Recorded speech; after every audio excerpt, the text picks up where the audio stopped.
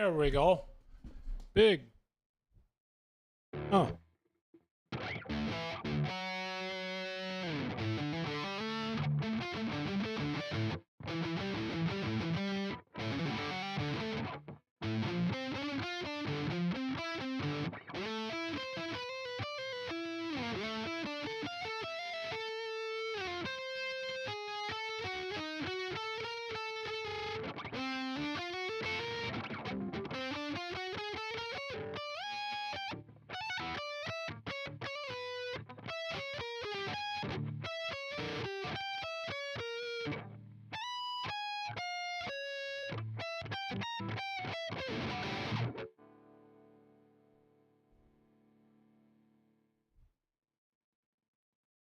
Up, up, up.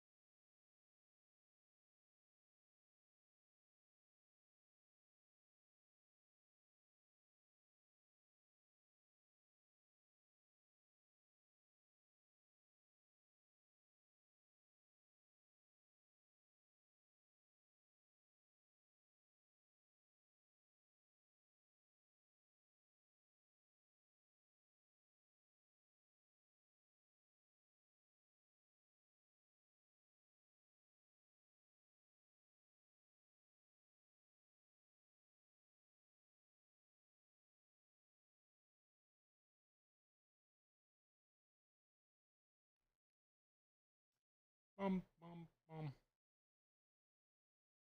Where the fuck? There it is.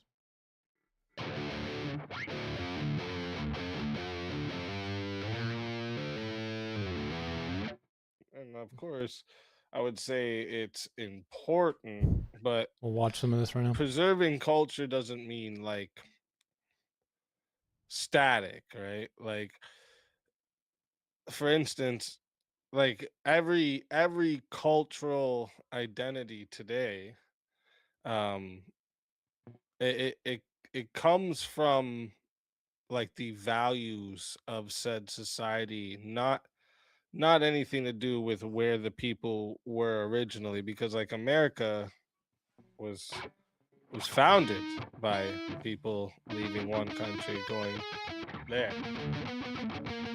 So Right.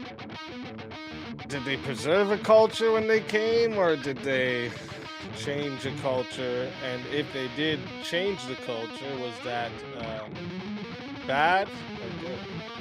I don't think they changed the culture. I think they brought some things with them, but Italian Americans, Irish Americans, German Americans that came here, they learned the language. Yeah, they might have they there was definitely some positive things, like great food. Um Italian food, Great well, food. all except the Irish. I'm part Irish, but I don't think there's really a whole lot of good Irish food besides corned beef and cabbage. But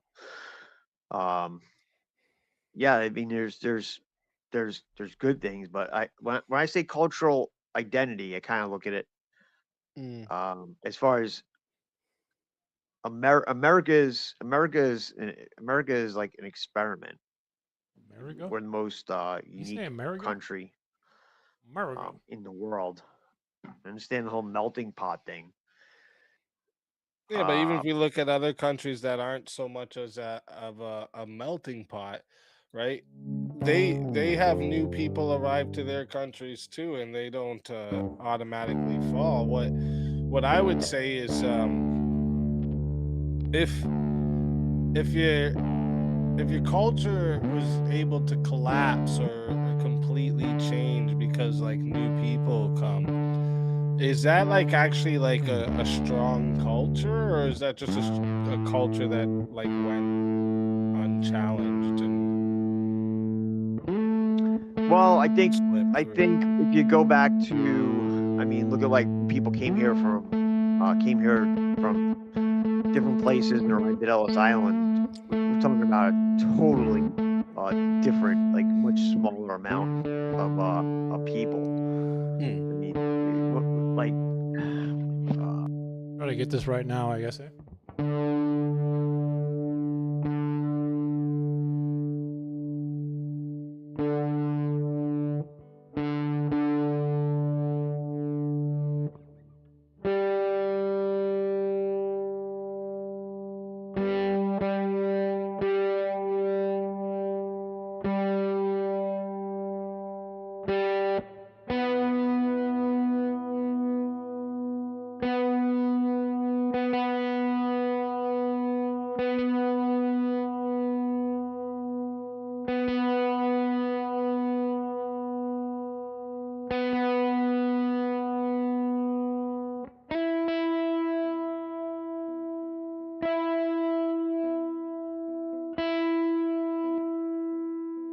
All right. Hopefully it's good.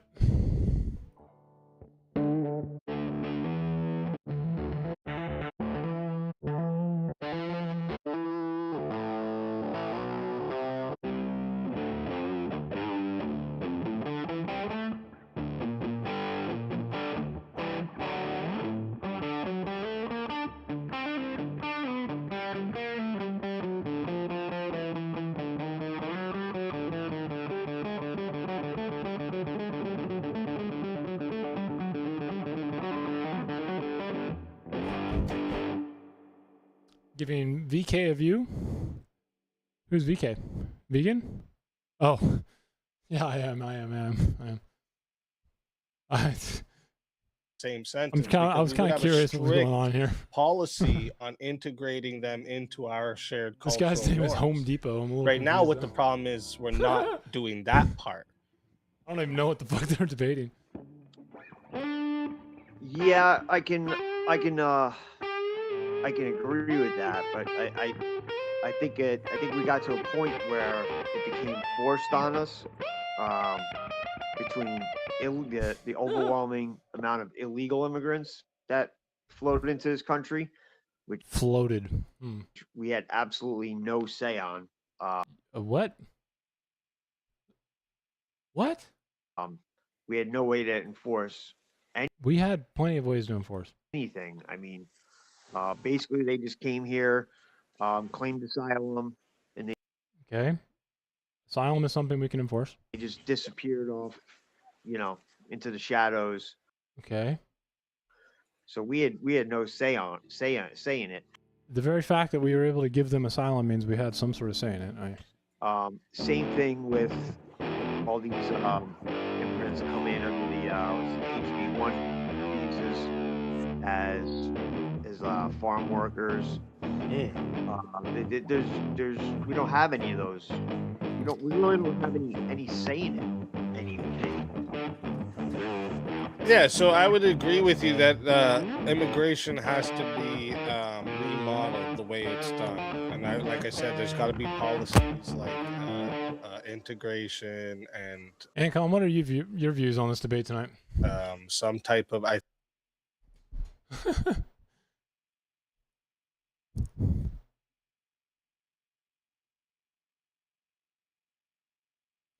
Yeah, I mean, if companies didn't just like literally fucking, ask for them to be here as well, right? Like, I don't know how American companies can just get away with being fucking so awful and just don't care. I don't know. So weird. They're all just like, yeah, let them come. And we're like, what the fuck?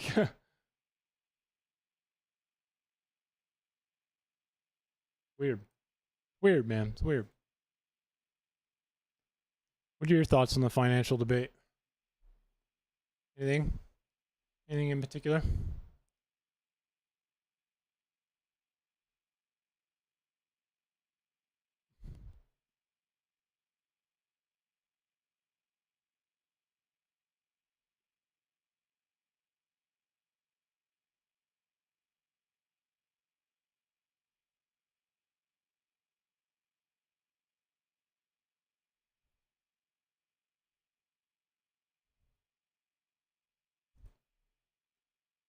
Yeah. I'm gonna fucking do some math, bro. Hope everyone knows that. I might just do Circa Education Hour in the debate.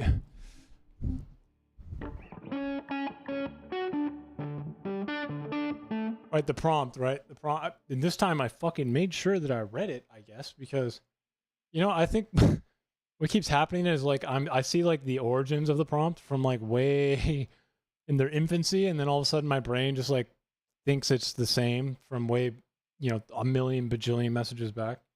This time I read the prompt once again, like I always tell people to do. Is the reason, right? Means like primary cause, right? So, like, I feel like that's impossible to do, by the way. Like, statistically, to try and make that inference is literally impossible. I mean, I could sit here and probably, like, on my whiteboard try and do a regression, you know? And show, like, how fucking insane that would be. Because all of the structural reasons.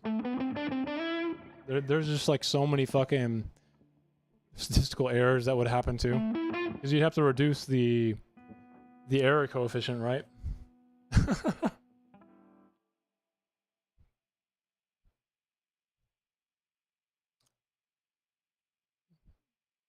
Yeah. So here, I'll give you a bit of an insight into what I'm probably going to argue today. Okay.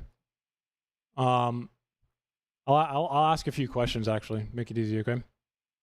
So one of the main ones, I think, would probably be the most destructive to his argument, no matter what it is. I'm assuming that he's probably going to use Anna Maria Lusardi and Mitchell, right? Lusardi and Mitchell's. I would hope so if he does any research. There is a very good paper by Lusardi and Mitchell called The Economic Importance of Financial Literacy, Theory and Evidence. It came out in 2014. And in this paper, they essentially provide like an academic case for taking financial literacy seriously, okay? It's really good. And the conclusion here is that financial literacy does help quite a bit when it comes to how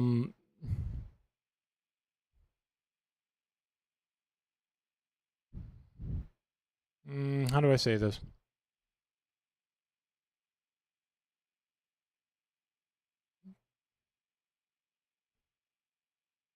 Its claim is that financial literacy matters, okay? It doesn't make the claim that financial literacy is the primary cause. And a lot of people can confuse those two. So, like, the main argument in the paper, if I'm not mistaken, is that human capital based, right? Is human capital based. So financial knowledge can be treated as an investment in and of itself. And people who acquire it, they have shown, at least in their paper, that many people lack basic knowledge and lack basic financial literacy to begin with, right? And that people who had financial literacy generally made or had better financial outcomes, okay? But it doesn't mean the primary reason at all. It proves relevance, but it doesn't really prove like primacy, okay? That's kind of the main problem with it. And they say that in their conclusion, by the way. They're kind of like, there's no way for us to extrapolate this to be like primacy.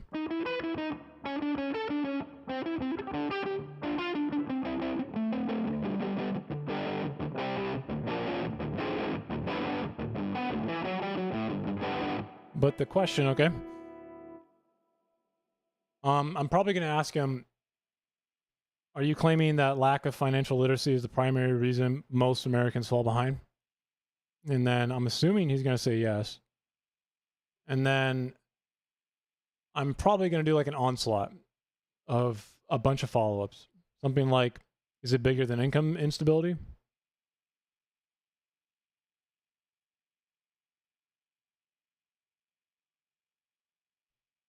I mean, they're pretty useful. This one's not on my end. The person I just name dropped it supports his conclusion. I try not to name drop as honestly. I try not to because obviously no one really fucking cares. But it is kind of important every now and then. So like my actual cross examinations, right? Oh yeah. Yeah. I'm assuming that he should use this.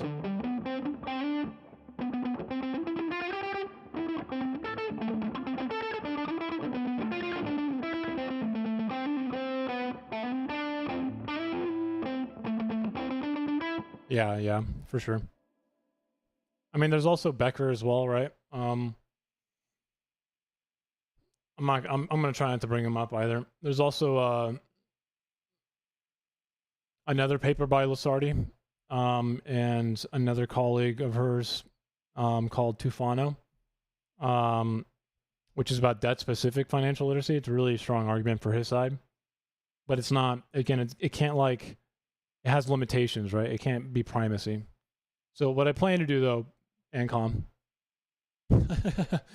is ask them, do my normal question stuff. I didn't actually ask Lethe any of them,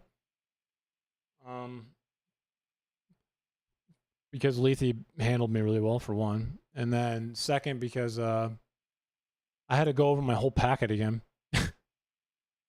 Because I had to make sure that it didn't have any errors for transpositioning or transposing the idea of literacy to hold office or literacy to pass the bill, right? And I was like, fuck. He handled me really well. I didn't even like touch 95% of my prep. He kept me in the abstract really well.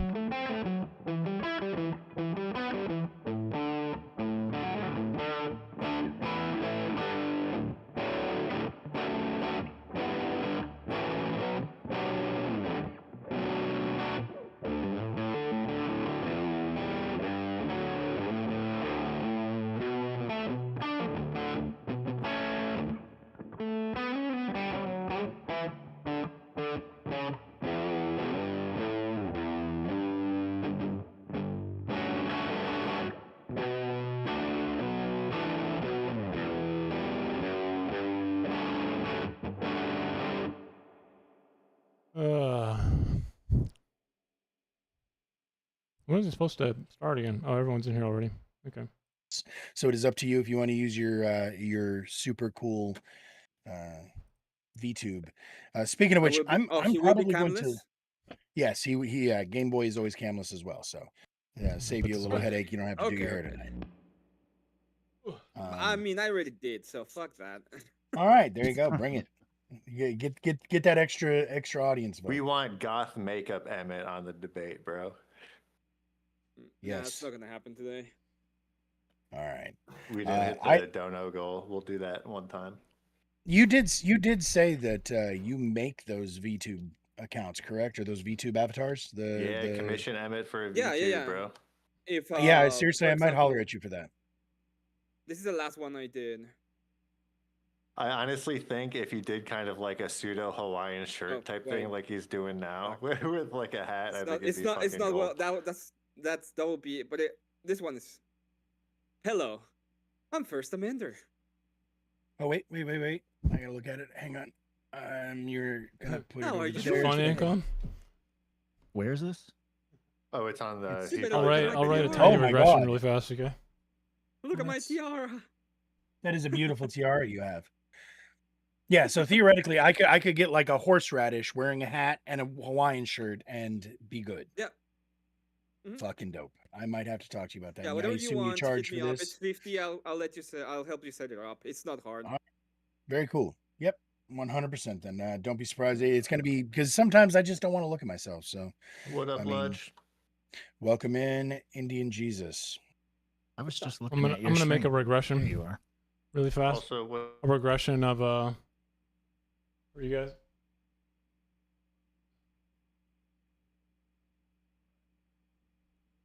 So we can do like a simple little model really fast. Yep, a small one.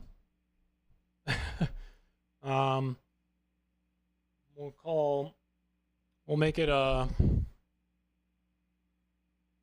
gonna be a really simple one though, okay? We'll do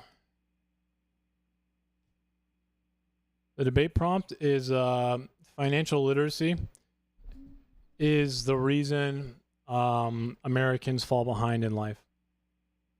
So one that a lot of people really want to be true, I think. So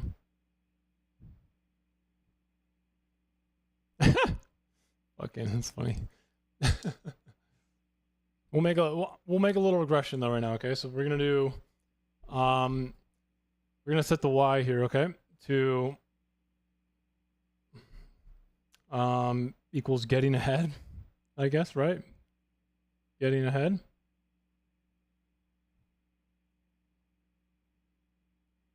Right? We'll do that one first.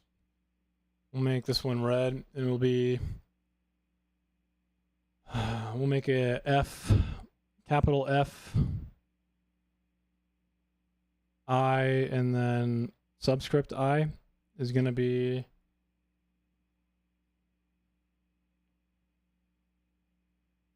shit. Welcome to Positively Negative. We'll make this measured financial knowledge, I guess. So measured. This fucking marker doesn't fucking work, bro. Fuck you, you fucking. No!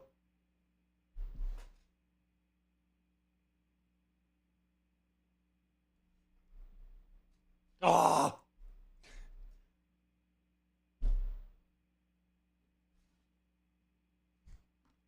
Losing my mind.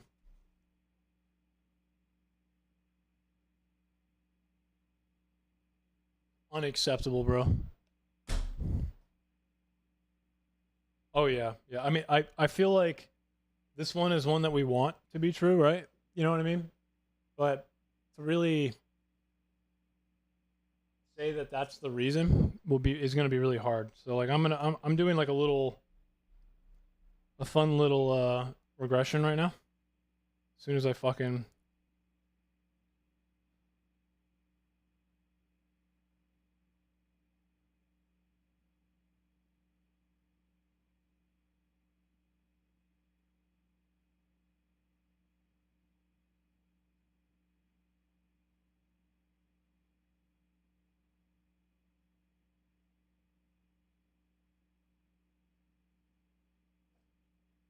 fucking towel.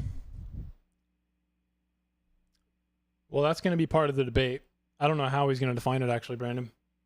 I'm assuming I have one. Okay, I have one that's the paper that I mentioned earlier to ANCOM. The Anna Maria Lusardi and Olivia S. Mitchell paper. That one, they give an exact definition economically of what they think financial literacy is. And I think it's a good one. So we have measured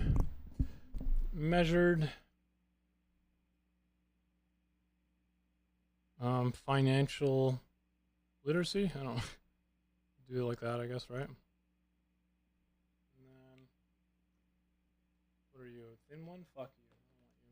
I don't want a purple. I want a blue. And we have RB here, okay?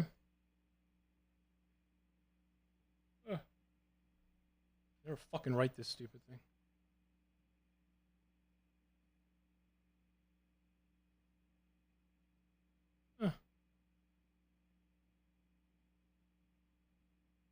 one's gonna be, what is it? Relationship, right?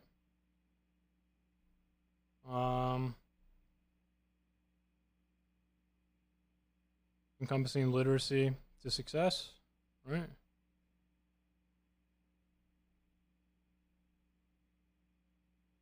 Yeah, it's got to be an estimation, but that's kind of implied.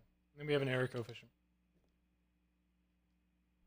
An error coefficient is just going to be epsilon, right? Epsilon with subscript I, and that's going to be all omitting factors of success.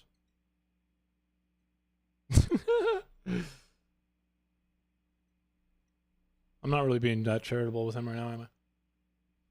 Right? Oh. There you go. You're able to read it now. Right?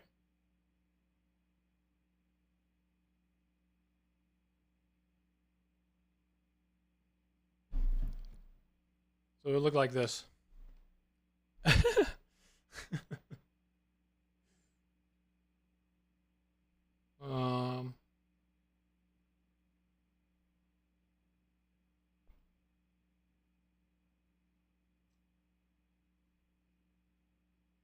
And then this would be you. Used red, didn't I?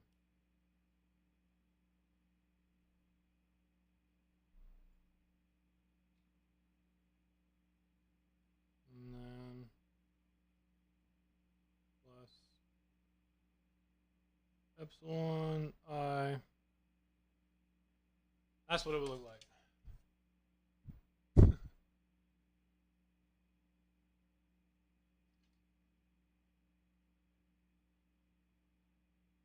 There you go. That's the best angle.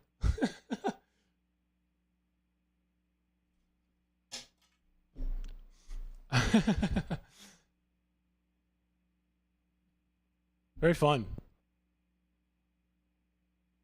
Now how do I do this? I'm not really sure.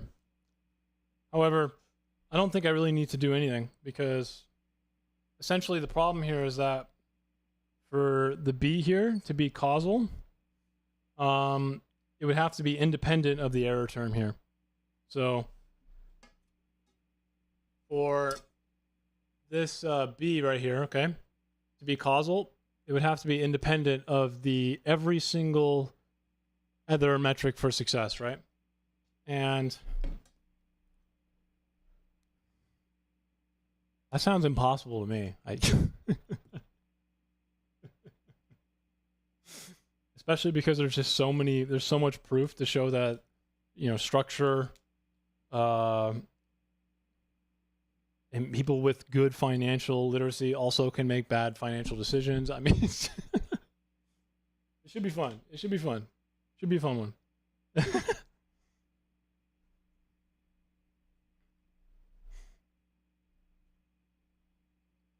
I'm sure there's going to be like, realistically, there'd be like a bunch of omitted variable bias.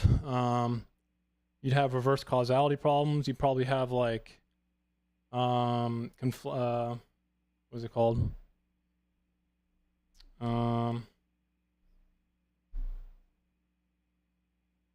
Confounding issues. You'd have collider bias. You'd have construct validity bias. I mean, I can't, the fucking list just goes on. Just on and on and on and on.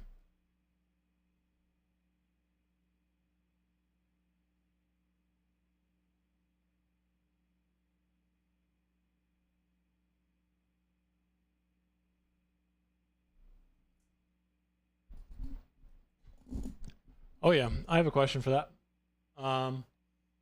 Here's one of my questions, okay? And it goes like this, okay, Ancom? If two people have the same financial literacy, but one has family wealth, stable housing, good health, strong networks, and regional opportunity, while the other has debt, instability, poor health, weak networks, and no safety net, are they equally likely to succeed?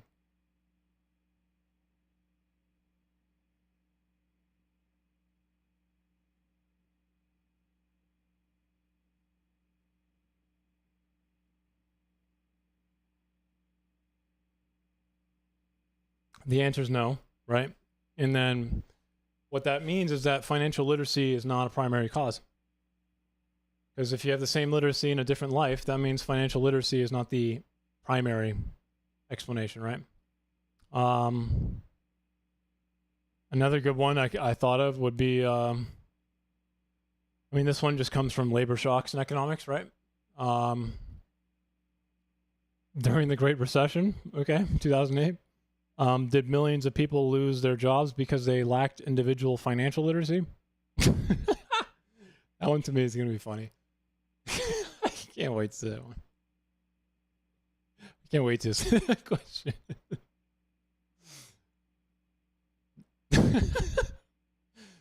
Matt, like, obviously the answer is going to be no, and then I'm just going to make it really funny, I hope, where I'm just going to be like, oh, I mean, how come? Didn't all of them just become financially illiterate overnight? Isn't that the reason they all lost their jobs? I mean, right?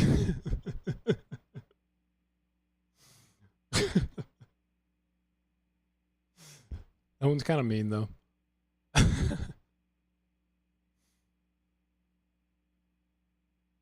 Oh, holy fuck.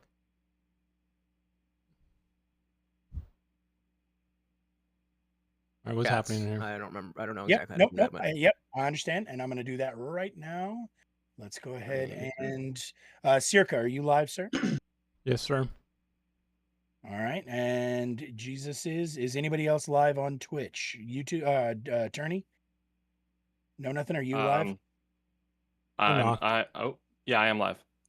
You're live. All right. So I'm going to send. Oh, looks like somebody knocked. I knocked. Okay. Well, actually, hang on, Circa. Yeah. No offense. This isn't a control thing, but it kind of is. I'm going to create it just because. Okay. You want me to cancel it? If you leave or whatever, yeah, cancel yours. And that way, if you leave for some reason, it doesn't shit the bed. No, nothing. Bro. Attorney. There you go. Is it not? It's not letting you in, is it? No, it is. It is. Oh, okay, cool. And then who was the third one? Indian Jesus. The Indian. Share chat again. There we go. Share chat. Yep. Send invite. Start sharing chat.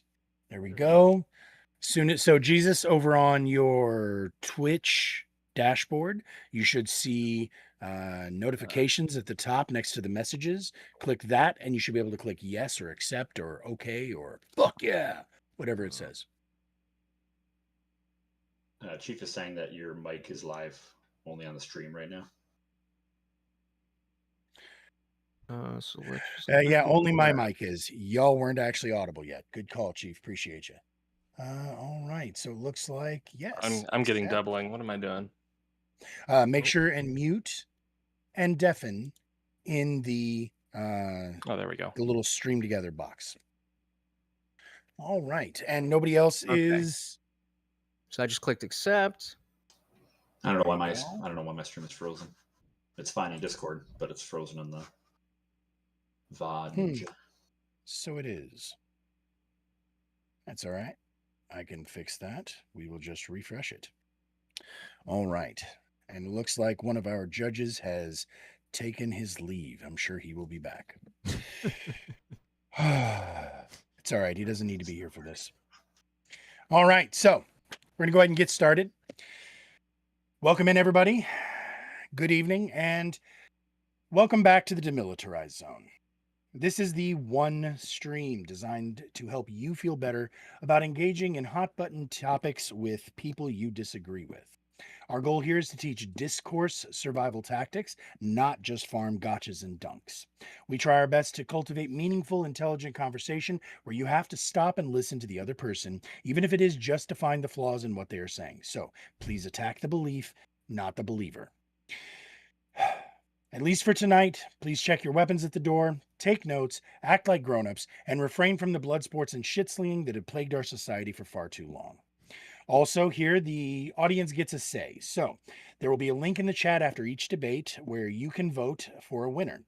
Please limber up those voting fingers because it is free, and let's exercise our democratic rights here to decide which side made the most compelling argument in each debate. We do keep track of the score, so hopefully Morally Superior Vegan's camera feed is going to come back to us, because if not, I'm going to just cry. We're going to go through the debates and the prompts, the debaters and the prompts, I'm sorry. And we are going to start with our first debate of the night, which is going to be the U.S. government should eminent domain corporate-owned residential property for a new Fair Housing Act. That debate is going to be between... What a crazy prompt, bro. Know Nothing attorney. Boom. Boom. Hey, thank you for that shout out there. And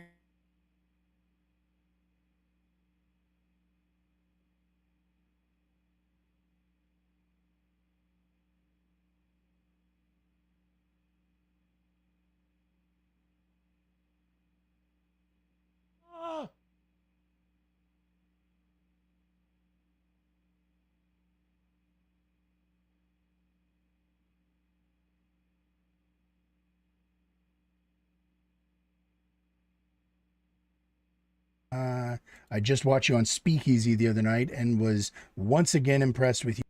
And you can find Emmett right there. And then that debate is the United States has lost the trust of the international community. And then our third and final debate tonight is actually going to be reusing a prompt from last week. And we're doing that because a lot of people felt that the debate could have gone on. And also because a lot of people felt that the execution of that particular debate left some things, some meat on the bone. So tonight we're going to have Morally Superior Vegan, longtime collaborator, but first time actually in the DMZ, and Circa, who of course is a regular face here in the DMZ, as well as on other people's channels as well. Now, we will give you guys all of their socials in the comments section of the VOD on YouTube, but for now, you should be able to click all of those links we just gave, give everybody a like, subscribe, follow, whatever the appropriate thing on their platform of choice is, and stick around, because after the debates, all of us are going to get into it, and we're going to kind of go at each other and have a good old free for all. So, with that said, the format of the actual debates: we go 3-minute time for the opening on the affirmative, followed by a 3-minute directed cross-examination by the negative. So in other words, it is their time to use to ask questions, to either poke holes in the arguments or to set up their own arguments for their opening. After that, they get 3 minutes on the clock where they get to go and give their opening arguments, which is followed by the affirmative getting to then cross-examine them for 3 minutes. After that second cross-examination, we go to an open conversation forum where we put 10 minutes on the clock. But if at the end of 10 minutes you guys are still breaking new ground, still going at it, I'm just going to quietly add another 5 minutes to the debate. We start out at the 10 just in case you guys have already poked all the holes and the argument is already done. But that rarely happens. Usually we're going to go for that full 15 minutes. Now, in all of that time, audience chatters, there's going to be a link that is going to pop up regularly. For $2, you can donate a question and throw that question. Tell us who it is that you're asking that question of, and that question will go into the Q&A section for the debaters. Barring those questions, each of the two judges tonight are going to have one question for each of the two debaters, as will I. That will then be followed by 3-minute closings from each of the two debaters. After that, we go to the judges, and while the judges are rendering their verdicts, I'm going to drop a link into the chat, as I said before, where you guys are going to get to click and vote for who you thought made the most compelling arguments. Not just who's your favorite, not just who you like, and not just who you agree with. Who you think put on the best debate tonight. Okay? So, I assume that nobody has any questions. If you do, go ahead and just DM them to me. And without further ado, we're going to go ahead and jump straight into debate number 1. I'm sorry. I forgot to introduce my judges. So, first things first, average debate enjoyer. He was the winner of last season here in the DMZ. Although Although there is some controversy about that, and there are some people who are questioning the legitimacy of his championship, but he is always available, and he also has some socials. We're going to go ahead and throw here into the chat for you guys. Where you at? Where you at? There you are. You know what? I didn't know you even had a Twitch account, dude. But we're just going to go ahead and give you guys his YouTube, because that's where he is usually found. Boom, boom, boom. And then on the other side of the judges table, we have none other than the Indian Jesus making his judging debut here. And really, it's because, man, I'm pretty sure he's basically undefeated here in the DMZ. So he is, you know, may or may not be one of the people who questions the legitimacy of Tyler's championship. That said, you guys can find both of them, and they know the deal. They're going to judge the debates on a 10-point scale. They have a total of 10 points to give out to the two debaters. So in other words, it can be a 5-5, it can be a 10-0.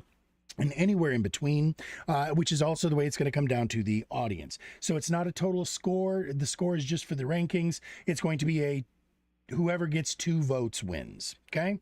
And we do everything we can to avoid a tie, but sometimes they happen. It's only happened a couple of times, weirdly enough, twice to Tyler. So that said, we're now going to go ahead and roll back to our first debate of the night. The U.S. government should eminent domain corporate-owned residential property for a new Fair Housing Act. Let's say 3 minutes is on the clock. Know nothing attorney. You have been here before, sir. You know how this game works. Start the clock when you start to talk. Give us your opening arguments.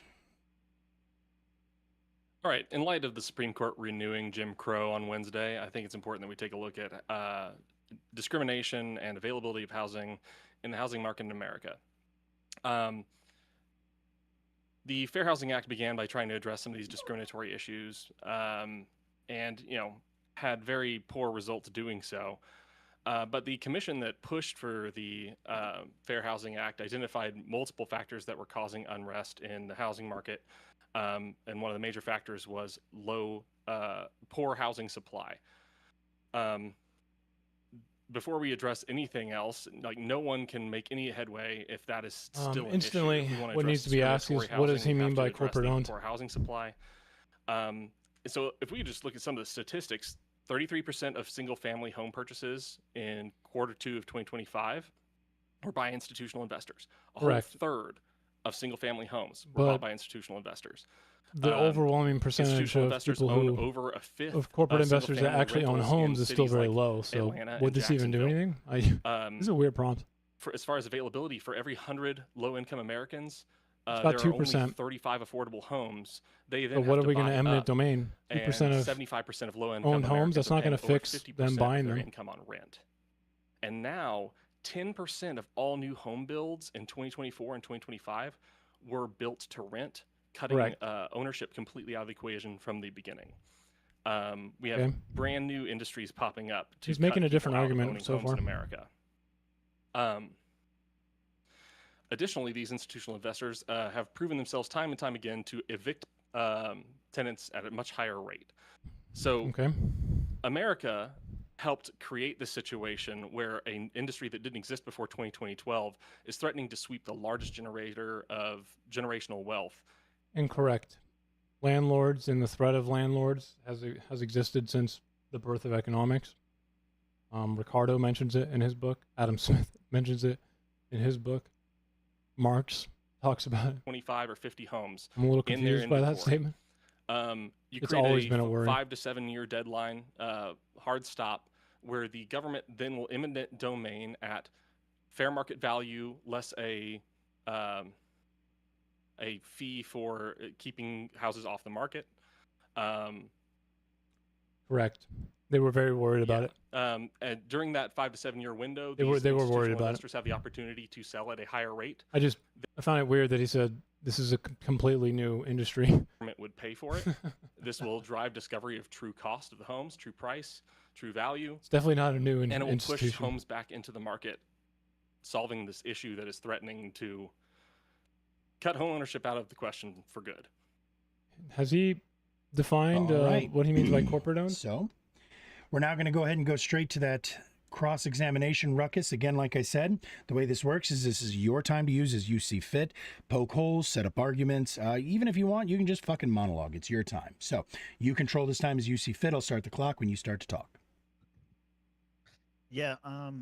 You said 33% of were institutional investors, and 1 out of 5.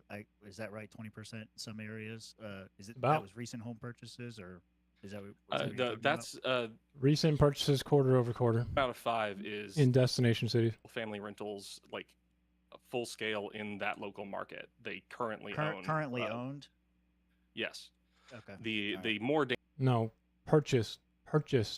Like incoming sales are being taken over by institutional investors.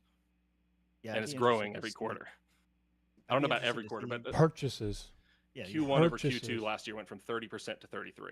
Purchases quarter over quarter, not owned. Because that's not the data that I got, but we can discuss that as things go on. I am happy that you acknowledged that the thing with housing, the issue right now is actually around poor housing supply, and no, it's not. To be one of the biggest drivers of prices going up right now. Not necessarily. No, it's not. So I want to understand your perspective on what you're trying to accomplish with this. What is the stated goal? Is it just to address the affordability crisis and accessible home ownership? Is that basically the gist? The stated goal is to create an interrupter in the capture pipeline where the institutional investors are taking over all new opportunities to buy homes, giving opportunities. What's the problem you're trying to solve? Are you just trying to cut corporations out completely? Or are we giving an article to Real Estate News? No, under this proposal, what in the fuck are we doing? Would still be able to get have a midterm investment rather than a long-term investment. So over 5 to 7 years, they could turn a profit on these homes. Why not go to the Lincoln Institute like it says there? The proposal says eminent domain. So you're going to be seizing private property. I'm going to lose my mind, bro. The federal government under this plan would be eminent domain properties as the end stop, like the hard stop at the end of the time period. And those eminent domains would drive the motivation for the institutional investors to actually sell those homes at higher prices than the government would pay. So is it not necessarily using eminent domain, but threatening eminent domain if they don't sell it?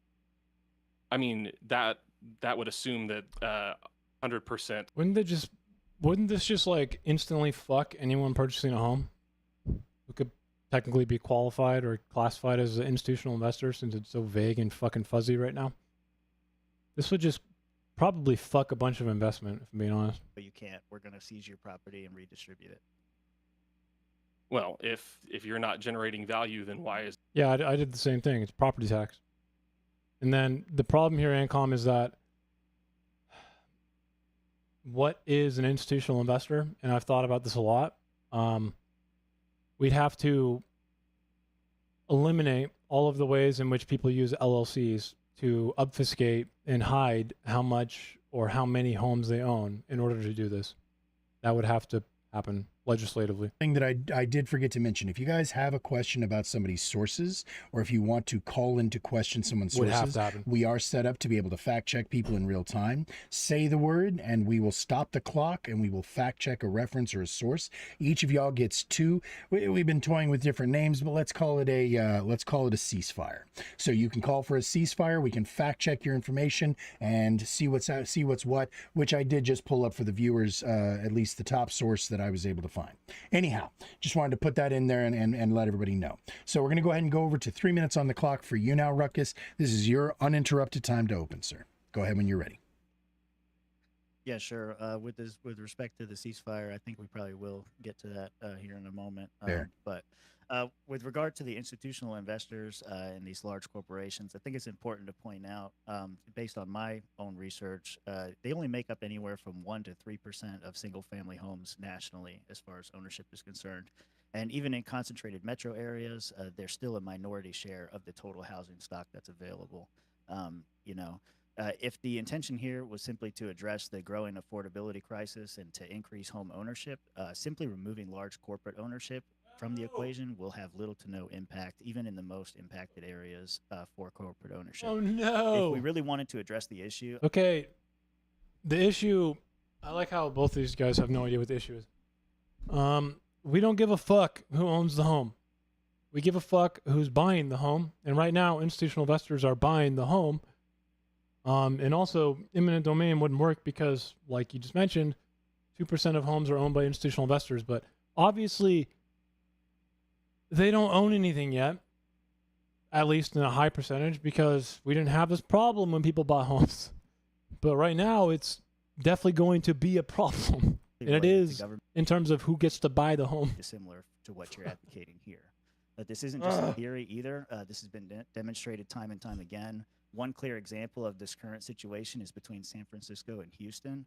It's currently estimated that the median home in Houston and San Francisco are $80,000 and $150,000 respectively. That's the median income.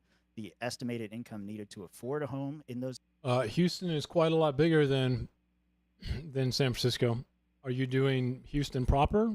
Are you doing a certain section of Houston? Are you doing only a certain section of San Francisco? How are you doing this? I love when people do this. It's great. What the key difference here is the zoning regulations and the ability to build more houses. In Houston, you can pretty much build wherever you want, whatever. No, you do. No, you cannot. Restricted on what you can build, where you can build. Yes, you are. The permitting and environmental reviews and everything else that San Francisco and profit. Profit's kind of a big one. Well, that's actually the best part of this example. The estimations that I was able to find said that corporate institutional investments were somewhere between 0.5 and 2% in San Francisco, whereas in Houston, they're closer to 2 to 4%. So what, total owned? Why would you care? We care about who's buying them. Home prices are significantly more affordable, and even after accounting for income and other disparities. So all that's to say nothing about the implementation of this program, who would qualify, what just compensation might look like, or what other political hoops Obviously, we might have to jump through. The prompt is insane, but like this guy also I agree with the is intention. just Housing fucking is quickly wrong. becoming more and more unaffordable, but the solution here isn't to create dangerous precedents or through forcible seizures on private at least that property part's and political redistribution of currently existing assets. The real solution here is to allow more houses to be built, thus increasing supply and meeting demand so that prices can come down more quickly and naturally. Bottom line, if you want cheaper housing, build more houses. Don't confiscate them. Yeah, that's literally just not how things work. As I'm sure you know. I have something fun. Why don't we just have some fun right now?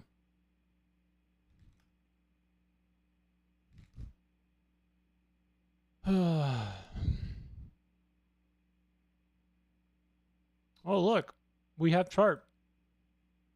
Look at this chart. Monthly supply of housing units. Weird. Okay. Okay. Lots of homes. Got it. Got it. Got it. Got it. Wait. How come this chart doesn't look like a fucking phone book? What's going on here, guys? Does anyone have any idea what's happening here? Wait a minute. How come the last chart looked like a fucking, you know, like a seismograph for a fucking earthquake? What's happening here? Anyone have any idea? Look, the median sales price and the supply of new houses in the United States don't really map like a simple supply and demand chart, do they? Now, why would that be? Does anyone have any idea why? Look, it dipped for a second here when we had the most homes. Weird. What about in 2022? It went up in price the same time that we had massive amounts of supply. Now, why would that be the case? It looks like it went down when supply was went down as well. If only there was like something more that we would need to understand housing, which is not simply build more fucking homes. I don't know. Fucking losing my mind. And do you think renting doesn't generate generational wealth, right? No. Renting doesn't generate generational wealth? No. It does for people who already have it. I don't know. Just because you own a house doesn't mean you're wealthy either. Owning a home is historically and factually the largest expansion of wealth in human history in the United States. That is a fact. own and pay off their house or definitely have more to pass on to their children than people who rent. But there's also other benefits to renting that you don't get with homeowners Yeah, like burning money. with owning a home than there is from renting a home. You mean like burning your money? Sure. But in the case of if you're Mobility, I guess. Ability to change your mind. accretion in wealth over time. The person was who a owns good- the that was a home, good check. But the tenant also gets many other benefits too. They're more mobile. They don't have to worry about maintenance costs, etc. That has nothing to do with wealth. Sure. And then the accretion of value over time would make that homeowner, the landlord, more likely to be able to afford additional homes, correct? Sure. Yeah, and you can find a rental. So for every price. time that we're increasing the supply of homes, these institutional investors are going to be buying more and more of the additional supply we're adding, right? True, but you're also going to be selling more and more homes to individual home buyers. They make up a majority of the market right now, and there's no reason to think that they won't continue to do so. Huh? And do you think we need to build additional homes to make? They make up ownership. They don't make up they do make up technically the majority of who's buying homes still, but 30 to 45% is insane. We care about who's buying the homes. Go ahead and leave the 10 minutes on the clock. Start it up when God. you guys are ready. Go ahead.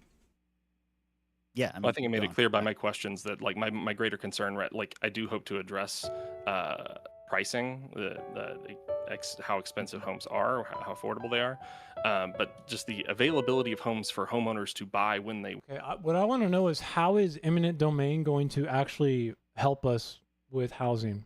Supply of homes, that's the real issue. It's not these corporate or these. Can we debate the prompt? There's just Right. not enough homes around. And So I think so we're on for the each same of you Literally, just this guy just keeps saying supply. I'm gonna lose my mind. of homes by these institutional investors is a increasing threat over time, and I think that like this industry didn't even exist before 2012, before Blackstone like got a like what, Yes, it did. the federal government. Yeah, they shouldn't be subsidizing builders. I agree with you. Yeah, I mean, but now it's too late. We now have an industry where these investors are owning greater and greater shares of the new homes being sold. Yeah, I just don't see how the use of eminent domain or threatening the use There you go. will increase the supply of housing. That's Did the he part just where I think agree, we have a though? disconnect. But yes. So the prompt. if the government, what? Where's my statistic here? We got 3.3 million, or I'll just say 3 million homes approximately that are being kept off the market. Just Kept off the warehoused market in by. what way? They're just using sitting eminent there, or are domain people does renting not them? mean that this is going to I mean, suddenly. just sitting there is, I think, not going to 14 fix million this issue. homes. Is it going to fix? Doing said 3 3 is the million. estimate of ones that are completely vacant. Is it going to magically fix how institutional investors are buying the homes? Is it because they can't find anybody to rent What them? is or are they happening? just not interested in renting them? As I understand it, in many cases they're holding them for They go up in value. value. Yeah. But- So It's that they can investment. sell them, which is what you want them Yeah, to do anyway. eventually. But currently they're a long-term financial asset, which is not what homes are intended to be. Not true. They are. What you just said is for building individual. generational wealth. How is it not for a long-term wealth He building just asset? fucked them. Sorry, corporate financial asset, long-term corporate asset. Why is it not a? It's a commodity just like anything else. Why wouldn't? It's not a Why wouldn't that commodity. be Is it allowed? Are you though? fucking kidding me? Don't Yes. people need homes to live? They don't. What? There's tons of homeless people in California that disagree with you. If it's a financial No, asset, you- it's you not a definitely commodity. want I a mean, home they for have yourself. homes. Yeah, yeah, They're just unhoused. yeah. Now, Bro. everybody wants a home, and I agree with that. I just think that the solution here, the easier solution here, is just to make building homes more affordable. Like I use California. There was an example recently. I can't remember which famous rock star it was. I'm not a pop culture guy, but there was one of these guys. Ancom, I'm went not to sure- California and decided he was going to build. not a sure bunch if of that's tiny true, homes right? for all the homeless Um, people in California, and that was shut down by the California government Arguably because they not a required good them to one? have all I don't these know. extra amenities. So this It this, does.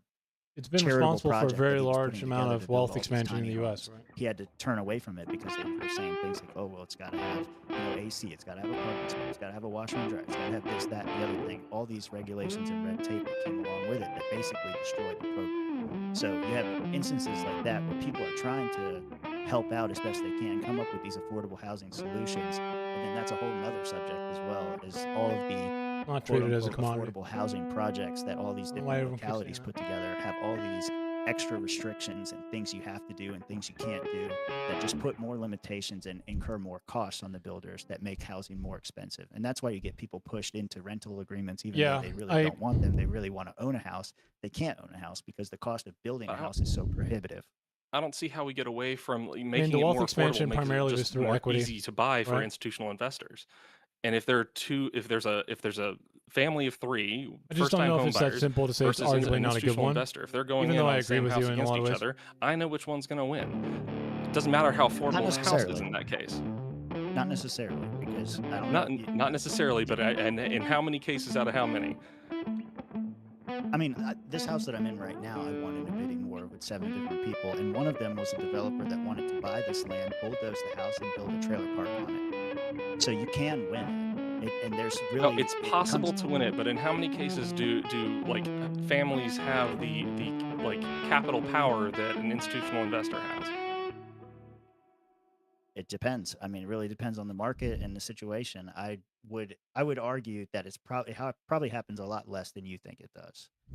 Because the way you're portraying it, it seems like it would just like every time a corporation wants to get involved, you know, the homeowner or the single family just loses. And I don't think that's the case, because you have market forces that dictate what the house is worth. If you want to buy a house for an investment property, there's higher regulations and requirements. If you're a first-time home buyer, you've only got to put down 3.5%. That doesn't sound If you're a paradoxical. corporation or if you're an individual that wants to buy a second home for investing, you have that's to put sound to down me. 20%. I know, because this is what I used to do.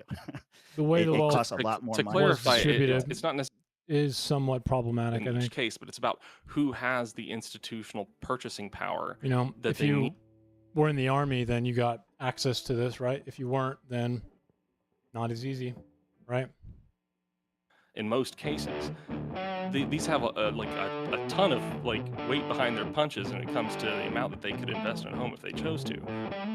Yeah. Now, but as they're far not as going to, how because we the make market's homes gonna available dictate with what's that? If they're not going to, because the market's going to dictate that price. If I'm going to buy a house for an investment purpose and I intend to rent that house out, or even if I want to hold it for a long period of time, there is a limit to how much money I'm going to spend on that house. Now, a family might be looking at it as a forever home, not necessarily an investment where spreadsheets and numbers and all this. A forever home is an investment. Afford it, and will they be able to afford it long enough to pay it off and raise their family there? Some of those things have more value than an. That's called an investment. Oh, if I buy this house, it's going to have X, Y, Z in cost, and I I need think to we're make just this much skirting around margin. the fact that if Okay. an institutional investor Wait, wants the what? home, in Is most that- cases they will get it if they want it. If they want it bad enough, I agree with you. They have Yeah, more money. if a family wants it bad enough, what are they fucking? Are you sure from a pragmatic standpoint or a moral one or an ethical one? Because I think the ethical argument is strong here, right? It bothers me that we argue over the value of homes more than we argue about getting people housed. Remember, as someone who dealt with homelessness throughout my life pretty extensively, I mean, I'm not like extremely biased here, but I think the ethical argument's really strong. It is. It's extremely. The problem with unhoused people as a detriment economically is the loss of spending that happens from that person, and then the drain, which sounds negative and dehumanizing, but just bear with me. It's kind of like if you let cancer go to stage 4 instead of being proactive, right? Like, it's far more expensive to fix a broken engine than it is to just get oil changes all the time. These systemic or structural things are extremely expensive. So yeah, and because there's ethical arguments to make sure that we take care of them, I mean, which we should. The problem is that those effects are easily pushed away. So unhoused people can be pushed away from people who otherwise don't really want to deal with it until it's too late, by making it illegal. All of those things, right? So there's a bunch of other issues here, but Government were to utilize eminent domain in the way you're talking about for a new Fair Housing Act, do you think that would increase or decrease the supply of housing? Future supply of housing. The future supply of housing? Well, I think it would over the long term. The rate, increase I guess. Yeah. Well, it depends. Like I mentioned, What I'm asking you, from what I'm 24 to asking you is 25, 10% of the new built homes were built to rent. So, how much more built is by that going to who? increase? Built by They're who? built by institutional Do you investors. think those institutional investors will be incentivized to build those houses if they know that the government is going to seize them 5 or 7 years down the road? No, they wouldn't. No, definitely not rental properties. But So you're talking about They would not build them. long-term eliminating corporate asset to begin with. It should never have been that. We agree that the issue is the supply of housing, and what you just said is that you expect that these institutional investors are providing for 10% of the new rental homes that are being built, and they will be disincentivized I from hate this doing font. that in the This font future sucks. moving forward if we threaten to use eminent domain It's on kind of them lame. should they build it. So I don't see How did how we you're going to survive in make up 2005? It's a mystery. one day at a time. Yeah. I mean, this isn't a critical mass where everything fails if we get rid of it, because it didn't exist before the 2008 financial crisis. Like, this is new and we Well, just don't in need the it, and same way, it's damaging us. I don't know that we don't need it. I think it should be allowed, and if it weren't needed or it weren't valuable, then people wouldn't do it. So we're talking about like institutional investors, right? We're talking about accumulating capital that is increasing over time, so as they can buy more houses, they can buy a greater share of the market. How long is it going to be before they are the majority share of the houses bought every year? At that point, how much control do they have over how much you have to pay in rent? Like, if they own 33, if one company owns 33% of the houses in the local area, then they have a massive amount of rent control. So I don't know how this stays affordable at all. I don't know that if the issue is time preference now, I don't know how creating, like, this is the legal trouble that I was talking about before. Like, they're going to run into questions of if this is even constitutional to seize private property from one group to redistribute it to another. That's going to create a whole bunch of hurdles, and then you have all of the political hurdles on the local. I mean, that's level already a about thing. I know that's it's already law. a thing, but that's my point though. Is what I'm talking about is removing the barriers to entry, and you're talking about increasing them. And if we're going to talk about time preference and which one is going to have a greater effect more quickly, I think removing. Wait, you're talking about lowering whose barriers to entry? Whose barriers to entry are we talking about? Builders building new homes. Right, and then the people who get to buy that are who? You're totally cutting out the part where somebody has to buy the home. I'm not cutting it out at all. I'm saying that if there's a greater supply of homes available, then the price will come down.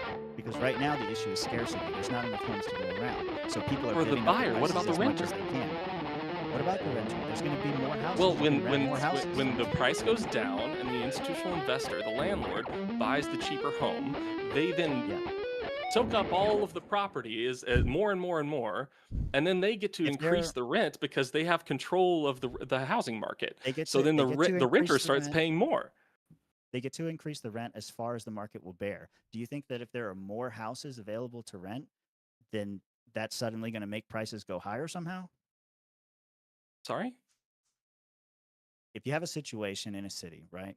The current situation right now, there's few homes available and they're owned by these corporations. There's tons of people that want to rent those homes. The prices are elevated. Do you think in a situation where we have more houses available to rent, that those prices are somehow going to go higher or lower or stay the same? I think when the number of houses is in fewer hands, you run the risk of prices going higher. It doesn't matter. It actually doesn't matter who's holding the houses. It matters how many houses are available, and then people will, the market will set the rate for what that house is worth. If you have tons of houses available and few people to rent them, the prices are going to be really low to attract those few people that want to move into those houses. Housing is inelastic. That requires a robust, healthy market with people on both sides. It requires supply and demand. Welcome to America. Yeah, but if you have a bunch of demand and you have only a few people who are providing the supply, I'm going to die. That is a risk to the demanders. I agree with you. We I'm should going to open up die. the number of suppliers. We should make it easier. This is what I was talking about, lowering the barriers to entry to build more houses. Which are just going to get bought by the institutional investors. You keep adding more houses, they'll just keep buying more as long as it's like profitable to do so. Yeah, and there's no problem with that. The more houses that are on the market, the cheaper the rents and mortgages will be. I mean, I think there's a massive problem with Americans not generating generational wealth. I Like agree with you. that was what the country, the backbone of the country was built on the GI Bill and the mortgages that were given out. I would take a moment to pause and say, in a very Jim Crow way, but the mortgages that were given out like generated massive generational wealth from the 1940s on. I agree with you that creating generational wealth is an issue right now. I just think that we disagree on what's creating that problem, and maybe we'll end up on separate sides of the third debate tonight. Yeah. Yeah, I don't know. I think I got the stuff that I wanted out. I don't know if there was another Yeah, I'm good to go to clarifying closing. question you had. Yeah, all right. All right. Very cool. Well, then in that case, good job, gentlemen. Enjoyed that. We are going to go ahead and actually go to the Q&A section, though. Remember, chatters, if you click that link that keeps popping up, you throw $2 in the tip jar, you guys can ask a question to the debaters as well. Just tell us who it is the question is directed at and what the question is. That said, I actually get to go first. It's one of the few perks to the job. So we're going to start with the AF here. Again, to both of my judges, I'm sure you guys know, try to form one good question for each of the debaters, please. And as I said at the beginning, do our best to keep which. It's just supply, bro. It's just supply. Even though housing is inelastic and you could build 1 million homes around homeowners and they won't ever lower their price because there's an expectation that it should grow in value because it's a investment and has wealth expansionary qualities to it and is far more complex than just build more. Oh my gosh. Crazy. From the corporations. Crazy. My question would be, you also, I believe you proposed, and if I'm putting words in your mouth, I apologize, please correct me, but I believe you proposed that the mandate would require for the corporation to offer them up. It is a meaningless graph because all it does, okay, is show a monthly supply of what housing. It doesn't show anything about location or anything like that, but it is nice enough to show that housing pricing, okay, the median housing price just fucking goes up no matter what, okay? That's all you need to take out of it. It doesn't show you anything about location or locality or anything like that, okay? There's nothing more to this graph other than showing that one of them looks like a fucking seismograph to do earthquakes, and the other looks like a steady investment, you know,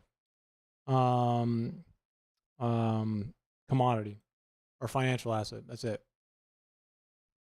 There's nothing more to it, though. Be exceeded by the tax cuts done by the Tax Cuts and Jobs Act, and I think reversing some of that would generate more revenue that could be used to purchase these homes, and then a lot of it would be self-funding, and then the federal government could just keep dropping the price and then eating the cost if they have to. Yeah. But it generally, it really doesn't say anything, Ancom, because housing should always be thought of as like a local. Like you need to think about it localization whenever you think about housing costs and blah blah blah. But yeah, purchasers, occupiers. All right, good stuff. Now we're going to go to my judges. Average debate enjoyer. We're going to go from left to right as much as possible. Right. Do you have a question ready for No Nothing? All right, go ahead and shoot it at him, buddy. All right, so I'm going to also ask a couple quick clarifications to recap some things before I hit you with my question. Your argument here seems to be that corporations are building, you said 20% of the new houses that were built were not intended to be sold, but rented or used for investment, right? Too late. Let's, Chief. In 24 to 25. And I think you did give some anecdotes about cities having like a 20% density, but generally you guys agreed that corporations only own about 1 to 3 of the percent of the houses on the entire housing market, right? Yeah, I agree. Of the existing stock, they own very little. Okay, I just wanted to make sure I got those two things right before I answer my question. So my question for you seems like a lot of your argument is punishing people. When we see punishments, new taxes, and things of that nature, it disincentivizes things. So this small group is building 3% is building 20% of the homes, massively bigger of a per capita for home building. So why not encourage first-time 20% of the homes incentives, like increase the first-time home buyer incentives we already have, instead of punishing the people building significantly? We don't even know who is yet. Okay, no one clarified what they meant by. I think that takes institutional the investor out of the hands of people who are not first-time home buyers. over many decades, it is not just for first-time home buyers that are buying homes. People should have the opportunities to move, own multiple properties, etc. I'm not discounting the possibility that people would own multiple properties. I'm talking about large-scale investors, people with maybe a threshold of like 25 or 50 or Rand, even more. there are 'cause, ways to do Blackstone this. has what 350,000 properties. Funny enough, I wrote mock legislation for this, Grand. You realize that, right? Like, what we'd have to do is probably disincentivize, not through the punishment that whatever the fuck this prompt is saying. This prompt is fucking insane. Okay? This prompt is literally insane. But we could do property tax increases based on how many homes someone owns as investment, as an investment ID, right? Now, the problem here is that people are able to hide how many homes they own. Institutional investors are not, immune to this either, whether it be the largest company on the planet. We'd need to legislate the inability for people to hide from how many homes they own. Because right now, they can hide it, and we have no idea, really. It's all done through LLCs, and it's going to be impossible to tax them unless we fix that first. Right. Now, Jesus, it's on you, sir. Do you have a question ready for Know Nothing? Yeah. So I actually, it's more of just, can you lay out your thesis in a concise way of how having more government in this situation creates more affordable housing? I mean, I would actually, well, again, my focus is more on housing supply than it is on affordable housing. I think that'll eventually come as part of the solution down the line, but I think you got to address the supply problem, because if it keeps getting bought up, then the Americans aren't ones generating the wealth. It's just these investors. But I would also say that this isn't a like large continued involvement of the Okay, so government. here's the They thing. are just coming in as a this is why I keep bringing it up, okay? What you just said there, Dig Dug, I have in my mock legislation, my housing bill, okay? And, I'll just bring it up right now, just because. The problem is that people can hide. They can hide how many homes they have. So when you say second house, some tax, also, we should always have first house taxation. There should be property taxes no matter what. I don't know why you put 0. That's crazy. But how do we actually, find out if someone is on their 6th house? People buy houses through LLCs because they don't want to risk their personal assets with their investment assets. That's essentially what they do. So we don't know how to figure out if it's their 6th house. What if the LLC has only purchased its 2nd house and then they make a new one? And this is because you don't want to tie all of your investment properties into one LLC and then have a ton of fucking liability there. Even though it's a limited liability, there's still some. So you make another one. And this is where it becomes difficult. We have no idea. People put it under different names. People put it under the wife this time instead of the husband. Correct. But like I just instantly just told you, what if they put it under the wife instead? Or maybe they put it under the kid. Or maybe they put it under a business partner. Right? I mean, these are all ways in which you can obfuscate it. This is not a hard thing to do. So you can't tax first unless you fix the system first, okay? That's just the hard truth. Where the fuck is it?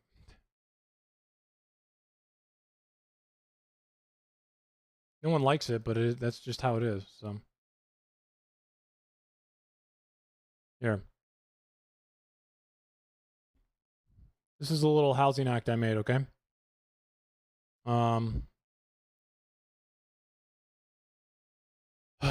So the way this works, okay, is that the beginning of this is going to have a local parameterization to it, all right? So local parameterization here is so you don't accidentally fuck up different districts and different locations. It can't be a federal thing. It's got to be something that's like state localized. And we'd be looking at vacancy rates, permitting per capita, price to income, investor purchase share, blah, blah, blah. progressive residential holding surcharge. This is that tax that we were just talking about. Okay, this is the tax that we want to do. Progressive annual surcharge on each covered residential property that is not primary residence. Okay, there's a rate schedule. There's a vacancy add-on. Depending on covered jurisdictions, there's a net new supply safe harbor. So newly constructed rental housing placed in service shall be exempt.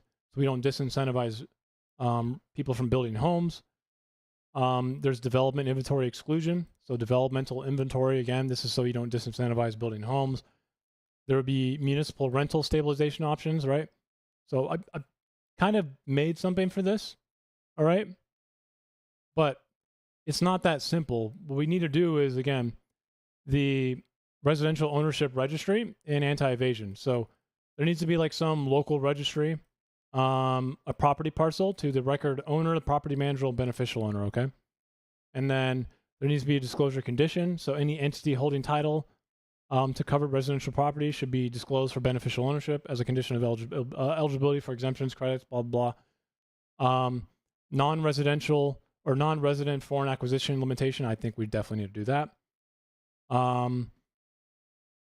So this one would be important here, though, the anti-evasion thing. There needs to be privacy in this, though.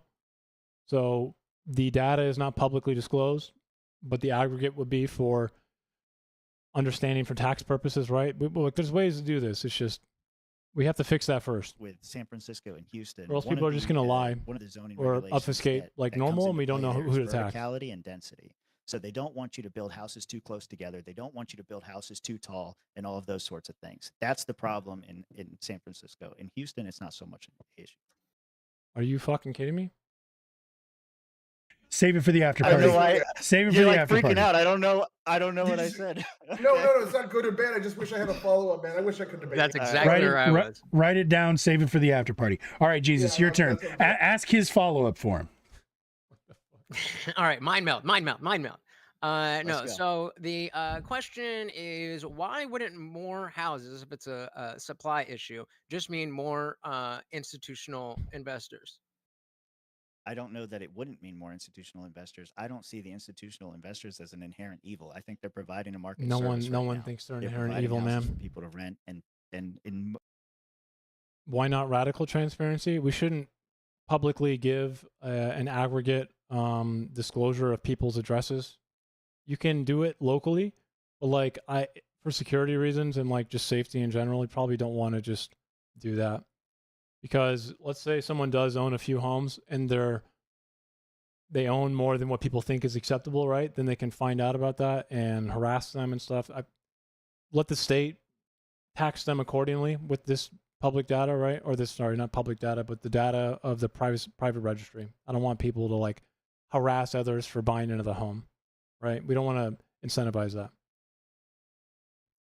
I mean, I don't know. I don't think you want that, right? Like, what we want is the state to be able to tax them properly.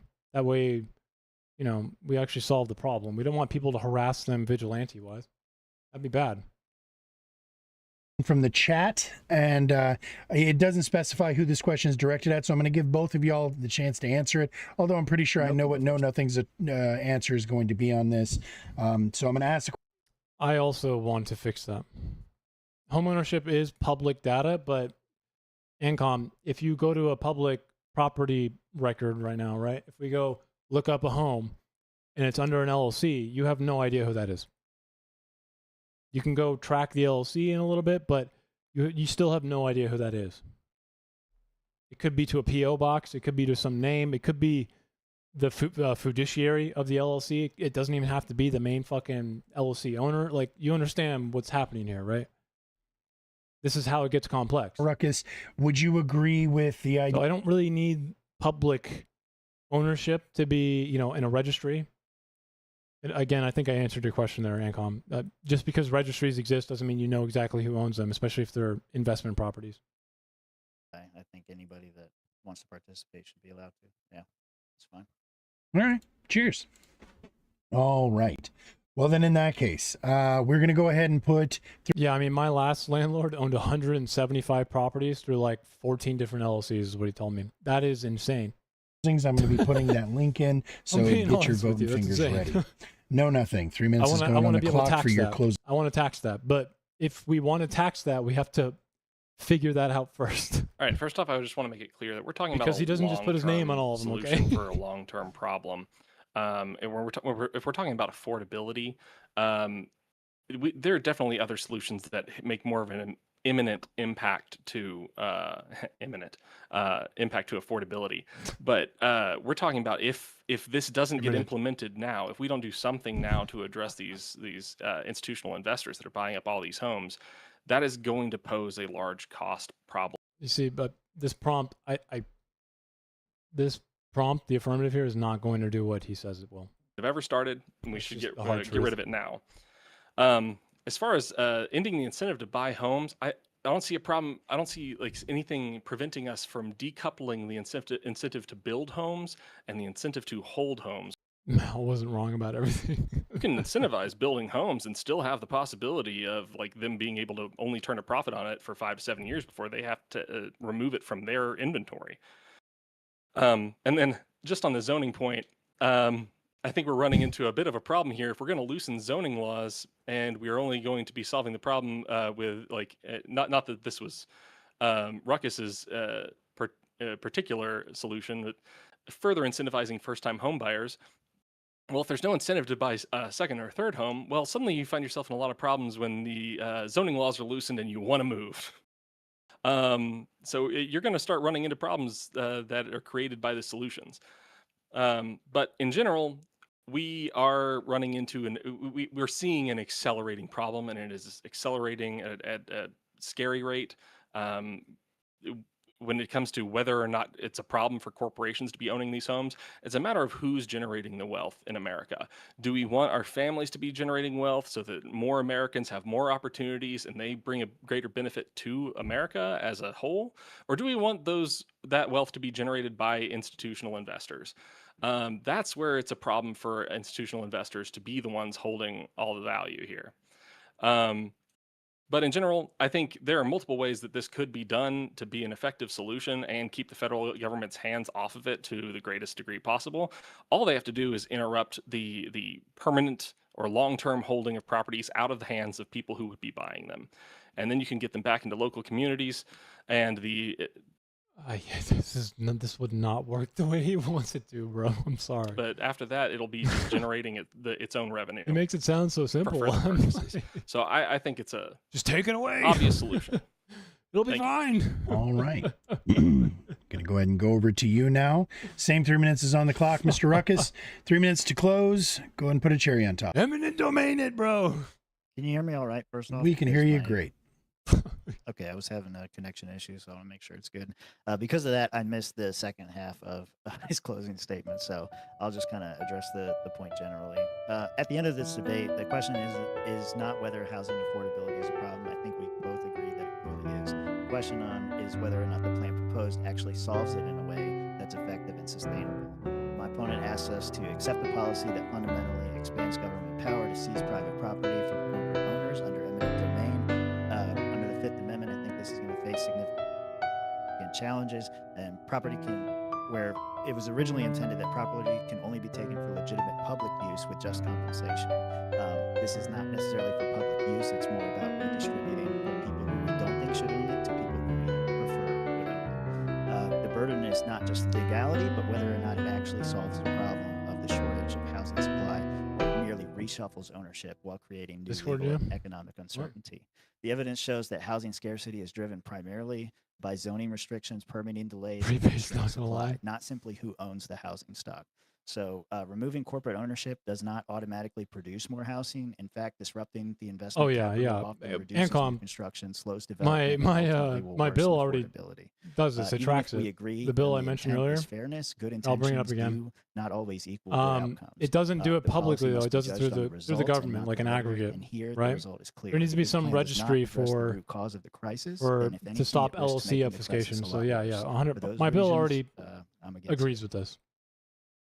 There needs to be some way to stop obfuscating this. All right, gentlemen. Before we can tax it. So, as I have said a couple of times, 100%. I'm going to go ahead and drop a link here into the chat. It should go across to all of the shared chats. Everybody who is in the Discord channel, if you look into the side chat of the Discord, for those of you who are over there on. I mean, Grand, the government gives you an SSN number, right? And obviously we don't trust it to not get hacked, but, you know, we kind of are okay with the government having a lot of sensitive information, and we don't just not do that because of the fear of it being hacked, right? I'm confused.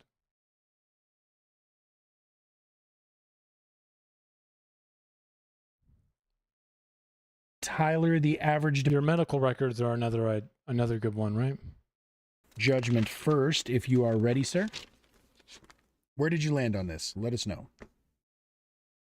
All right, so both openings, closings, and cross were all fine. I think Ruckus took a slight W in this because he's more concise. Whose idea is lacking? Mine? Why is my idea lacking? To B, to C, and Y, whereas We're talking about taxation, Grant. The registry here, as it relates to the LLCs, is something the government already has sensitive information of you over. What the fuck? It wouldn't even be increasing the risk. What are you talking about? not a lot of times, but a couple of times I didn't get What are a you talking concise about? answer, and I will get into that because I fucked up my question for Tim. The government has your LLC paperwork. I mean, The first answer you gave me kind what of are we shifted the doing, goalpost bro? from generational wealth and just getting people that needed a home to, well, maybe they want a second home. It Thank kind you, of man. really didn't hit for me, but then your second answer, when you let me re-clarify my question, I liked a bit more. Tim, I fucked your question up, and I wasn't getting worked up at you. I was getting worked up at me because as soon as it left my mouth and you started answering, I'm like, fuck, and I asked it the wrong way. And Okay, the very concept of a business owner or someone using an LLC to then purchase homes is a centralized idea over ownership. Is it not, Grant? How do you get a limited liability if not through the state? What are you talking about? How come we're going to let people have centralized access to owning things, but not centralized access to that fucking data of them owning it? What in the fuck are you talking about? What are you talking about? Make it make sense. this month, he went to your second argument. You were saying we need to strip people of their private property that did nothing wrong because it'll work. And I think his economic arguments almost at Come on, every man. single Come level on. just kind of beat you there, showing you he actually, this is more practical of a solution. This is more practical of a solution here. And we know it works, and you don't have to strip people's like private property from them. So I just never got that reason for you why I'm not being why we need to do pedantic. eminent domain is the How thing. am I and his being arguments just pedantic? kept bashing you over and over. And it's a really basic common argument. It's not Just build more homes. pedantic. So I just think you need to work on making your arguments more followable and relatable to the person with good examples, and you would have probably held your own a lot better here. So the final score there? 3 to 7. I'm sorry. 3-7 for the neg. All right. So once again, everybody out there in chat, I'm going to drop this link one more time for you guys. Please click that and vote. It costs you nothing. And it's especially important if the judges disagree on how they land. With that said, Indian Jesus, where did you land on this and why? So this was actually for my first judging. I thought a good topic for me because I had my own ideas about it, but never really dug in too deeply. And so I started more personally on the side of Ruckus, and so I was looking for Know Nothing to give me reasons to doubt that. And like Tyler very eloquently said, there was the way that Ruckus draws the argument. Beautifully said. I couldn't have said it better myself. And I agree that it was a little bit Private property is protected through the government, bro. What the fuck are you talking about? a lot more questions than answers. Whereas I understand Rux's position really well. I was gonna go 3-7, but with your closing Know Nothing, I gave you one more point, and 4-6. Ruckus takes the win. All right, so it does sound like it's going to go to Ruckus one way or the other. Just to be clear, just like I'm not allowing the debaters or the judges to debate the debaters, I'm also not allowed to debate the judges. I'm simply going to clarify to average debate enjoyer that this would not be stripping corporations of private property since they're not people and they don't have private property. But that's neither here nor there. So it looks like another debate. It looks like we do actually have a winner here. No, nothing, regardless of what the judges say. That was an absolutely great job. This is only your second time doing a debate. So, like I said, that cannot be overlooked. Ruckus, great fucking job. I am still going to look to the chatters and see where the audience landed on this. Because even though it doesn't actually matter for the win, it does matter for the scoring, because we do keep track of this for ranking purposes so that I can make sure that I'm scheduling debates between people who are roughly skill matched. So with that said, I'm going to give it a good game. Yeah, absolutely. Great. So I'm going to give this just a couple seconds left. Anybody who wants to lock in that last minute vote, now would be the time.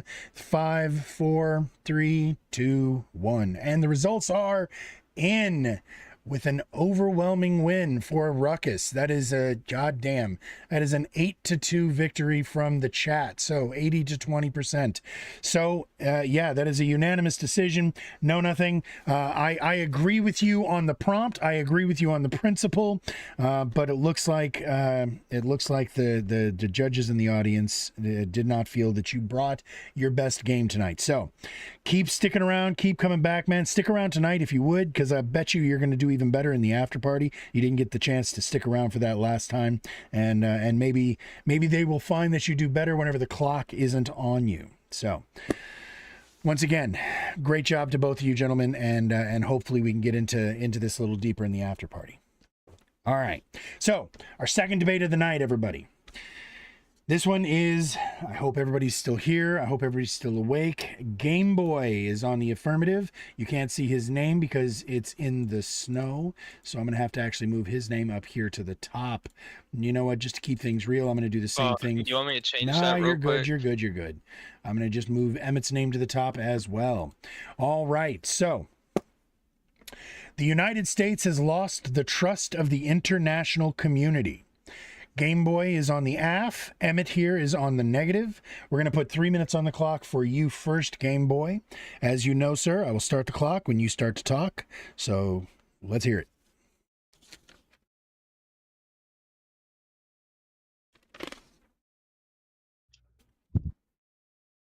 Give me a second.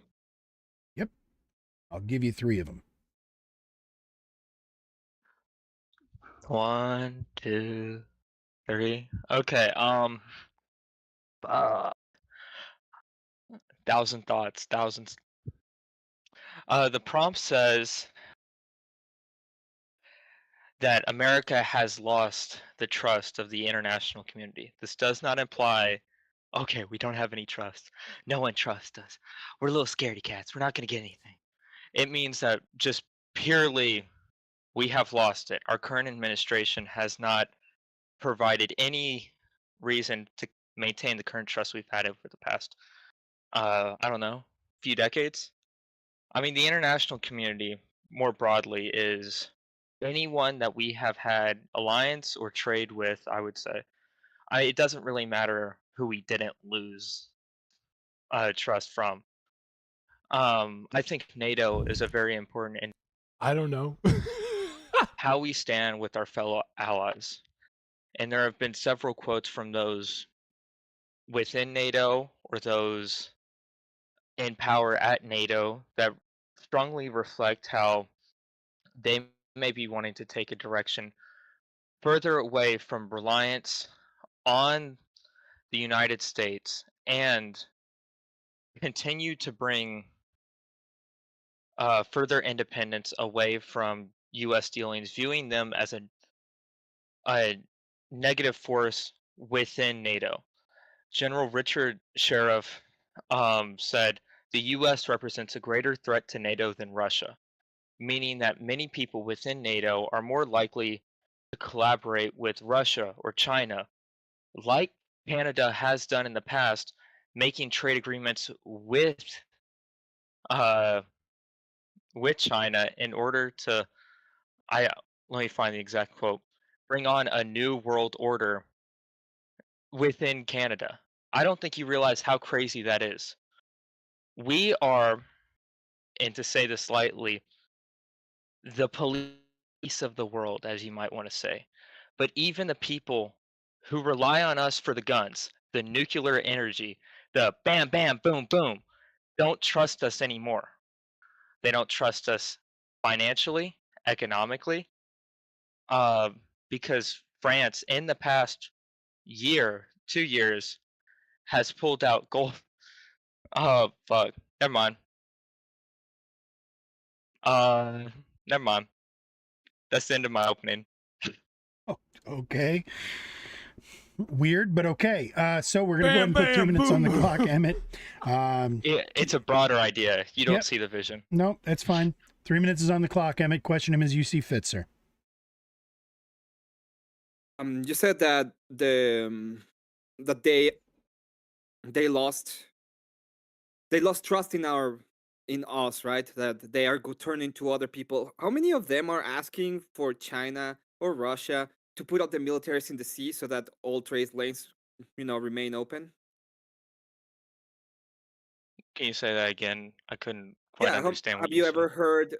Have you heard of the Canada or the EU to say, "Hey, Russia, could you please go up with your whole military force and be the police in the sea so that the Somali pirates will not destroy our ships"? Did you know that they have been calling on Canada into the Does this guy not realize that we only got involved because it affected us?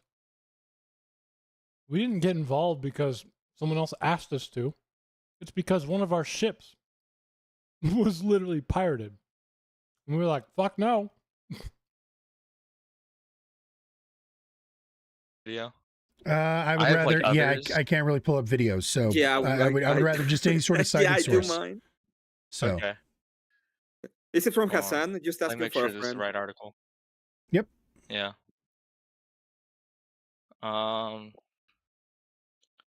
Fuck. Okay. Let me find something else because I have one that's talking about it's fine. Clock stopped. The clock stopped. Do what you got to do. collaboration, but it is a.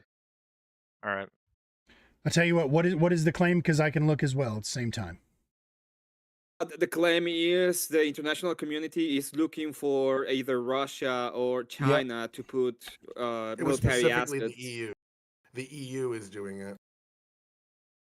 No, but he was talking about the superpowers, Russia. I misspoke. I meant and Europe China. more broadly. They were trying to get him. So I was asking about More them specifically, directly. European nations within NATO are calling on Canada for military protection within their countries. Did you have that link?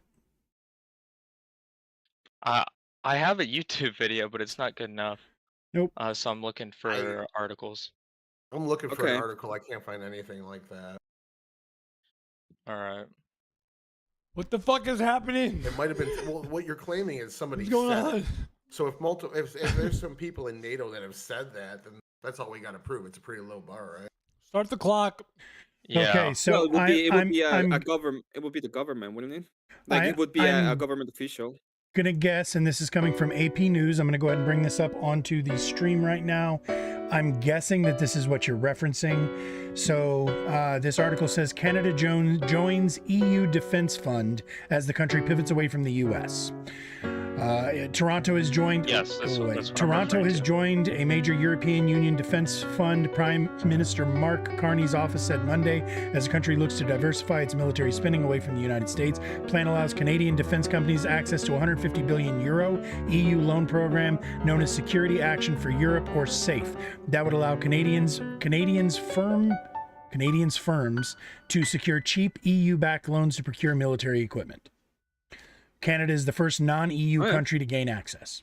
So, all right. Yeah, that's not China. It's not China, but again, he did say he was talking about Canada and the EU, so I'm assuming that is what he was referring. So, I'm going to start the timer. Continue as you were, gentlemen. All right, thank you very much. So, but you don't have anything about whether they're trying to go with China or Russia. They're pretty much saying, But why is we that want to important? increase our If they're trying to we want to increase. diversify, Yeah, It doesn't say let they're me like finish. Let me finish my North question. America. Let me finish my question. The question is that you're pretty much saying that they are increasing their own military spending, right? Excuse me? You're only saying that they're increasing their own military spending, right? Who is? The EU, Canada, people that are applied to us But in a sense. obliged to us? Allied, they're in alliance. But just because if the international community includes our allies and our allies lose trust in us, is that not us losing trust? If they want to say, hey, instead of relying on the US, we'll Yeah, rely on Canada, is yeah, that us I not agree with losing you. The certain United States, listen, so I agree with why you. The United States has lost all of the trust in these fucking nations that are around us, but that has nothing to do whoa, with whether they whoa, rely on whoa, us whoa, and whoa, trust whoa, us whoa. or not. Whoa. Run that back. What does that Yeah, mean? the US has. Would a country that has trust in the United States cancel nuclear submarine purchases? Would a country abdicate from buying F-35-2s and instead buy the Swedish airplane because they have trust in the United States? Would NATO purchase $50 billion less equipment? And obviously, the Ukrainian war plays a part in this. But last year, to 2024 to 2025, NATO purchased 55 billion less arms. Do you think that signals trust in the U.S.? Not beat my ass. I mean, like, he has the food, he has the money, he has the housing. Doesn't mean that there's other alternatives. The US may be the Okay. only alternative, like the only option.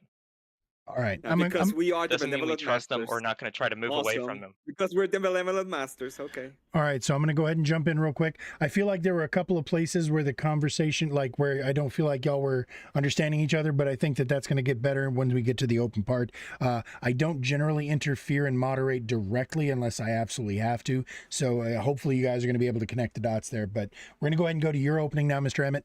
3 minutes is on the clock, sir. Go ahead and start it up whenever you're ready.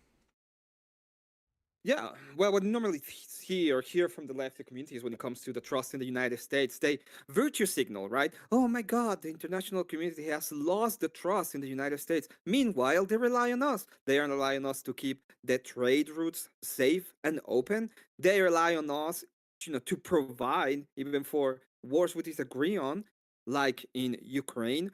With this, they rely on us for so much at the end of the day. They can go on and be all commie and say all they want to do with China, which, by the way, still relies on us. We put on the tariffs. The economy was suffering, just suffering. So it doesn't even matter because what they rely on is our military might, and they can trust that we have it because you can see it. What happened to Maduro? What's happening right now in Iran, going back decades, because they just, because at the end of the day, what they trust about us, what they rely on us is force. That's the only thing they care for. Do you think they have ever been like, oh, yes, the United States, oh, we love them? Of course not. Nobody does that. We're talking about fucking politicians. Leftists will tell you.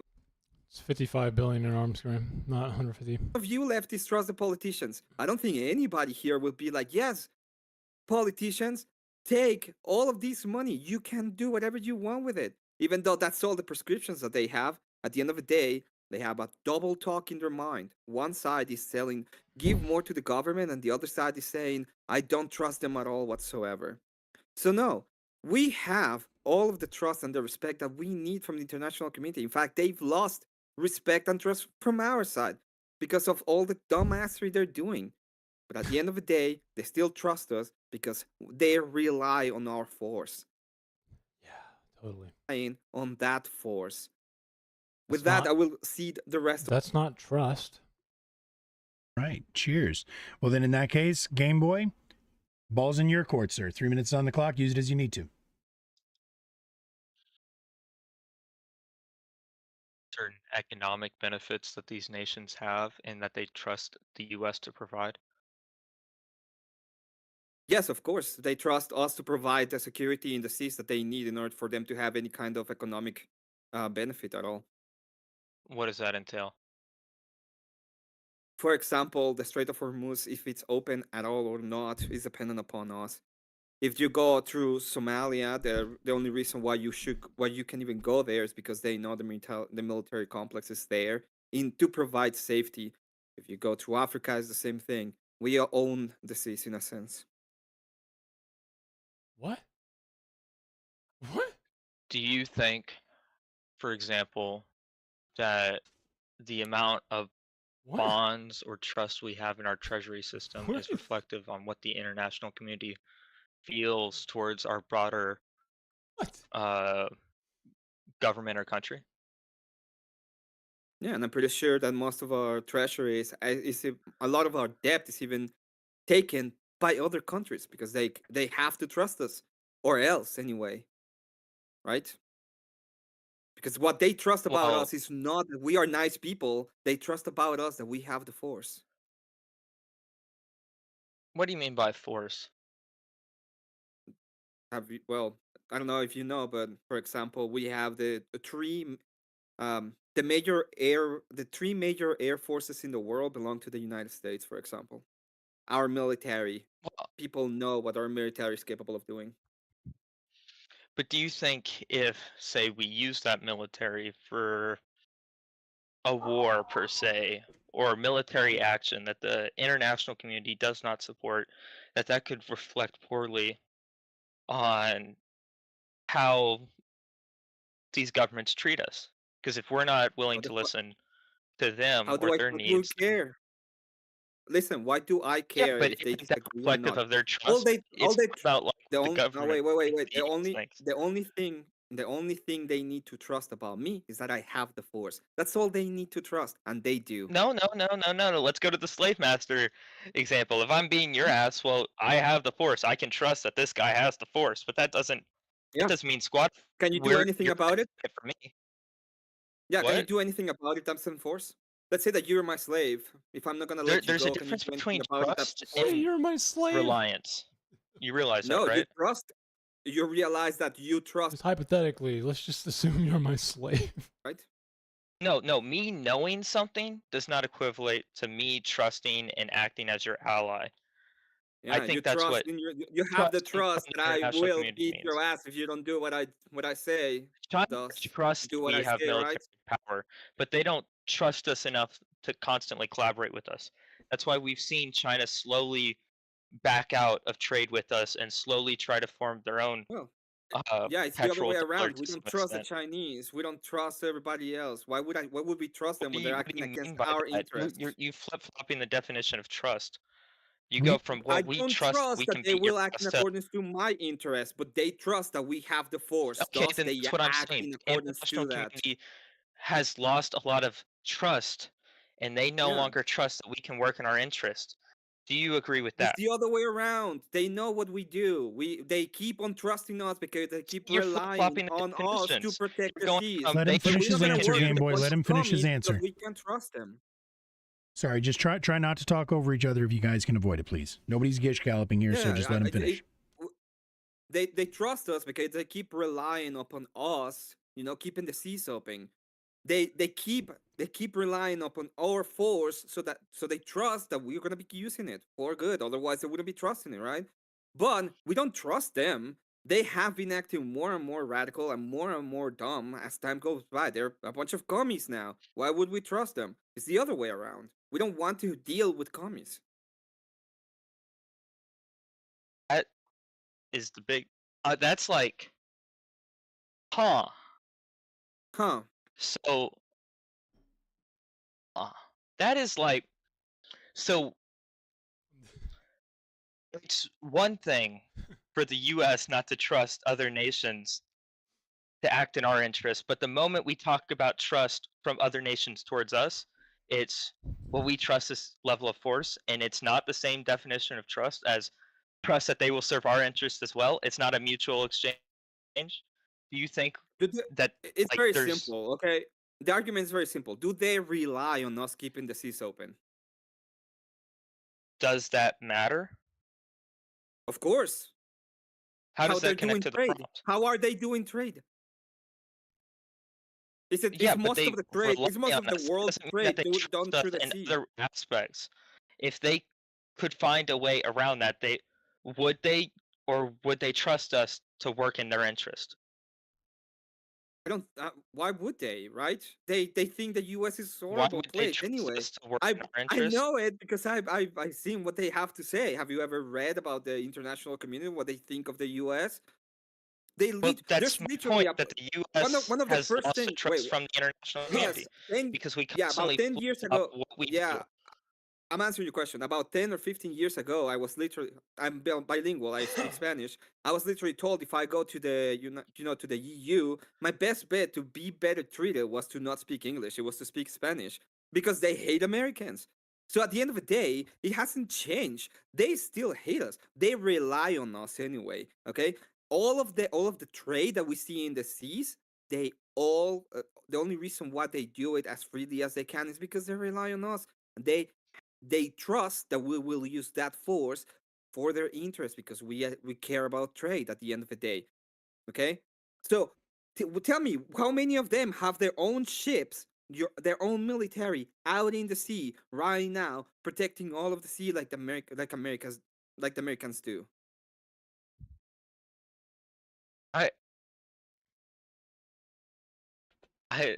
Canada, How many but of them how many of them rely on us being the deterrent so that Taiwan, that is the manufacturer, the greatest manufacturer of chips in the world, will keep on doing that, instead of have you getting seen China the to push? invade the island?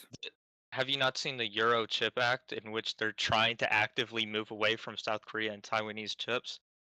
They're trying Yeah, to get they're away trying to from move us, away, trying to but make they're their own still industry because they perfect, but don't they're still trust the relying on us, stability right? of American-supported chip manufacturing. Or maybe they Is just that want to have a chip because they know it's a good enterprise, right? Yeah, it's a good enterprise, but they also know they have control over it because they don't trust American control over that form of Yeah. manufacturing. Well, tell me how many of them have ships right now in the sea saying we don't trust the US military, thus we need to have our ships out in the sea in case there's anybody doing piracy. Pulling We're from going to the stop them. treasury. Not too long ago, France pulled from the treasury $15 billion Who cares? calculated in gold. Is that not? What Listen, do you I mean? Who don't trust that. cares?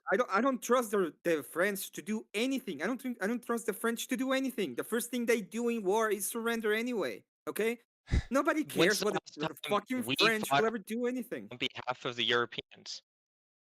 I don't care about the Europeans. The reason why I don't care about the Europeans is because When's the they're last time acting we like fought communists. on behalf Their of Africa? economy is When's the last time we stagnant. fought on behalf of Latin America? When's the last time we fought on behalf of anyone outside of our self-interest? Never. I don't want ever to fight on behalf of Trust, people. quote unquote, We do is it on behind it. behalf of American interests. Is that trust at That's the all? only reason why. Sorry, I was talking over you. What do you say? Do you want the United States to be the world police and doing it on behalf of other people? Or do you want the United States to be doing things on behalf of its own interest? What does the international, like, how does that possibly, like, if we're talking about the prompt, sorry, like, yeah, the prompt is the international community has lost trust on the United States, except they all rely on us and trust us to keep the lines open on sea. None of them have done any major movements to say, hey, United States, we don't want you to do that anymore. We don't trust you, thus we're going to close it and we're going to do it ourselves. In literally fact, said earlier they're constantly doing stuff to avoid the United States because there are a whole bunch of commies. Is that not them being like, we're trying to avoid the United States, but we're relying upon them, so we're taking small motions?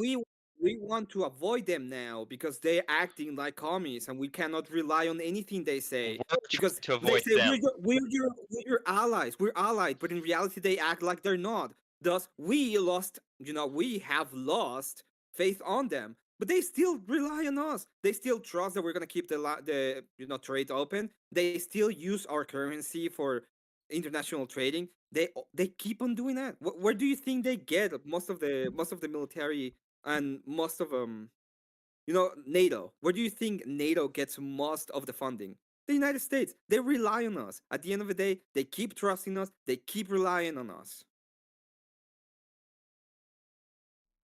Is Do you have trust any to you future- just the like assurance of something that's a constant rather than Yeah, of we're going to course. continue to try to rely on you? But let me put it this way: when you get married, do you trust your partner that will be there? Yeah, but I also have a different definition of trust apparently in a relationship. Oh, okay. What I is your also definition of trust that my trust? partner, like if I want them to do something, they would also do it. They're going to work in Yeah, my we've done interest and it. work We, in we, keep- theirs. we keep we keep it open. We still keep all the trade routes open. Is that the They come bare to us, minimum? and we Does keep on that not doing mean it. that we've They, lost they, trust in it- so many you other know, areas? it's very simple. They complained like crybabies for all the tariffs. They done the tariffs to us all this time, right? Why would they complain about what the fuck they're doing? So it's not about them losing trust in us. They know that we're gonna keep on working to have good trade, to be humanitarian, to keep on doing what we've been doing for the past 60 years. They have changed the way they do stuff. They are the ones who are becoming more and more communist. They're the ones moving away. We have lost trust in them. They still trust us. They still rely on us. We keep on doing the same thing. Can I pause and ask you a question? Like just an honest Yeah, question. ask me a question. What do you mean Mhm. they became more communist? Like what do you mean by like became communist? Became communist? Yeah, they become more and more reliant on Marxist socialist systems. Like how? Do you know what communism and socialism is? No, but like how are they doing it? No, I'm asking you a question. I need a clarifying. Do you know No, what communism I'm and saying socialism yes. is? I understand it. I'm just trying to see the Okay. correlation here. How's like French communist? Like Germany, huge communist over there? Well, yes, of course. What they've been doing is they've been putting more and more socialist systems in the government. They've been adding more and more regulations into it. They've been moving more and more towards these totalitarian ideas of regime, and they've been doing it through welfare systems. If you read any of the Lenin writings, when he was talking about the future, he said that probably in the future there were not going to be any violent revolutions. What they were going to happen is they're going to have a socialist regime, and they're going to be little by little increasing the amount of things that the government is going to do for you until the government is the only thing. And that's what we've seen especially in Europe. So I'm going to put So 5 minutes on the you go clock, to but Europe, real quick, I just want to say I'm putting 5 minutes on the clock. Please try to tie this back to the prompt as soon as possible, though. Go ahead. okay. So if you go to Europe and you see what they've been doing when it comes to the whole economy, it literally has become more and more reliant upon socialist ideas. But the fun part about all of that is that none of it correlates to military power because they rely on the United States and they keep on relying on the United States. So they trust us. Otherwise, they would be increasing the amount of military that they have and they will be doing against us, right? They will be moving to the seas. They would stop having this kind of open lanes because they wouldn't trust us anymore. But they don't. Do you think the EU is taking no steps to form their own military separate of say like NATO, which like you said, America owned? Separate of NATO? No, they don't, and you What? can see it because the whole of the military spending and a lot of the They're military acting as things if the that US they've won't done be in has NATO. gone through Ukraine anyway. It's separate. So they cannot even rely on the superpowers that you mentioned, right? Because Russia, China, all of them are allied. So who are they going to rely on? Are they going to do it on their own? But in reality, most of their spending is going to Ukraine anyway. On a war that they're losing. What about like the EU forming PESCO? Do you think that was just nothing? Yeah, I think what they're Oh. doing is absolutely nothing. So like that's not even like them taking steps to like move away from America. That's just a big nothing burger. Yeah, it's a big nothing burger because they don't even have the economy in order to be able to use it. Their economy has been stagnant. The way So some you ways can stagnant is do because they nothing. take all of the not the way Like that they're they doing can it. The way that they're doing it is they're virtue signaling. Virtue signal means nothing. What but have they if they done? can Tell me of a thing they've done that has actual teeth that they say, oh, this is what they're doing. Have they increased their militaries like per capita? yes. How much? I don't know an exact number, but they definitely have. They formed an entire organization for that purpose and that purpose alone. Yeah, They're I trying know to. commies love They're to just to do not a organizations global that mean superpower yet. absolutely nothing. This is what I said per capita. How much have their military has increased? How many boats have Okay. they put in the sea? Hold on, let me look it up. Mm-hmm. I hate selfies. I'm gonna go ahead and stop the timer while you do that. Yeah. Thank you.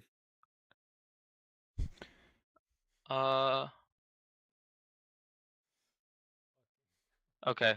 You can go back up. All right, continue. What's the answer? Over the past 10 years, it's increased by 80% per capita military spending in the EU on average, and 150% Not spending the in number defense number of investment people. in We don't intensity. know. Yeah, but that's it's the like piece that came up. 0, and they added a little bit because how much of that is because Trump literally told them that they had to now spend money on the military in NATO? So like if they're okay, that's the EU. It's That's like not NATO. 10,000. The EU does the EU apports to NATO military spending? Excuse me? What was that Does word?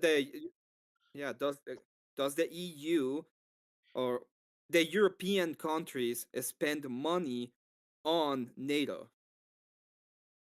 If the US is doing it, like you said, like what are you trying to get at So with they that point? so Because they trust us, right? At the end of the day, they have, they have especially the past they decades, they just trust us. All they it do is rose by trust us. 55 And they keep on trusting it us. rose by 500 billion in 2025 alone. Yeah, from So they have. okay, 500 billion from how much? If they're trying to move away from the US, why would they invest in NATO and not the EU? They invest in NATO, or this is what I'm asking you. No, that's not This is my the problem that I question. have with your My numbers. question- Well, how much was before? Because there was a Let me- moment in time Let me before rephrase the question. Let me rephrase the question. If they're Before trying Trump- to split, if they're trying to split away from America, why would they invest in NATO and not the EU? if they're trying to, if they're trying If to, they're trying, like you said, if they're split? trying to like get their own military worth, why would they invest in NATO, which majority spender will always be the US? Why don't they invest in EU as a separate entity? Do they? Because I don't think they do. That's the point. It was a question. Yes or like what is it? What is it? It's not like questioning the question. Why wouldn't they? I don't understand your question. You're saying, hey, these people that are allied, and if every time you spend on your military, it's like you're spending in NATO because they are allied. It's like I don't understand. Yeah, I know. If they, what do you mean by that? Can you clarify your question? Yeah. Well, actually, I'm going to go ahead and jump in there just because I'm a little bit confused. I think the judges are both confused. I know the chat is confused. So I think we all kind of lost the thread a little bit there. So we're just going to go ahead and move straight into the questions section. And I think that's going to be okay.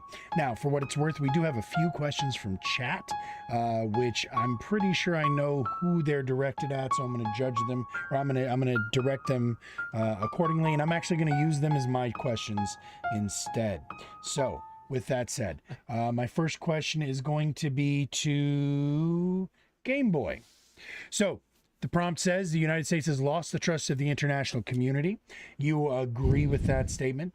The question from the chatter, anonymous, is, do they still trust us to provide life-saving medications and aid? I'm going to put 1 minute on the clock for you to think about that. Go ahead and answer it as you're ready. Does the international community still trust us when it comes to aid and medication assistance? 2 sharps. 2 sharps is what he fuck yeah. me, bro. I 2 think sharps we've lost would trust be, in a litany of other ways, but I think it's that there definitely are going to be a major certain piece, right? parts, So, like my opponent was saying, that military aid and trade D assistance are major? still a thing. Just because we lost trust doesn't mean we've lost all trust, which is what I tried to get out a few times and then got told, no, you don't understand. They Yeah, trust there's- us to do this. Gotcha. Even though we really have no say. All right. Now I'm going to go ahead and ask the other real quick question. This one is going to go to both of the 2 debaters. This one is also from the chatters. It's kind of a meme question, but I also think that it's a valid question. So, who has influenced our trust in the international community, and why is your answer Israel?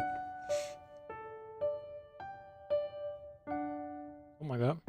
So, the meme aside, for me? it's for both of you. Who do you think one has flat had, what would nation be- has had the biggest impact on the trust minor within the or international community? G major, right? Oy vey. I God, don't I think can't I should read music answer anymore. that. Fuck me, bro.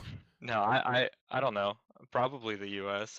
You think that the would U.S.'s be- actions yes, D major. specifically are the ones that have influenced the trust of Retarded. the international community? I would I say think- it's the Mexican. And I would say the Mexicans are the ones that Oh. have done it the most, especially when it comes to we need a wall that it needs to be 10 foot higher every 10 days, because those guys will not stop, wet backing into the U.S. dude, it's LeBron, bro. It's LeBron. All right. All right, If we're good just stuff. saying stuff, it's LeBron. Yep, sure. We're just saying stuff. All right, cool. So now, going to go to the judges. Tyler, you're up first, sir. 1 minute's on the clock for you. Please hit Game Boy with a question.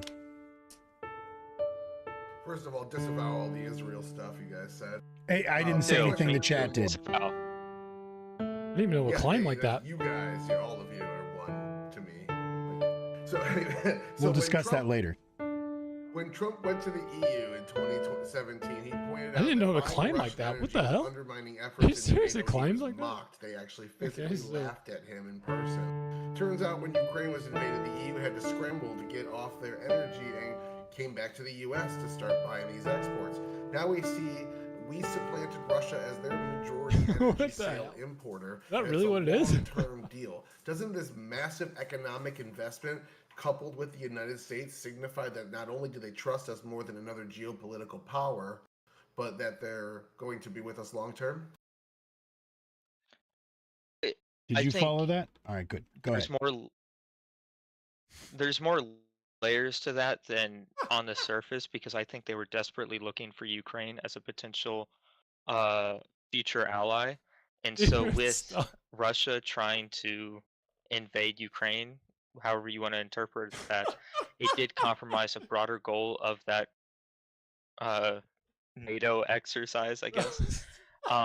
And so I think America, being someone that could provide that wealth and supplement the Russian economy, was what led to them being trusted more. But I think if that conflict never happened, we would have never seen that jump to the American oil system. And I think even to an extent, over the past few years, we've seen that slowly we've seen Russian oil coming back into the global economy somehow, some way, even with the tariffs. Somehow, some All right. way. Now we're going to go over to you, Jesus. Whenever you're ready, sir. Please Not hit Game tariffs. Boy with a sorry, question. Sorry. It's for Game Boy question. Yes, sir. Correct? Yes, sir. So this is kind of a two-parter that I think you both for not talking about. But what is trust, and how is that different than the trust, as the prompt dictates?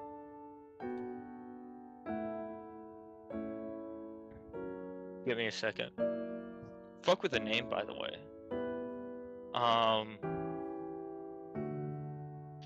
I think trust, or the trust, in the international community is how much we say the U.S. is relied upon, or can be relied upon, or is perceived to be relied upon for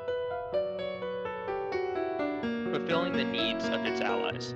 You wouldn't be an ally with someone if you didn't expect something out of it, or that could be simply peace. if you can't rely upon the U.S. to provide peace, which I don't think the international community does, and I think that the numbers for the current administration have reflected that. I think we don't see the trust. You can't simply trust someone to be the way they are. You have to trust someone to provide for you, and you provide for them in a mutual exchange. Okay, can we get the geopolitical Good definition stuff. now? All right, so now Can we get the geopolitical fucking definition now? Emmett for some questions. Once again, I'm going to supplant my question using the chatter's question. If you would, for the audience and for me, please define communism as you understand it. Whatever your terms or whatever, but how do you personally define communism? What does that word mean to you, sir?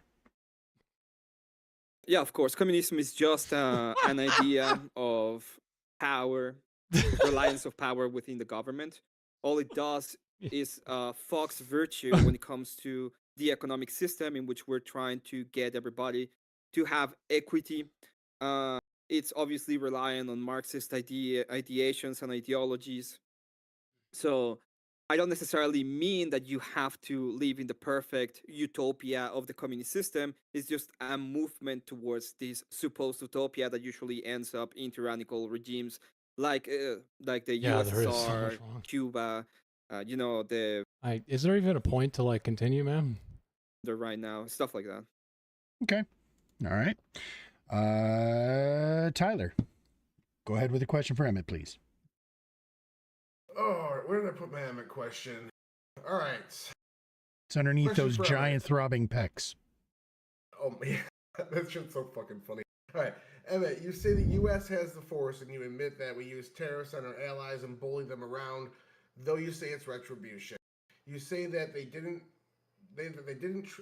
You say if they didn't trust us, they wouldn't let them protect them with force anymore. But the example that he brought up was that the EU and Canada Socialism are is when forming the their own government does military stuff. alliance and defenses specifically. They're also decoupling from the U.S. militarily and trading with their adversaries. So just like a bully pushing a weaker kid around, it takes time for you to go to the gym, learn karate, and go in there and push the bully back. Isn't building up their military and trading with our geopolitical adversaries the first steps you would take on that path of decoupling due to lack of trust? I would say that you are correct in that ideation. The problem that I see when it comes to them even actually doing that is that most of the time they're not the agreements that they have are mostly symbolic. So they keep on relying upon us, and they will keep on relying upon us Aren't because most their agreements economies symbolic? cannot Wait, what? do what our economy can What's do, which happening? is create enough money to spend $1 trillion What are we in talking about, just bro? military spending. What are we doing? Help! Someone Right? send help! And Lutch, do you have a question ready for Mr. Emmett too? I need help. Indeed, I do. Shoot. I'm trying to pick between the two. The struggle is I'll real. go with is trust the same as reliance? Okay. Is Well, I trust will the go same as ahead and reliance? defer to. Yeah, I will go ahead and defer I'm gonna directly go to ahead and defer to you. Gamer Boy. Gamer Boy definition of trust, in which he actually in which he actually said that it was reliance. So in this case, yeah, they trust us because they rely on us. Okay. Mm, Was that not a satisfactory answer I for you, don't- Lutch? I don't think so. All right, ask the question again. We'll give him another shot at So, it, please. so I'm just asking: is trust itself the same as reliance itself? Not is their trust or lack thereof the same as their reliance or lack No, thereof? I'm deferring to the definition to the one given by Gamer Boy, in which he says that trust is reliance. You know, they rely on us and we rely on them. We can't rely on them, but they still rely on us. So we've lost trust in them, but Trust is when the girlfriends and I get together on a Saturday and we really just make sure that we go because they'll be super sad if I don't. You know? Fuck me, bro. I'm losing my mind.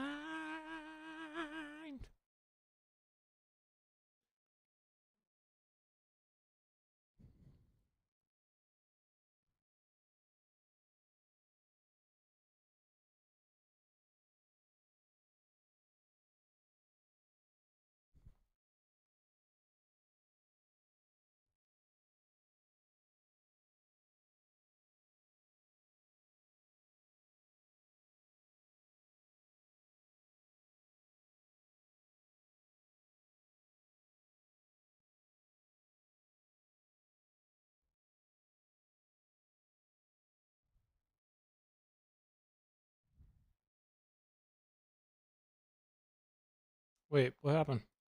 Agreement with our I kept the mute on. That's what happened. It was really nice though. explicitly or implicitly. In the moment that they don't trust us, can be I could think indicated for a by them second. pulling out of like not taking bonds. Like they're all of a sudden taken out of our treasury, like France did. They're all of a sudden starting to make more military so that they don't have to rely on us as much. Even though we are still a global superpower and they won't have as much resources as us, which I've made clear enough, doesn't mean that they aren't trying to distance themselves from us like a toxic ex, but you live in the same home. Like, there's certain things you can't do at the moment that they wish they could do. In other cases, they did trust us, which they have in the past. They wouldn't be going out of their way of taking their money out of our banks. They wouldn't be going out of their way of making their own militaries. They wouldn't be going out of their way to constantly disagree with us politically because they trust that we align politically. Every few years, we have a different foreign policy. Russia doesn't have that. China doesn't have that. If we're talking about trust when it comes to strength, China has 10, 15-year-long foreign policy plans. When has the U.S. stayed with the same foreign policy for more than 5 years? Look at the Paris Agreement. We were pushing for that in 2015. Then we got a president who said we don't like that in 2017 and got out of it in 2020. And by the next year, we had a different president who was like, let's join that again. That's not a consistent foreign policy. That's not portraying at all any strength or reliability. They can't even rely on us to be environmental. How can they rely on us to do what they want militarily? The past few wars or military like involvements we've had, everyone we were aligned with was like, no, we don't like that, with maybe the exception of the UK.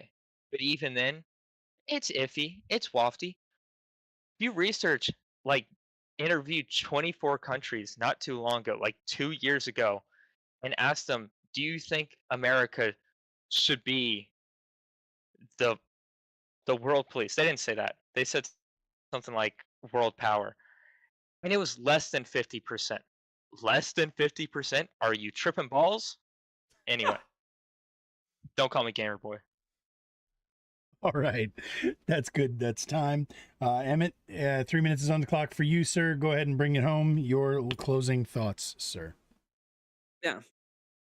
So Gamer Boy told us about the new definition that he came up at the end of his idea, except I don't understand the definition. The definition of trust was trust.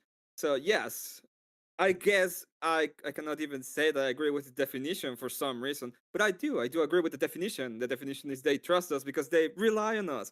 They keep on relying on us. Okay, when they had to go get energy, who do they go to? The United States. When they need to, get somebody to actually protect the seas so they can trade, who do they go to? The United States. I don't care about what they have to say. There's a very good saying. We don't care about what people say. We care about what they do. And you know what they do? They rely on us, which means they trust us.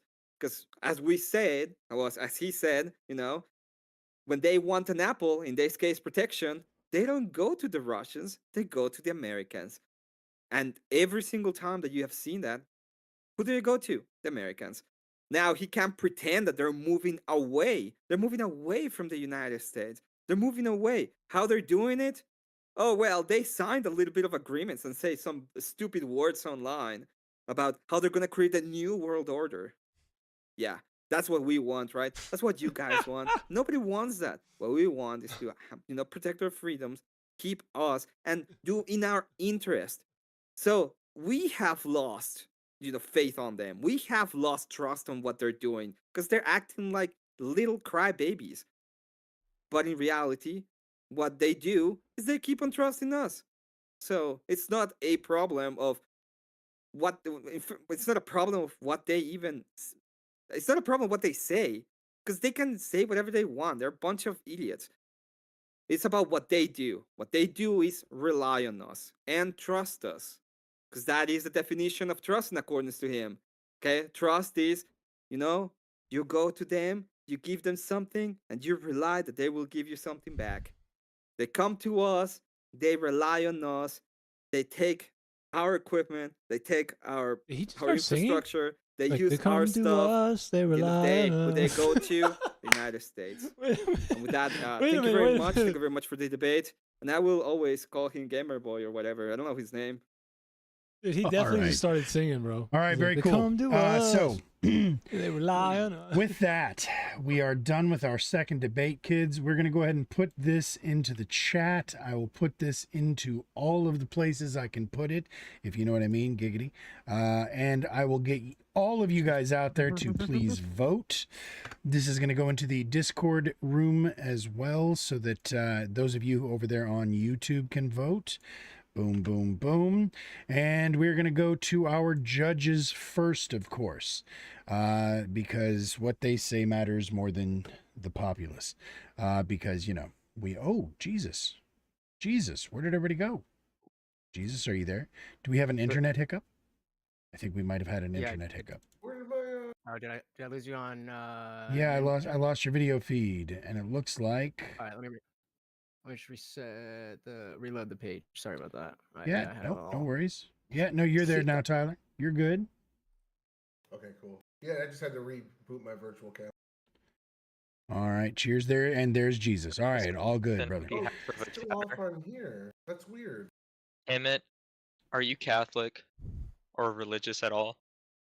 I am very Biscuit was religious. Why? asking. Chat was asking. Oh, That's the reason he's bringing it up. He's not holding it against you or using it against you or anything like that. Just so you know, chat was religious too, so I curious. don't really so. Yeah, care. I am Just that. absolutely religious. Hell All yeah. right. And we will hold that conversation for the after party as well. So with that said, Tyler, you still seem to be going in and out. I don't know why, but your audio is still there, correct? Yeah. All right, very cool. Well, then in that case, I'm going to look to you first. If you are ready to render judgment, please. All right. So for the opening, Game Boy did abstract art for his opening. He made a bunch of statements. They didn't really string together that well. Kind of think I picked up what he was putting down at the time. I definitely figured it out. It's after bigger he picture. started. Yeah. But Emmett laid out a really coherent argument, built his stepping stones fantastically well. Again, I knew how to get from point A to B to C with him. Just a good setting of the narrative. I think it's smart that he knew that the good counter argument was going to be Trump did all these things to our allies. What the fuck? And he preempted it with saying we actually lost trust in Did them. he just say Emmett won? It's just whether it's true or not is up for Game Boy to dispute. But the fact that he preempted what his opponent was going to say and built his argument about it is a. Did he is a preempt very it with strong communism? tactic that I wish we saw more of here. Yeah. So Game Boy actually had the better cross. I feel like he had the winning argument here. I kind of feel like Game Boy. I don't take this the wrong way. I feel like your mind went to the right place, but you kind of dropped the ball once you got into the actual back and forth on it. I'm dead. You had the right argument, that them decoupling from us in terms of economics and military was a very good first step for them actually. Actually getting behind what they say. So I feel like Emmett was able to kind of push you to your limit on that argument, though, by asking for example. And then the one example, we paused the debates for you to go look it up. You brought up a much larger time frame of all right, I'm going to switch to the Discord. In spending in these EU nations than your. All right, guys. It's going to be a little bit off, I think, but. And Emmett was easily able to come in there and say, well, most of that was because Trump put pressure on them and forced them to increase their spending. And it allowed him to take your narrative out from underneath you. And then you guys moved on to the next thing. I think if you would have prepped around that argument, you probably would have won this. It was, even with the terrible opening you did and the closing as well. Emmett had command of this the entire time. He was able, to kind of push you around on when you had the better point. And I don't know. I kind of just, again, like that he got ahead of the accusations about Trump. I really think that was a strong tactic on his part. Emmett just prepped very well. He was ready to go. He knew his arguments, and whether you like him or not is whatever. But he just was ready to go in the context of this debate. And I think it actually was like an 8-2. I don't really know if I'd agree agree with that. but All right, 8-2 for Game Boy. You say correct?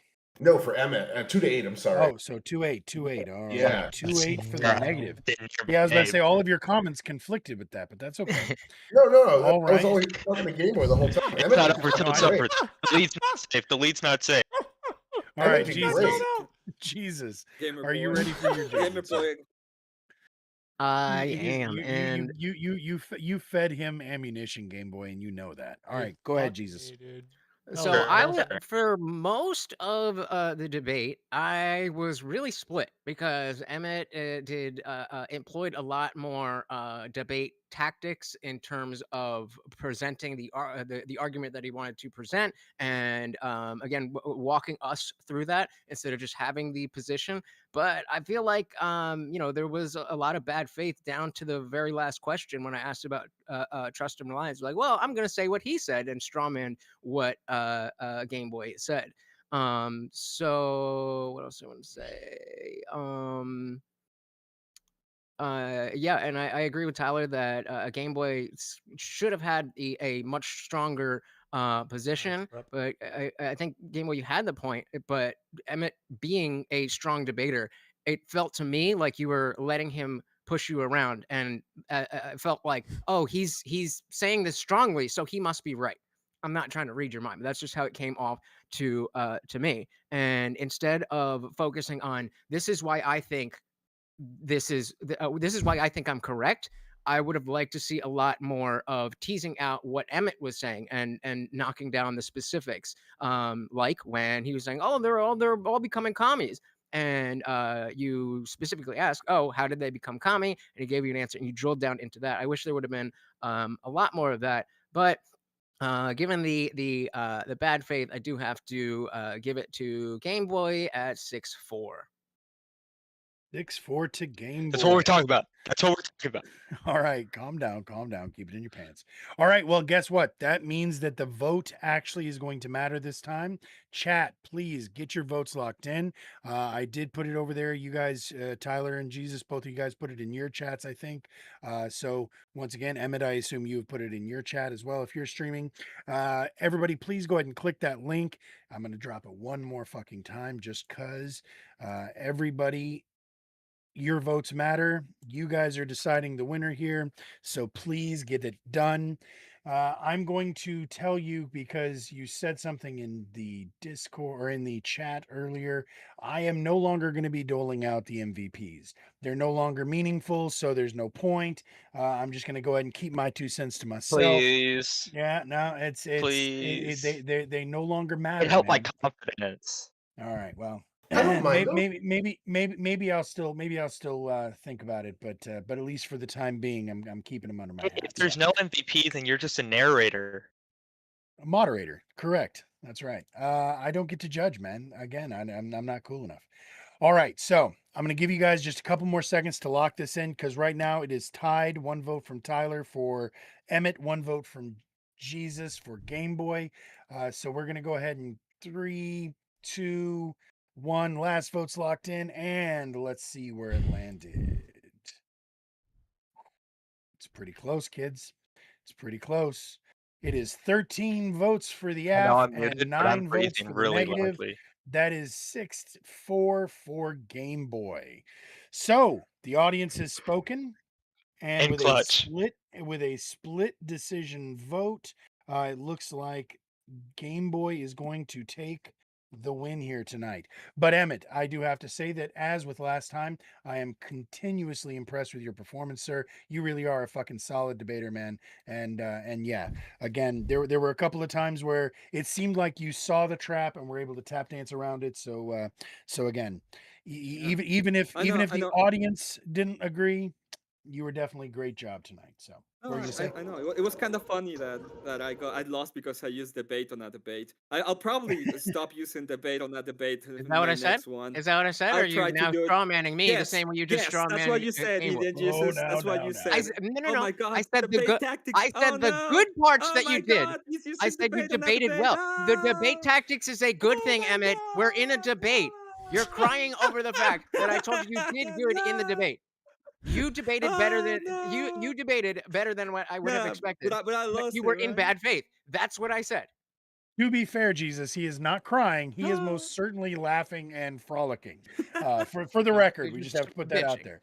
Bitching. Yeah, I'll be honest. complaining, I'll perhaps, be yes, more bitching. accurate. But either way, Emmett, Game Boy, both of y'all, great job. Game Boy, you get the check mark tonight. Stick around, please, because again, we're going to get back into this in the after party, and because there were a couple of places where y'all were talking past each other, and I actually want to get into the weeds with you guys about it. So, again, we're going to go ahead and move I straight may into our. not be able to make it. Let's see. Well, I'll cross my fingers for you. Our third debate of the night, our headline debate, our recycled prompt. A lack of financial literacy is the reason most Americans fall behind in life. We are doing this by a morally superior vegan affirming, and Circa, our regular here, is negating that prompt. We all know how this works. I'm going to go ahead and look over at you first, vegan. 3 minutes is on the clock for you, sir. Without further ado, please open this up. Hey guys, I'm vegan. I'm vegan, by the way. And since I'm against Circa, obviously I have shat my pants at this point, so I'll just have to deal with that. So I take the affirmative on that. Lack of financial literacy is the reason that most Americans fall behind, because I think that a lot of the times you hear statistics on stuff like, oh, X percentage of people don't have access to like housing or food or whatever necessary thing it is that they need. And these polls or these statistics never go in depth about why it is they don't have that. And digging deeper, I think the evidence will show that the reason that people don't have these things is driven very powerfully by the fact that they don't make the best choices because they are unaware of choices that would be better for them. And in the case of the other side of things, I don't argue that there is no reason or there's no ability for people to argue for change, like on a systemic level. I think people, when they focus on improving themselves, can also focus on trying to change the system in some way to the benefit of themselves as well as others in society. I think it's more critical to focus on yourself, because if you wake up tomorrow and you make one small step, one change to the benefit of yourself, that is something that happens tomorrow. If you think that there needs to be drastic reform in our tax system or our benefit system, or anything along those lines, you can fight for it. And by all means, you have my blessing. Go for it. The issue is that sometimes the way our government works, it's going to be years before any of these changes come. And I wouldn't advise somebody to hedge success in life on something that can happen in an unknown amount of time in the future, if it happens at all. Because as we look through history in our country, things make improvements, or they're more progressive, and then they regress, and then they're progressive and regress. And I think it's better for somebody to use the system that exists as it exists today to their benefit, because that's going to be a far more impactful change in making life better for themselves. I guess that'll be my opening. All right. Not a problem. Circa, 3 minutes is on the clock for you, sir. You know what to do with this. Cross-examine as you see fit, sir. All right. Hey, morally superior vegan. I heard a little bit of mentioning about scarcity there. Now, I want to ask you, are you claiming that lack of financial literacy is the primary reason most Americans fall behind? I would say it is definitely a very powerful reason why most primary Americans fall one, behind. right? I'll stay with primary reason. Okay, so is it bigger than income instability? I would argue that income instability is still a metric of financial literacy, in the sense that if somebody has In what one definition? job, What definition of financial literacy are you using? I mean, human capital is, for low income earners, the Okay. largest aspect of finances for low-income earners. Okay, so you're going to be using so- essentially, if I'm not mistaken, Anna Marie's definition then, right? Because Anna Marie's definition and Mitchell's definition don't include that. Income instability, housing costs, medical debt, job loss, all these things are not included in their definition. If we're going to be talking about human capital. I guess I don't know Anna Marie or... It's about how financial that- information can be treated as an investment, correct? So this would be borrowing, saving, retirement, portfolio decisions, and nothing to do with income instability. Now, I want to move on, if you don't mind. Sure. Yeah. During the Great Recession, okay, did millions of people lose jobs because they lacked individual financial literacy? So are we talking the 2008 one? Yep. To a degree, yes, because Did they a become lot financially of these... illiterate overnight? No. Did they, if they were Yeah. financially literate, did it prevent their layoffs? I would argue that the issues that they came across was that the way that subprime mortgages worked, they didn't understand. No, financial the fact literacies that can they- affect preparation, but they do not explain the shock, correct? With financial literacy, you still need to include risk in. It doesn't planning explain the for shock. future. It explains you can affect preparation, I guess, but I'm talking about the shock. And Millions of people statistics lost show their at jobs. least. Yes. Did they lose them because of financial literacy? If we look at the root cause of what caused the crash and subprime mortgages being The banks were the ones main that thing. did that. They were essentially writing the book on financial literacy there. But moving on, can scarcity make people focus on urgent needs even when they know the better long-term choice? I think the issue of scarcity is that a lot of people, where over 50% of society says they're living paycheck to paycheck. Knowing the better choice, I'm just going to point out, because there's not a lot of time, is not the same as having the slack to then do the better choice.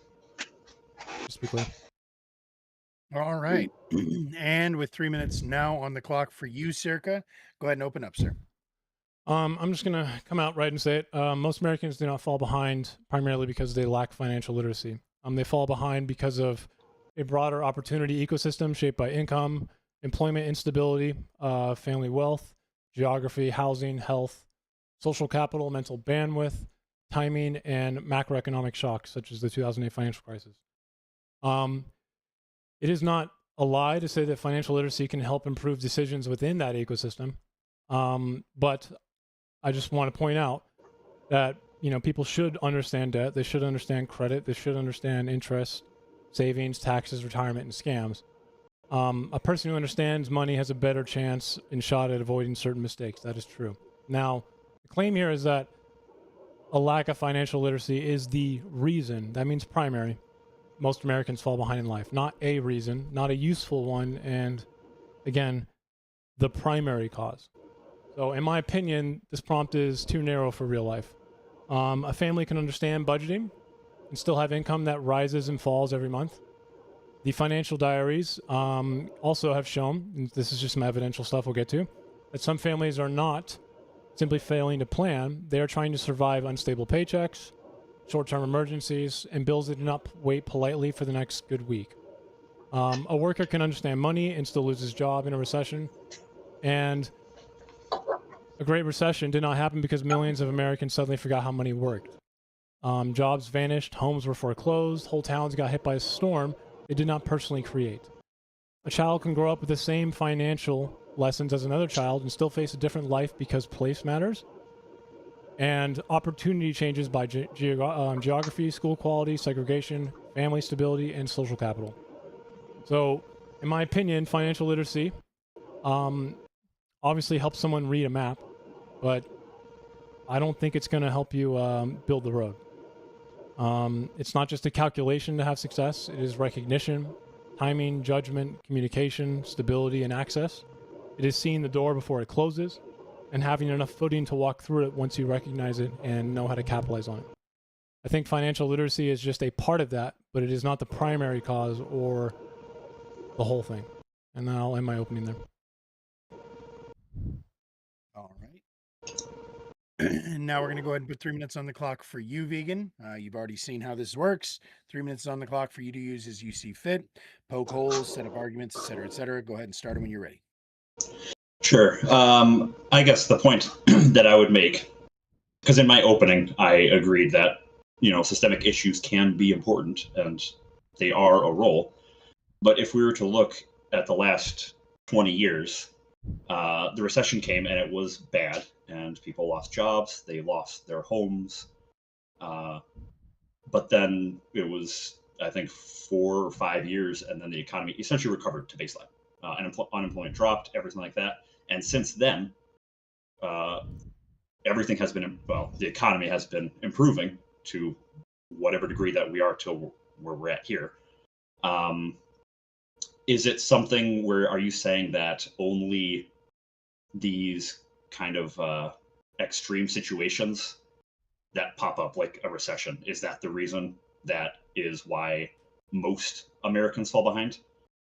No. I'm not making the claim Okay. that recessions are the main reason people fall behind. Okay. Was it that it was like where you're born, or like your parental upbringing, your school district and stuff like that? Is that the reason? It is not the primary reason, no. What would you say is the primary reason? I'm going to say that something like income, stability, time, health, transportation, housing, and access before anything financial optimizational becomes meaningful at all. So it'd be something like that: income, stability, time, and health. Okay. That would be choice set. If you want a more okay, like some terminology. Sure. Okay, so if the possibility, or if there was a possibility for an individual to have more secure housing at a cheaper cost and more secure transportation at a cheaper cost, all that stuff, would you say that that would be one of the driving causes of them to then succeed later on? No. Now, the second thing would be something akin to bandwidth, is what we call it in economics and behavioral economics. This would be scarcity. So scarcity, evidently, and this is factual, changes the way people purchase or make decisions. So this would be something like when people are under pressure, they know the better long-term choice. They have financial literacy, but oftentimes they don't have the slack to do it. They don't have the extra income. They don't have the extra ability. So the problem here next would not be simply just fixing choice set. It would be that it's not always ignorance. It would be constraint and actually having the stability to then go on and do it, separate from housing and income and stability. And is scarcity the primary driver of these choices, or in terms of behavioral economics, or no, choice set would be the primary driver, in my opinion. After that would be this bandwidth idea. Okay. Yeah. And I think that's right, so I'm going to go ahead and put 10 minutes. I'm going to put in 10 minutes on the clock. Just go ahead and roll it straight into the conversation, gentlemen. Keep going. Sure. So I guess if I were to open on that concept of choice set, as long as I understand it properly. Yeah. Housing costs and all these other things are the primary aspect of what can allow somebody to succeed. Income is number one. Income's number one. So like income has nothing to do with those things. Okay. And in that sense, that's why I would say financial literacy does include the knowledge that, okay, if I work X job and I make $30,000 a year, but if I don't, or if I'm able to apply 4 weeks of time to, to whatever learning, okay. very I vague. just want to point out, And then, I think earlier you mentioned you were using human capital, correct? Yes. From Anna Maria Lusardi and Olivia Mitchell, right? So their argument is human capital based. That's where that phrase comes from, right? And it has a very specific meaning to it. It doesn't include, weighing the opportunity cost or the recognition that a job might pay more. That's not included in financial literacy. If we do that, then we're making the term here just mean nothing. It's too broad. If you are going to take the human capital route. So then I guess what would financial literacy mean to you? Just only what you invest in? It's borrowing, saving, retirement, and portfolio decisions. And how do you save for retirement? There's many different ways to do that. I don't know if that's relevant. Like for a low income or a medium income earner, how would they save for retirement? Well, it wouldn't have anything to do with the income or how you get the income, correct? At least if we're talking about jobs and the average American. That would be afterwards. That would be afterwards. So that would be the whole point of choice set, by the way, is a causal chain here, right? So we have someone who knows how compound interest works, but they have no surplus to invest, right? Correct? That would be a big problem for someone who knows the financial literacy here, but they can't actually make the decision to do it. So it doesn't mean that financial literacy is useless, by the way. It just means that it's downstream, correct? It's not a primary cause. I mean, I would argue that being able to look at the situation of what they're with budgeting, obviously budgeting requires an income in some way. And if you're going to look at your budget, you can cut costs, in XYZ reason for whatever. Income on its own is not going to be affected by budgeting. Budgeting is a downstream idea of income. Correct? I would still argue that being able to make. Now I do want to move on to something else if that's all right. Let's do a little bit of a test here, like a little bit of a question, okay? So if you have two people that have the same financial literacy, right?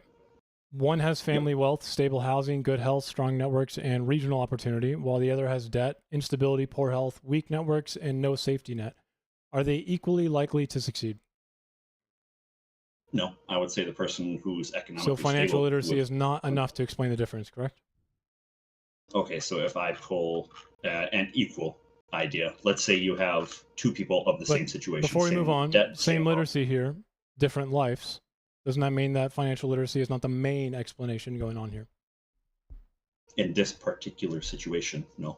I mean, that's a pretty common one, so isn't it?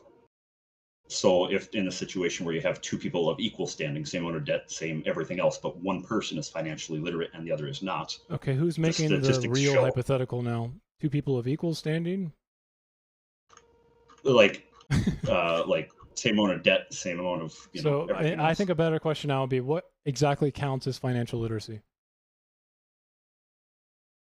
Understanding, I mean, generally speaking, just understanding how finances work, how budgeting works, human capital, although you disagree. How come that includes things like practical judgment or just life competence? Isn't that a little too broad?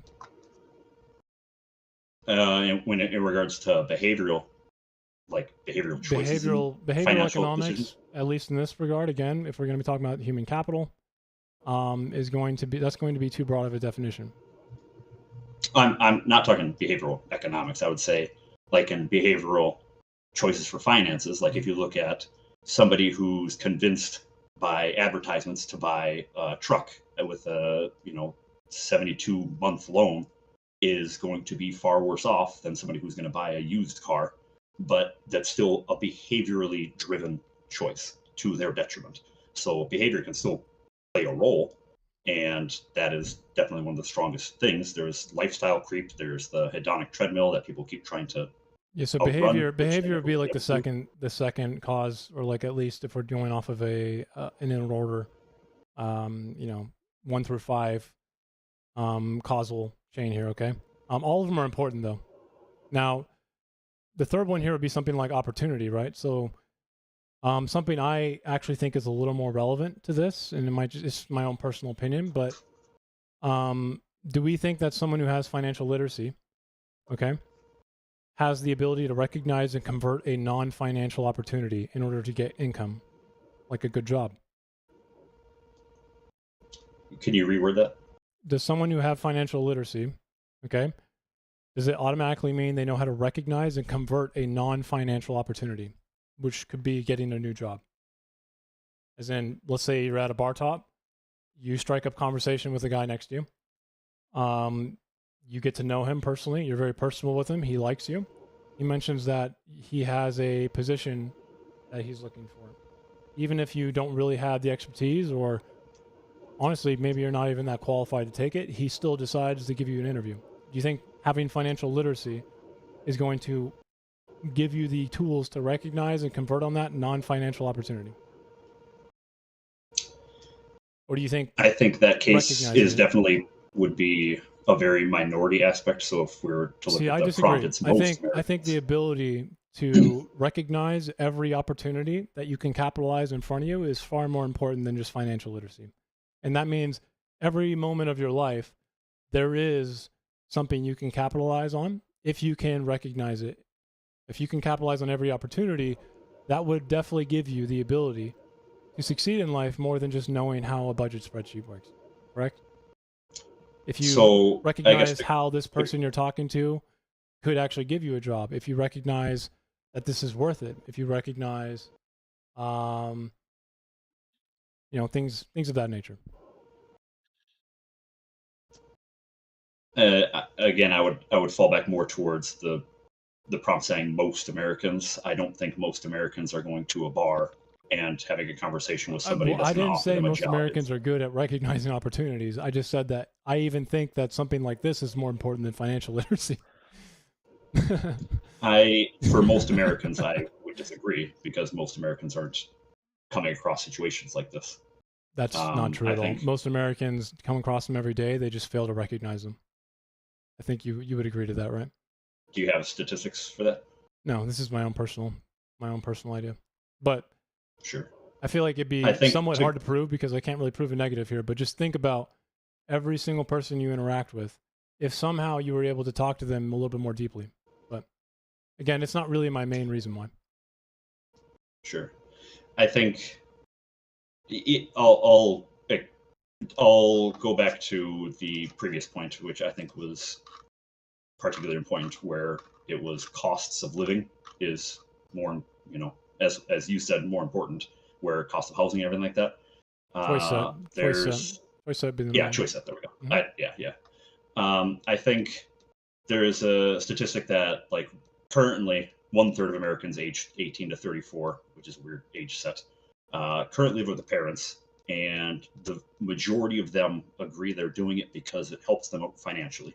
Sure. And the remaining 2/3, 2/3 of them are saying that if they were focused more on financial security rather than behavioral independence, they would move back home because they would be able to save, on average, across all of America, about $10,000 to $20,000 a year. It's the very minority, like 5 to 10% of people can't move homes due to abusive homes or parents downsize. I mean, that says more about the economic condition of the average American than it does about their ability to succeed, doesn't it? I think a financially literate American would see that if I can save $10,000 to $20,000 a year. If this was 50 years ago, there would be it'd be a different answer, right? The truth is the economic condition in this country is not good. We're living right now, though. But I mean, we're living today, not 50 years ago. Sure, but you don't get to transpose it as if somehow that's going to be a magically good economic decision. In reality, it's just their economic condition in general, because the economic condition in this country is degraded. It's just not good. They can't really transpose them that way. Which, in a systemic thing, you can argue that the economy is not a good spot. But from what the statistics are saying, I am. What the statistics are saying, that with the system we live in today, mm-hmm. Young Americans can move back home.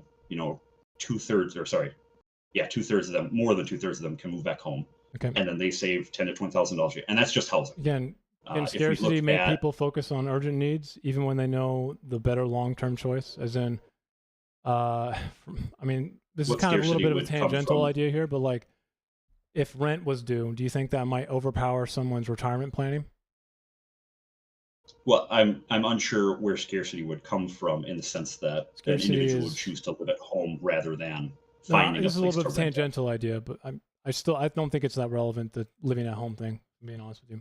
It just sounds like a people don't budget idea, but budgeting is useful when you have enough money to allocate, not when you don't have enough money to actually afford rent.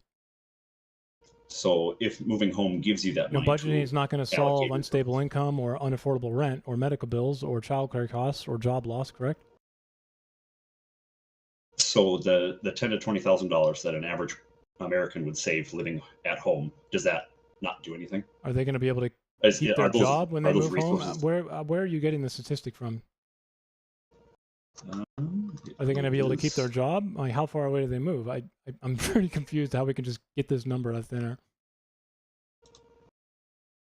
I've got. Let me digger. Also, I don't know if that here. it actually qualifies as a financial literacy move, right? It's choices about your income and what you spend money on. I would say. Sounds that's- like general judgment to me, right? Which is broader than financial literacy.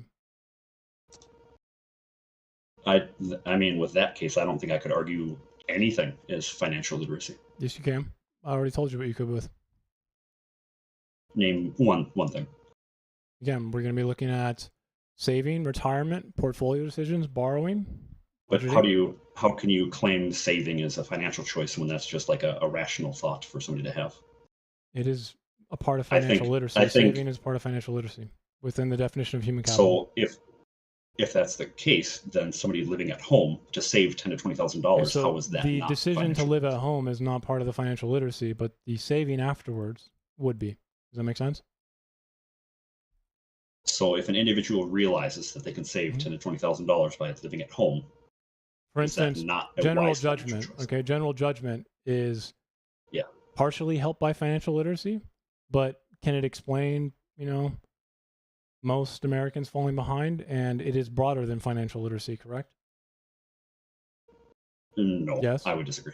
You think general judgment is not broader than financial literacy? General judgment. No, I guess more so the conflating the two. Because I'm not conflating them. I I'm trying to think- demarcate them for you. Well, is it just general knowledge for somebody to put money into an emergency savings account? If you're doing that, it's savings. That wouldn't be general judgment. And if you're choosing to live somewhere else to save more money, that's not saving money. Is that, again, is it because of unstable income or unaffordable rent, or is it because they really are just choosing to do this out of, saving? They're trying to do this because they want to be good at financial literacy. I think one stat was that 64% of Americans that live 18 to 34-year-olds that live at home are doing it A because stat of is not going to financial give you choices. any inference. I wouldn't just go on further than whatever the stat's telling you, right? You kind of have to, when you get So the- statistics, you kind of have to make sure that you're not just using the data set and you don't make inferences that are more than whatever they can claim, correct? So the 64% that say they're doing it to save money for finances, I cannot claim that 64% of people are doing it for financial reasons. Again, this is because the economic conditions are bad, correct? Not because they know financial literacy. This is downstream. I guess I'm unsure then, like what can exist as financial literacy consistent. I know. The problem here is that you can't make it so broad that all of a sudden every single decision you make is now financial literacy, correct? I don't see why that's an issue. Because then you've made the definition of financial literacy now something that's irrelevant, and it's not something that's up for debate. You've made it How's that every irrelevant? decision in the world. Every decision related to money and how somebody can use money to their advantage or disadvantage. Is addiction and despair something related to money? Even though they understand Yeah. financial literacy, maybe addiction and despair causes them to make improper decisions. Yeah, behavior still can play a role, Okay. What about social and capital? finances can play a role. What about no? I mean, it's definitely not directly helped by financial literacy, right? I mean, if you're like if somebody were to network for the purpose of trying to That is not expand their social capital, That is not because they directly realize that financial literacy. That has nothing to do with saving, borrowing, or retirement. Correct? So why would somebody want to network? So they if can it's get a not better related to job, finances? and then downstream they Why would could they want a better save. job? Correct? Okay, so the ultimate reason is so that they can save money. No, that's So not the the ultimate choice reason. that drives the social events or these networking things is the end goal is to save money. And if that doesn't count as a financially literate choice See, for something you have to to do, be careful here, okay? You can't just go further than whatever. If you brought up human capital, correct? Human Yeah. capital based. So financial knowledge can be treated as an investment. People who acquire it can make better borrowing, saving, retirement, portfolio decisions, correct? Now, The very That's correct, article yeah. in which you're bringing up this phrase from makes clear that you cannot go further than this. They even write in their conclusion that we need to make sure that you isolate this in its scope. We can't do what you're saying. Are you aware of that? I mean, I would It's still not the primary disagree. cause that's happening from this. It's just saying something useful.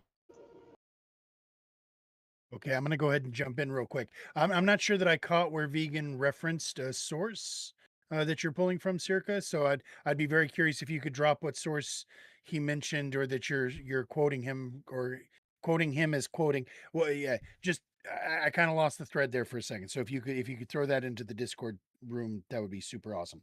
We're going to go ahead and go to our questions, our Q&A session from the judges.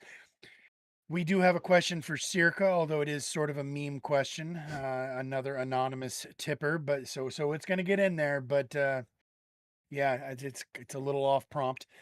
So I'm going to start out here with Vegan. First question from me, sir.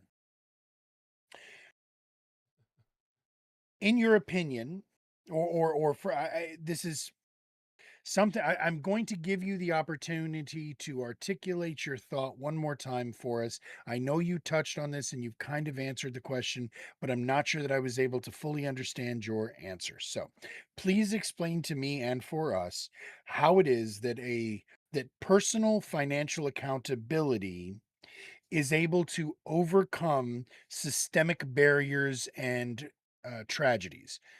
Circa mentioned things like losing your job or market crashes, et cetera, et cetera.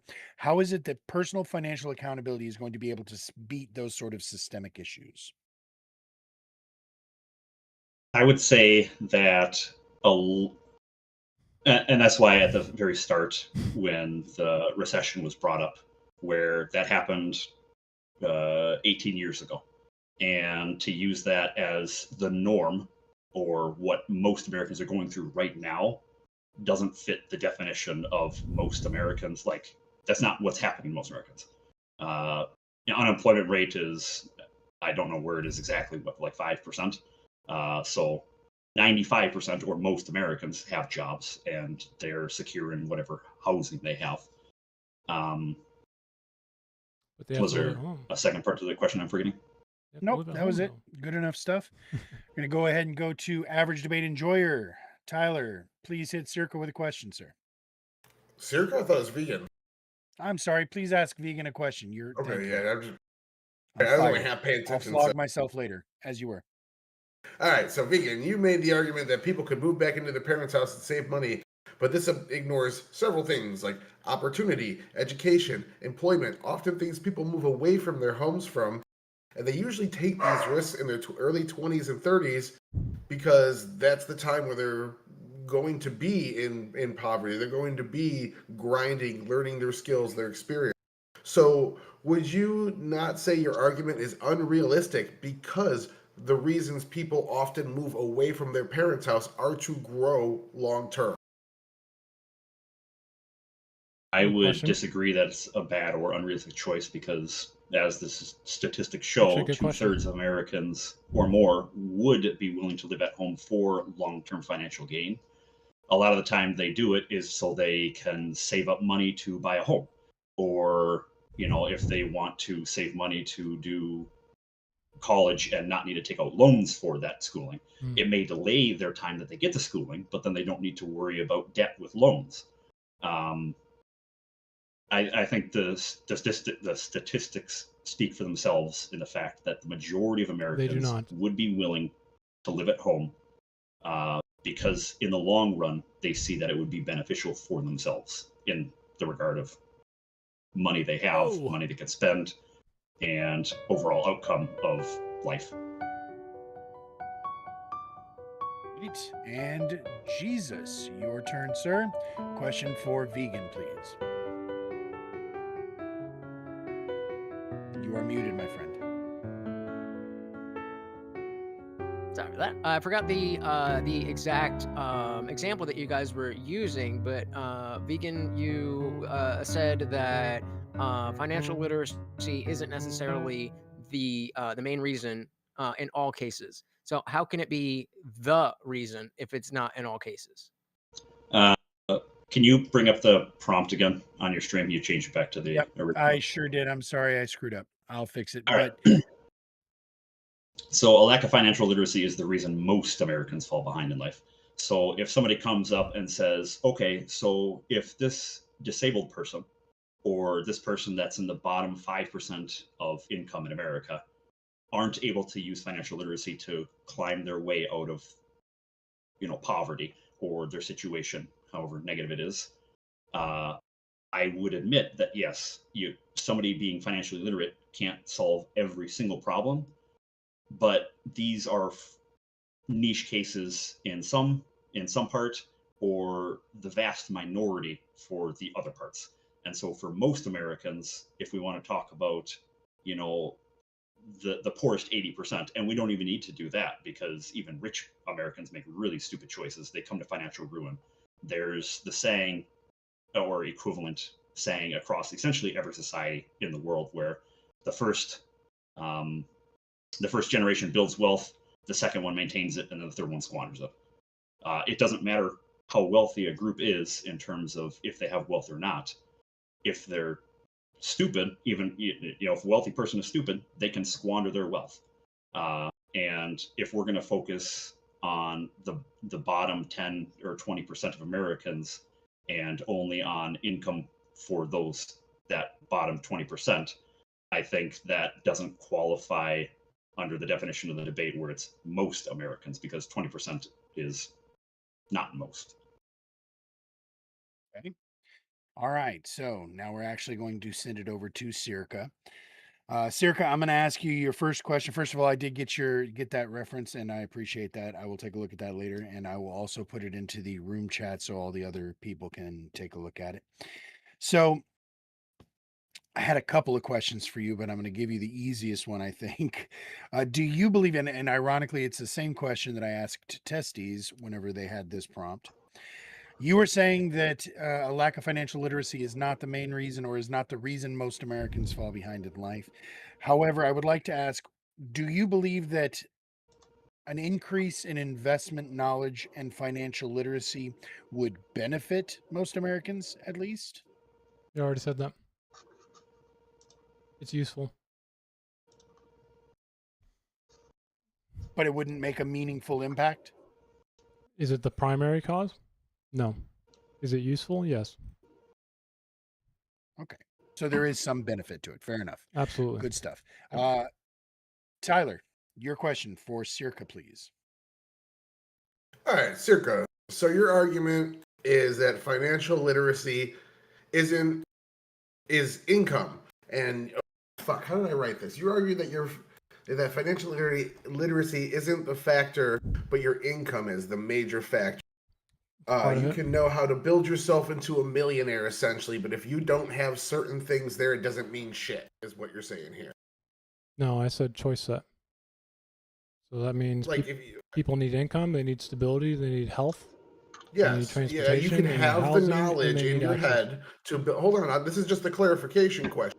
You could have the knowledge. I'm sorry. I thought you were asking questions. Go ahead. I'm sorry. I'm asking just a quick clarification of his argument. I'm saying you could have the knowledge in your brain of how to become a millionaire, how to be the best investor in the world, and that doesn't mean shit if you don't have certain factors. One of the main one being income. That's your argument, yes? No, I never said it doesn't mean shit. Like it doesn't. I'm being hyperbolic. I'm just making a summary argument. You're putting words into the debater's mouth. It doesn't matter. Use his actual words, or don't.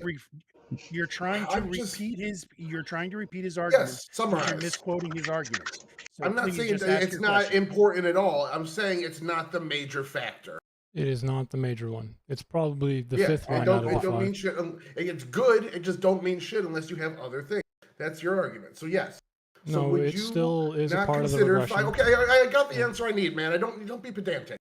You would so would you not consider financial literacy everything else but what you said, the eye for opportunity, the ability to take a marketable idea, understand the business structure, design a business, and present that to borrowers or investors to secure that income? Aren't those all financially literate skills? And just because you aren't able to eye gold doesn't mean you have to reinvent the wheel. Those are You not could just financial become. literacy skills.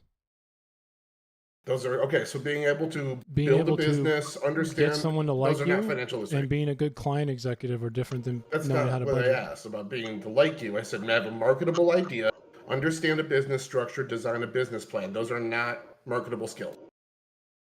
I'm sorry. Literacy skills. Do you I'm sorry. think an entire business, the marketing structure, all of those ideas you just said are financial? I'm not literacy asking. I'm ideas? not answering your questions here. I'm asking you a question. I'm answering it. What you just said is wrong. They're not That's financial not literacy. the answer. That's a question.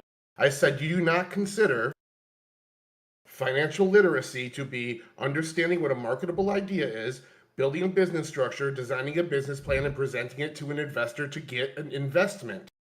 Do you not consider those skills That's not a specifically financial to literacy. be financial literacy? It's not financial literacy. Okay, that's all I'm asking. Yeah.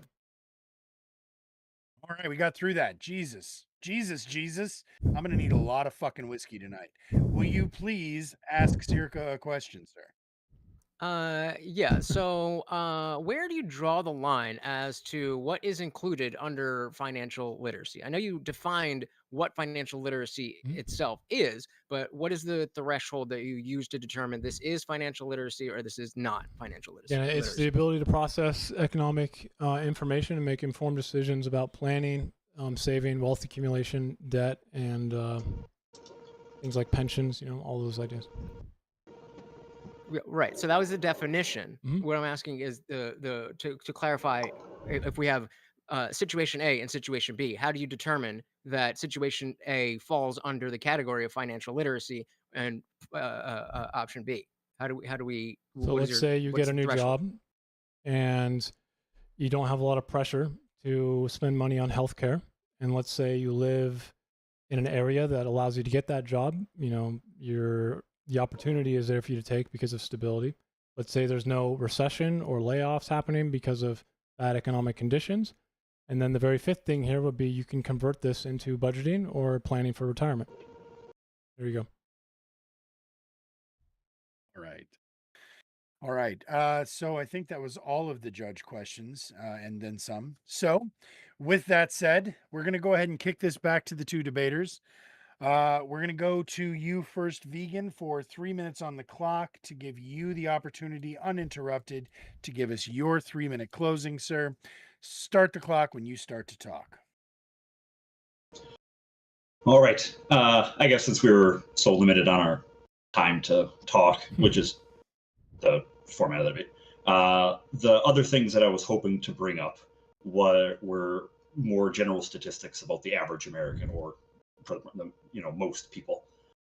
There was a study that shows that an average American loses $1,000. Well, in 2025, lost $1,000 due to lack of financial knowledge. They overpaid debt, they took out bad credit, stuff like that. So even for low-income earners, that extra $1,000 would be immensely helpful. The TIAA Institute for Personal Finance has this thing they call the three times rule, where people with low financial literacy are 3 times more likely to be financially fragile, more susceptible to emergencies, essentially ruining them. They have no plan for the future beyond that. 5 times more likely to have no savings at all, and 2 times as likely to say debt prevents them from managing other life priorities, primarily because they take bad debt. There was a FINRA study last year showing that 29% of Americans, only 29% of Americans could correctly explain how compounding works. And they, from that data, realized that leads to high cost borrowing, like payday loans, like high, APR credit cards, stuff like that, buy now, pay later stuff. And that leads to another $1,200 per year in interest due to those. I was only able to touch on housing with, living at home. I think that a financially literate person would see living at home as a financially wise choice because it's focused on money. If we go to the other big costs for your average American, transportation is one of them. And there was a study showing that about 10% of people use public transportation, when it was 30 to 40% of people are within means of using that public transportation. and they graded that public transportation as something where a bus shows up every 15 minutes. So reliable, consistent transportation that is far cheaper than buying a car. There was another that showed something like 54% of journeys traveling was less than 3 miles. And if people are traveling 3 miles to go to work, for example, or the grocery store, you don't need a car to go 3 miles. A car is very expensive, and it leads to financially ruinous decisions in the end. People can be car poor, especially lower income Americans. And so realizing that they don't need a car to drive from point A to point B, if the average distance for a drive is 3 miles, they can buy an e-bike or public transport or anything like that. My time's up, but I would have stepped a couple more steps, but my time is up. So, no worries. So we're going to go ahead and kick it over to you now, Circa. 3 minutes is on the clock for you, sir. Bring it home. Okay, so does financial literacy matter? Or does it explain most Americans falling behind? The first is true. I think the second is not. Bad debt can hurt you. Bad spending can hurt you. Waiting too long to save can hurt you. And I think there is no need to pretend that financial choices are just like harmless, because they're not.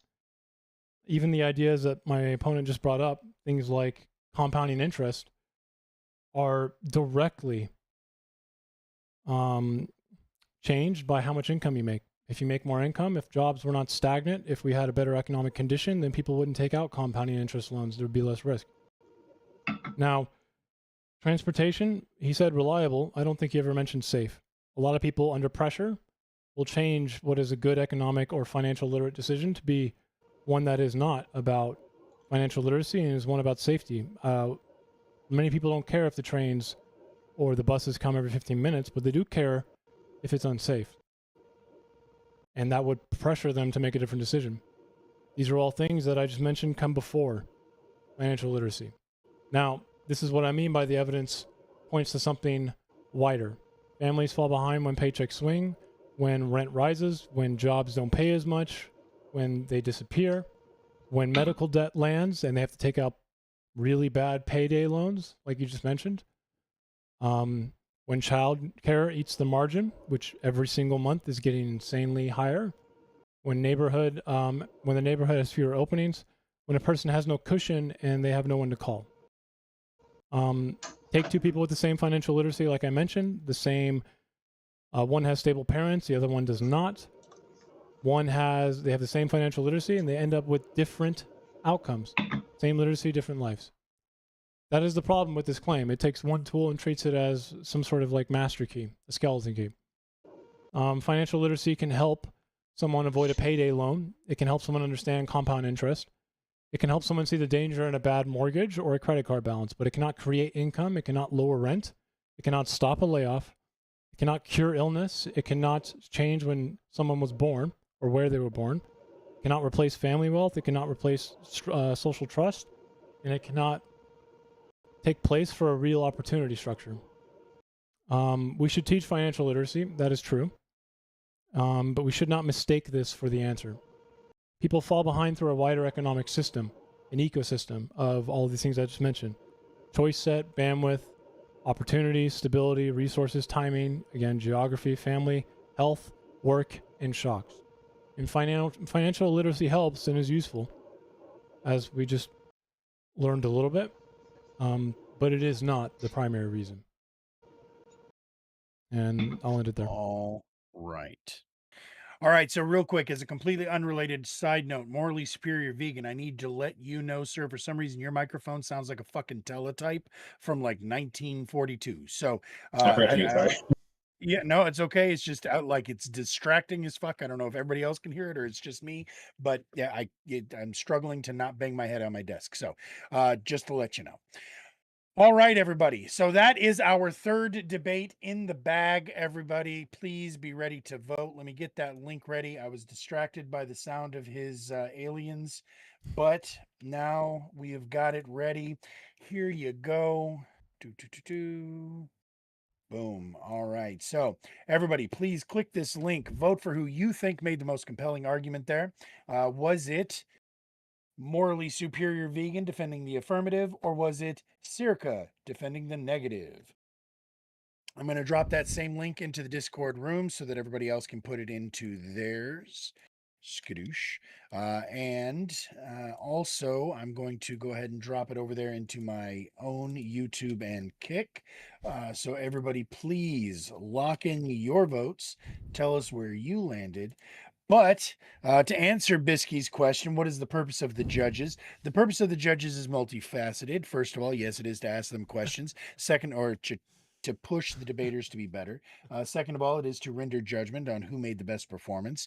But also it is to offer feedback and constructive criticism to debaters, things that maybe they missed or things they might be able to improve on, suggestions, et cetera, et cetera. So that's really what we're looking for from the judges. So with that said, I'm going to look over to them right now.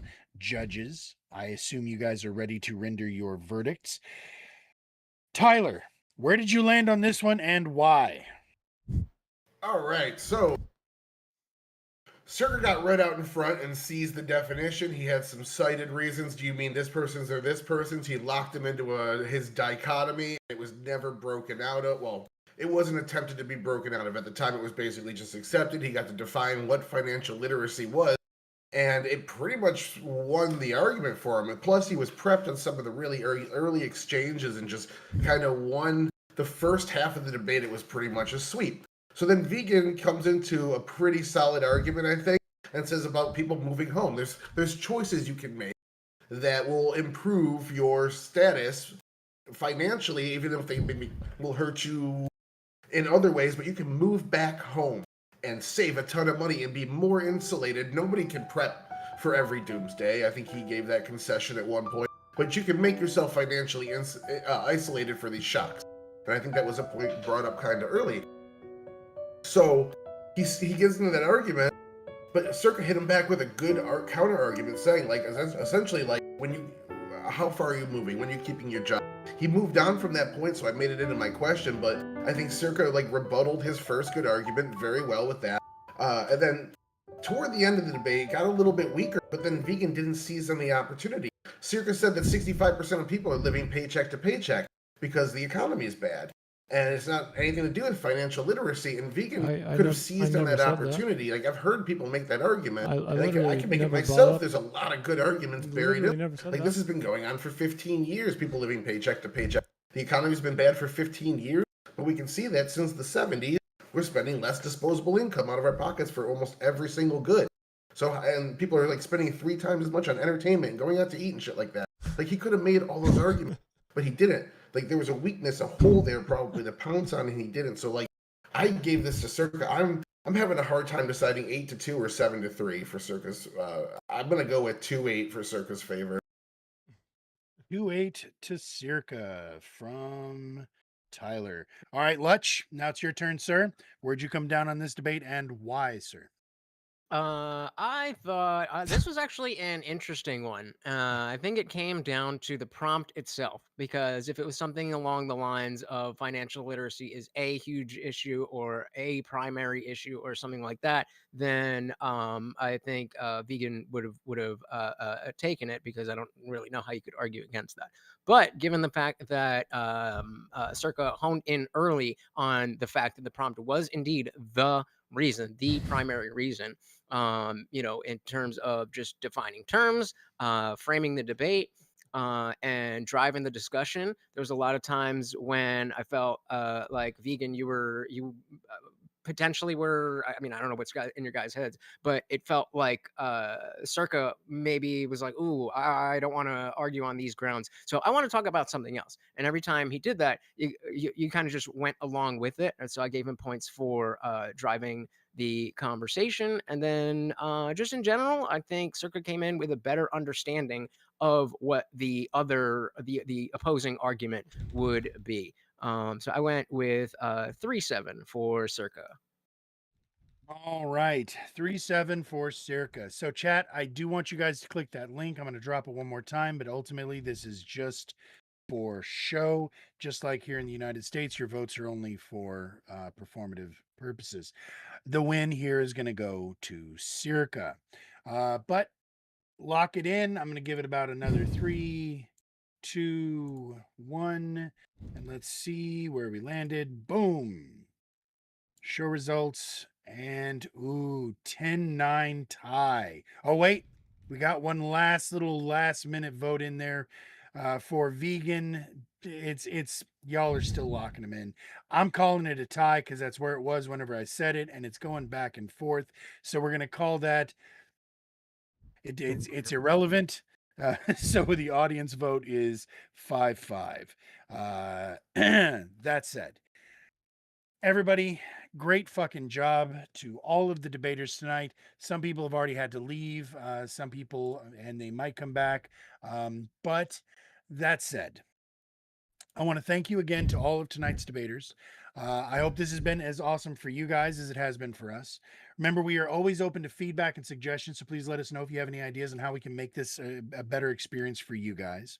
Above all, thank you to all of the viewers out there. We wouldn't be here without you guys. Remember, we do this every Friday and Saturday night, starting at 7 p.m. and 6 p.m. respectively. Sorry. So make sure you give us a follow, and that way you will get the notifications whenever we go live. Subs and donos always help us keep the production improving, and of course, once those become more regular, they will start being shared with the winning debaters. So help out if you can. But if you can't, you can also help us out just by spreading the word about what we are doing here.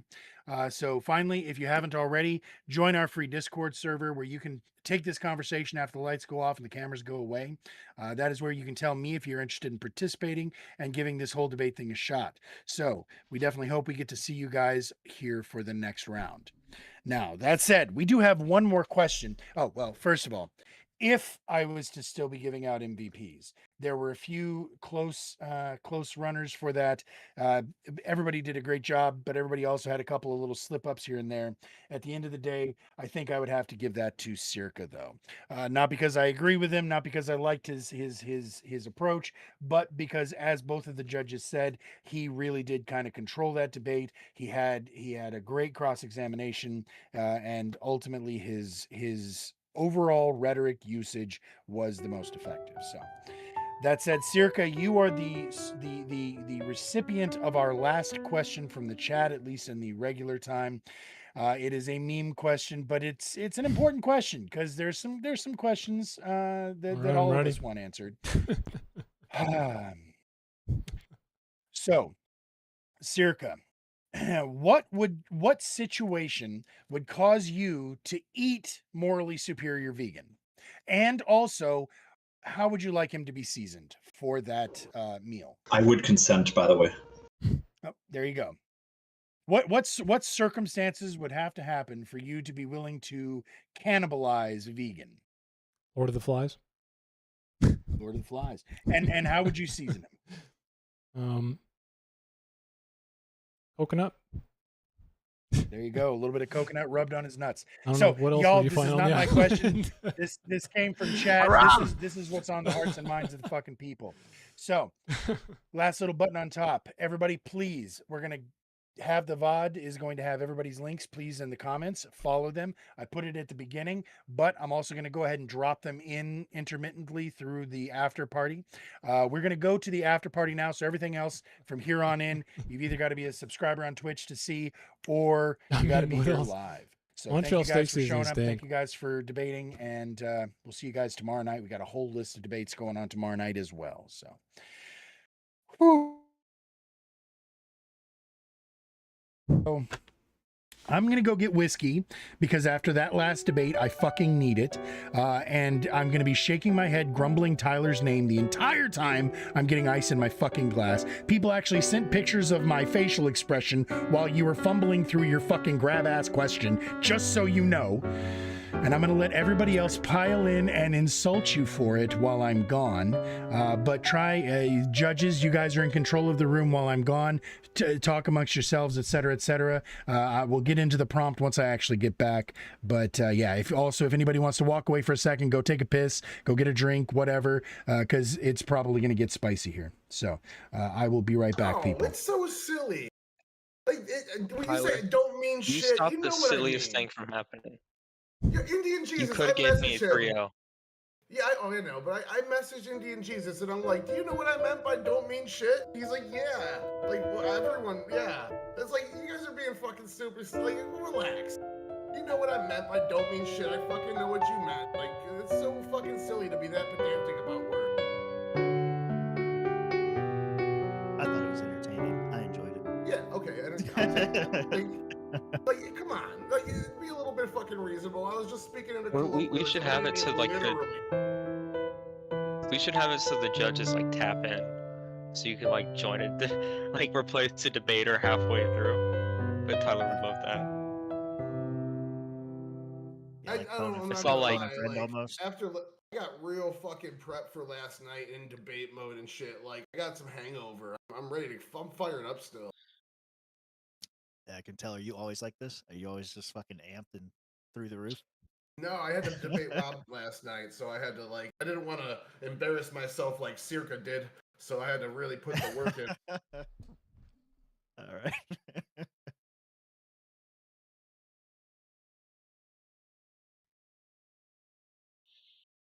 But no, come on. You should have gave me 3-0. You should have gave me 3-0. I stand by all my decisions. I don't deserve it. Technically, I should have lost 3-0, but you should have gave me 3-0. Yeah, I'm so fucking pissed I fucked up that question. That was Yeah, completely my fault. Yeah. What was the question you fucked up? Because I still want to know what you were spazzing about. I don't remember. I was mad because you started going down a route that I knew was like how it was. It was a reasonable interpretation. It was 100% my fault. I just asked it. I don't even. I saw you remember. throw your hands up, and I was like, "Did I do good or did I piss him off?" I don't know. No, it's my. I It was was fine. yelling at myself. I fucked it up. I'll go rewatch your. Hands always mean violence. Once he once you see hands, he sees red. Yeah, right. Nah, that's my fault. Yeah, no, I stand by all my decisions tonight. I think I did good judging, and everyone's free to disagree. That's why we do what we do. Tyler, didn't I tell you before my debate that I had like absolutely no idea what I was doing? Yeah, and I wish if you want to come to me and do prep, I will help you out. Like you're opening like. Dude, I can't prep with a judge. I can't do that to my other debater, I don't judge bro. every night. I don't judge every night. And the judges also act as what's it called? Fucking team captains now. Do they? That's some bullshit. That shouldn't be happening. So like, if you want to come, I'll help you out because like you hit on good arguments. Like you gravitate toward good points. Once you get pushed on them, you don't have the counter arguments ready because you don't really know them as well as you should. And it's not that difficult. I will sit down and do some fucking prep with you. It's fun. I enjoy it. Nah, I already got prepped by Kay, and like during the entire debate, he was just like, "This is the worst thing I've ever seen. You deserve to lose. I was gonna get me, Griffiths, and Lily to vote against you. You shouldn't have won that. You shouldn't have won anything. That's the worst thing I've ever seen." I like went into a VC with him, and he's still in that VC, but he did nothing but like grill me. And I was like, you know what? After that performance, I'm surprised I got voted for at all. Like, but I appreciate it. I was telling Groofus, like, if I could win that, I can win any debate. Because I had no idea anything about the subject. I didn't even have an opener. My closer wasn't great. My, like, reputations weren't that good. But just because I had, like, one highlight right after his opening, and I wasn't going the Trump route because, like, honestly, I didn't even think of it. Like, I was so ignorant, I didn't even think of the thing that he was refuting, which was technically the strongest point I could have gone with. But, so, like, I just stumbled into the right answers. Yeah, I mean, Yeah, that was retarded. Anyway, I'm gonna go ahead and say goodbye to you people. I had a lot of fun. Thank you for inviting me, Horseradish. Absolutely. Indian Jesus, you're a bitch. What do you mean, you Rant people? free. I started my entire Oh, thing shots telling him fired. how he did People. well. I How started my great he did, entire right? thing I saw telling him that how he too. did. And then he How got mad great at he me did, that I right? said I saw the that phrase too. debate tactics. And then he got mad at me. I meant that as a positive. The Like, phrase you're debate doing tactics. debate And well. I But meant that you can as a do positive. like there's a Like, difference you're between doing debate well. tactics But and you good can do versus de- bad like, faith. there's a difference between debate And, like, tactics at the and very good end, versus bad faith. I Sure. explicitly Like, wanted at to the give him very end, the opportunity I to explicitly wanted you know to give to him differentiate the opportunity between I don't even remember what the two terms were. The terms that he was differentiate trust between and reliance. two terms He was were. like, The well, terms I'm that gonna he was go with what complete, Game Boy trust said. and It's like, reliance. well, It's like, okay, well, I'm all gonna right go then. with what Game Boy said. And it's Yeah, like, what can you do? well, But he okay, explained reliance when I said trust. What can you do? But Did no one else explained notice that? reliance when I we all said did. trust. And I tried Yep. to like say that in my Did closing. no one else notice that? But like that was what We was all did. grilling And I him tried the to like most. say that Was in my like closing. we like, were that was like, what was and grilling Radish him even the told me most stop was, talking over like, him, but it was like we he were would like, and say Radish something. even told me stop talking over I him. would but say the opposite, and he's like, yeah, and then Christ. saying what he was saying, and it was like so annoying. Like I knew I was probably losing like public opinion there, but it was like I hope everyone was just as frustrated as I was. There was a lot of frustrations tonight, my friend. We will definitely get into those. So No, he had like a stroke. say what? He was my debate coach, and he saw my performance. Yeah. First and only time. Well, for what it's worth, you were on the short list for MVP tonight. If I was giving out MVPs, because you did actually do a really good job. Who would have won? I said Circa got it because he kind of yeah, controlled. you I did. love you, vegan, but yeah, he controlled that argument. Even Yeah, though there were a Vegan, you lot of got places that I wanted to poke holes, and we're gonna get to that prompt, I promise. But we'll get to it later. So real quick, I want to be clear, vegan. I am not saying that it is the sound of a type or your keyboard or anything like that.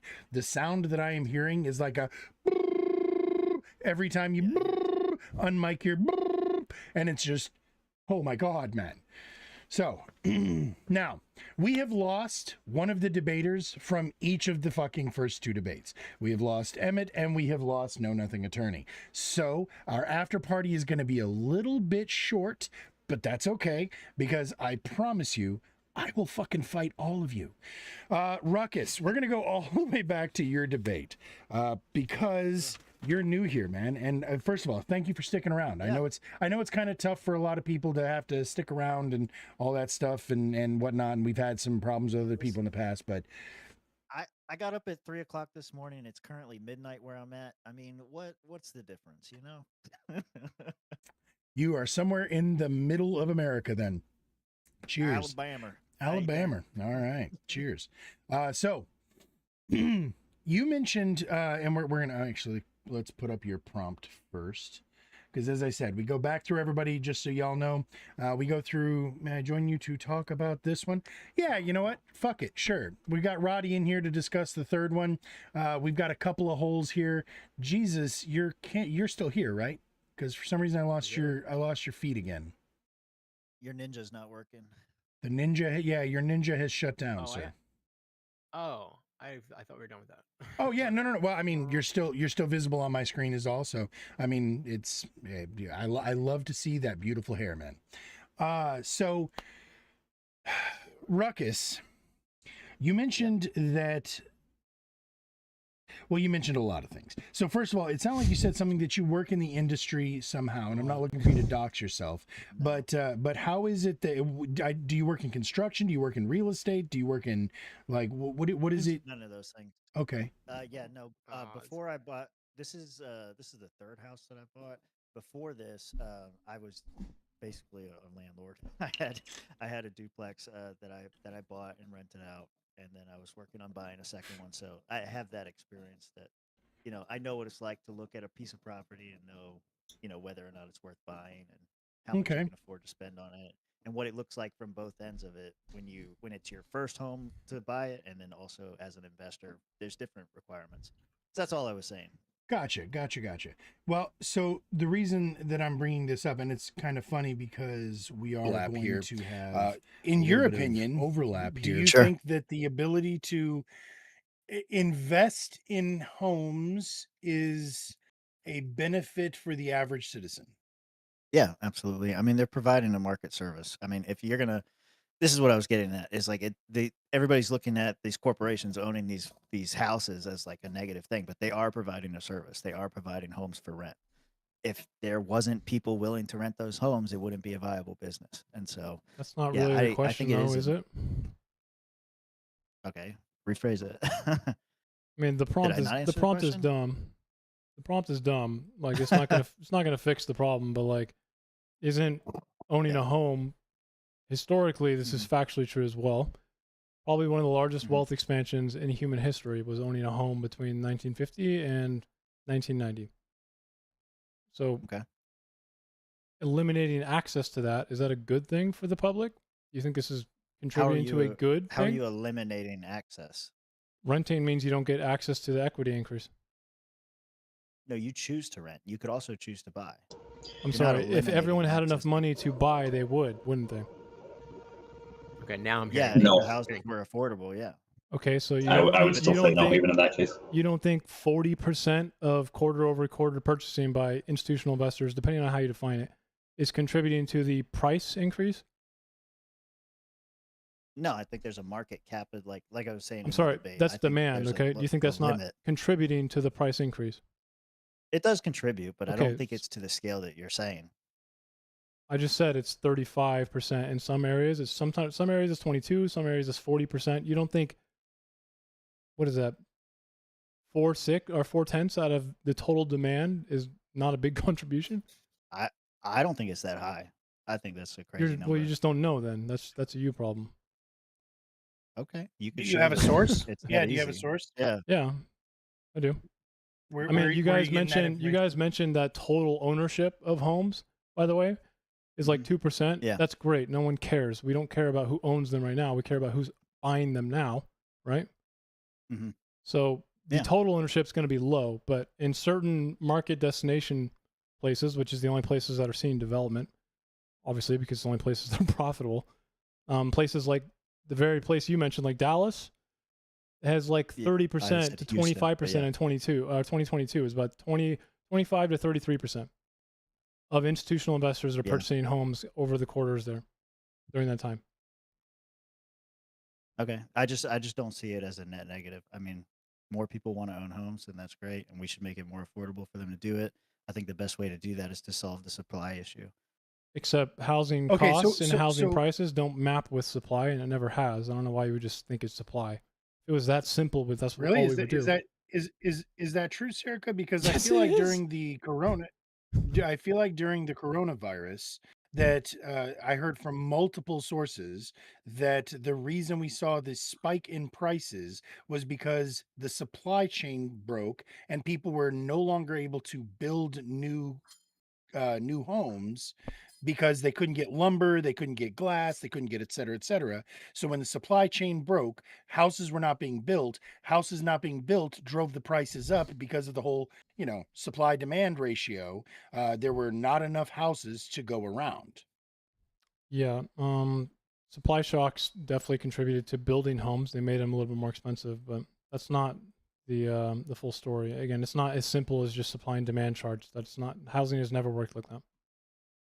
If anyone takes the time to go look at the median cost of a house over time for as long as you can go back, and then looks at the total housing starts or housing supply, you'll notice that one of them looks like an earthquake seismograph and the other one looks like a commodity investment. So I think just take the time to go look at that and you'll understand that economics here is not as simple as buying a fucking candy bar. Okay. So then in that case, Serica, what would you say is the primary driving cost or driving the primary real estate cost driver? First is going to be income. So whenever you have rising The incomes, income of the house? How does the house's income have any bearing? Okay, you said what is the primary reason? Okay, so we still have Yeah. regular market functions at play here, right? Like increase in wages is how inflation happens. Those are the first two causally linked things. Okay. Now, what I think would probably alleviate this would be probably put restrictions on foreign investment, and then we probably need to put some sort of rising taxation that would have to be made extremely well. I even made a mock bill for this, mock legislation that I can show you if you'd like, of course. Because you don't want to disincentivize I would very development much like to and read that. That sounds fun. Yeah. I Yes. mean, I tried to make it in a way that you could actually pass via legislation, but it couldn't be done at the federal level. It'd have to be done at a local level. That would probably get it to California. We'll do it. No. I mean, it would probably help with places like California because we have a lot of issues with LLCs being filed and made under different names, and you can obfuscate how you own homes, because you're obviously trying to keep yourself from being too liable, right? And that's why you couldn't just do like a rising property tax, because we don't know who owns the home per se. You can put like a fiduciary as your LLC owner, your new LLC owner, right? And then that would look like their first home. So we'd have to fix that, and then you could do like a rising property tax that you'd have to target locally depending on how much, because you don't want to disincentivize investment. That's obviously something you don't want to do. But yeah, it's a complex solution for sure. Oh, yeah, very much is complex. Welcome in, Razor, by the way. Yeah, hi. I mainly wanted to talk on this one before I had to go to bed. Since no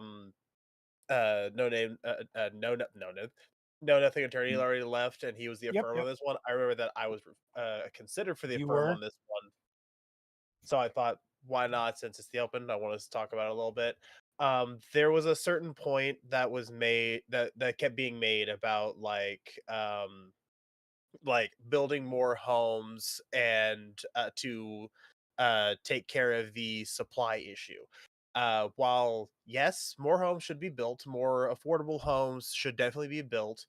These build to rent homes need to stop, in my opinion. Because I would want houses that are built for single families to own. I don't need corporations to invest in just rental properties. I need more homes for. They serve a purpose. I know they do. I'm just saying I need them to not be the main thing that people are going for. I need more single family homes, and also there's the. Sorry, let the guy who's asking a question finish.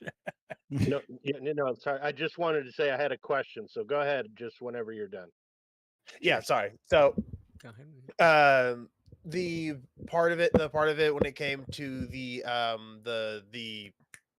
just used the word, the scarcity, there's a faux scarcity of homes that are on the market, and it is because these different LLCs or these massive corporations are buying out a bunch of different suburban homes or just any single family homes, and they're leaving them vacant and using them as tax write-offs to earn them more money.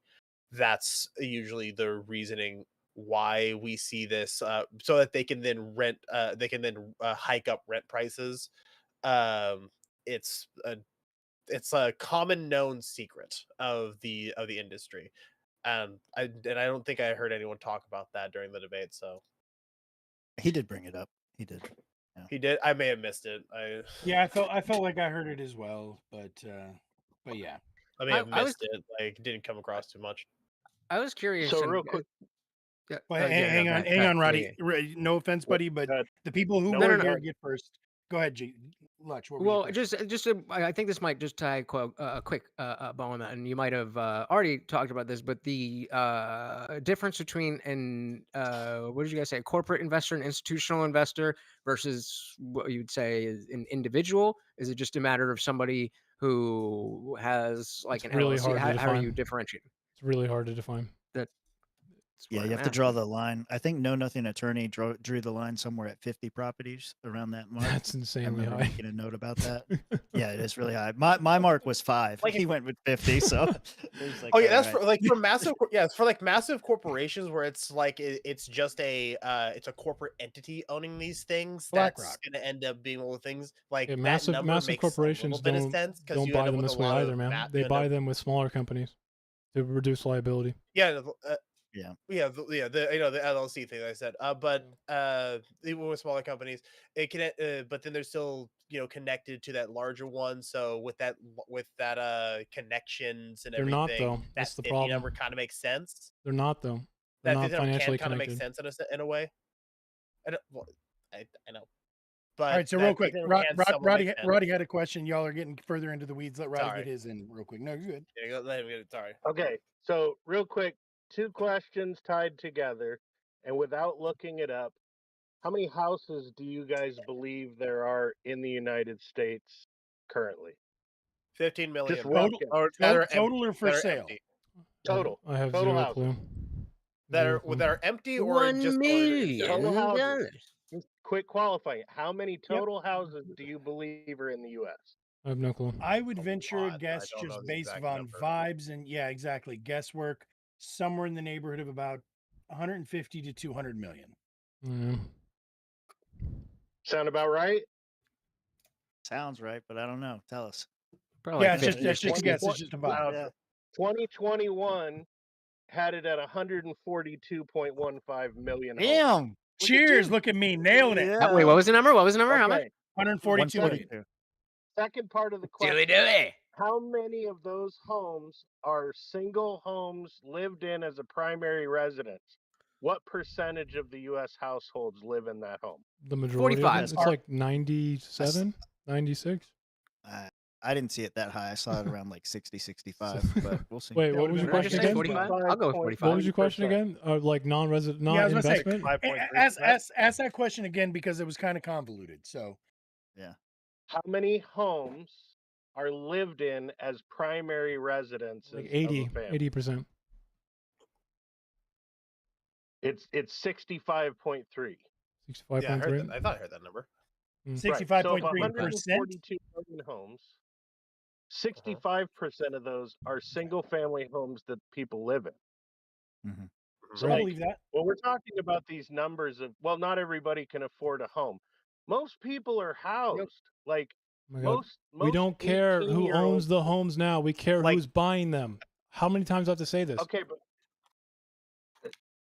3 more right, times at but- least. Bro, but- are you kidding me? Okay, so No, real quick, fucking Roddy, because, and I Christ. think this is kind of what Cirque is getting at, right? Though Fuck with slightly you. more sarcastically. You're There was a losing my big mind. talk, especially during the Rona, that when people were going to try to buy up homes, there were existing bids in on these homes from investors who would automatically outbid. So in other words, if you go to you go put in a bid at this house for 250,000, it's immediately outbid by 5,000, 255. You go back and you counter with 260, it's automatically back at 265 because their reserve offer was like 320,000. So they're willing to accept the loss while they're trying to buy up as many of these homes as they can.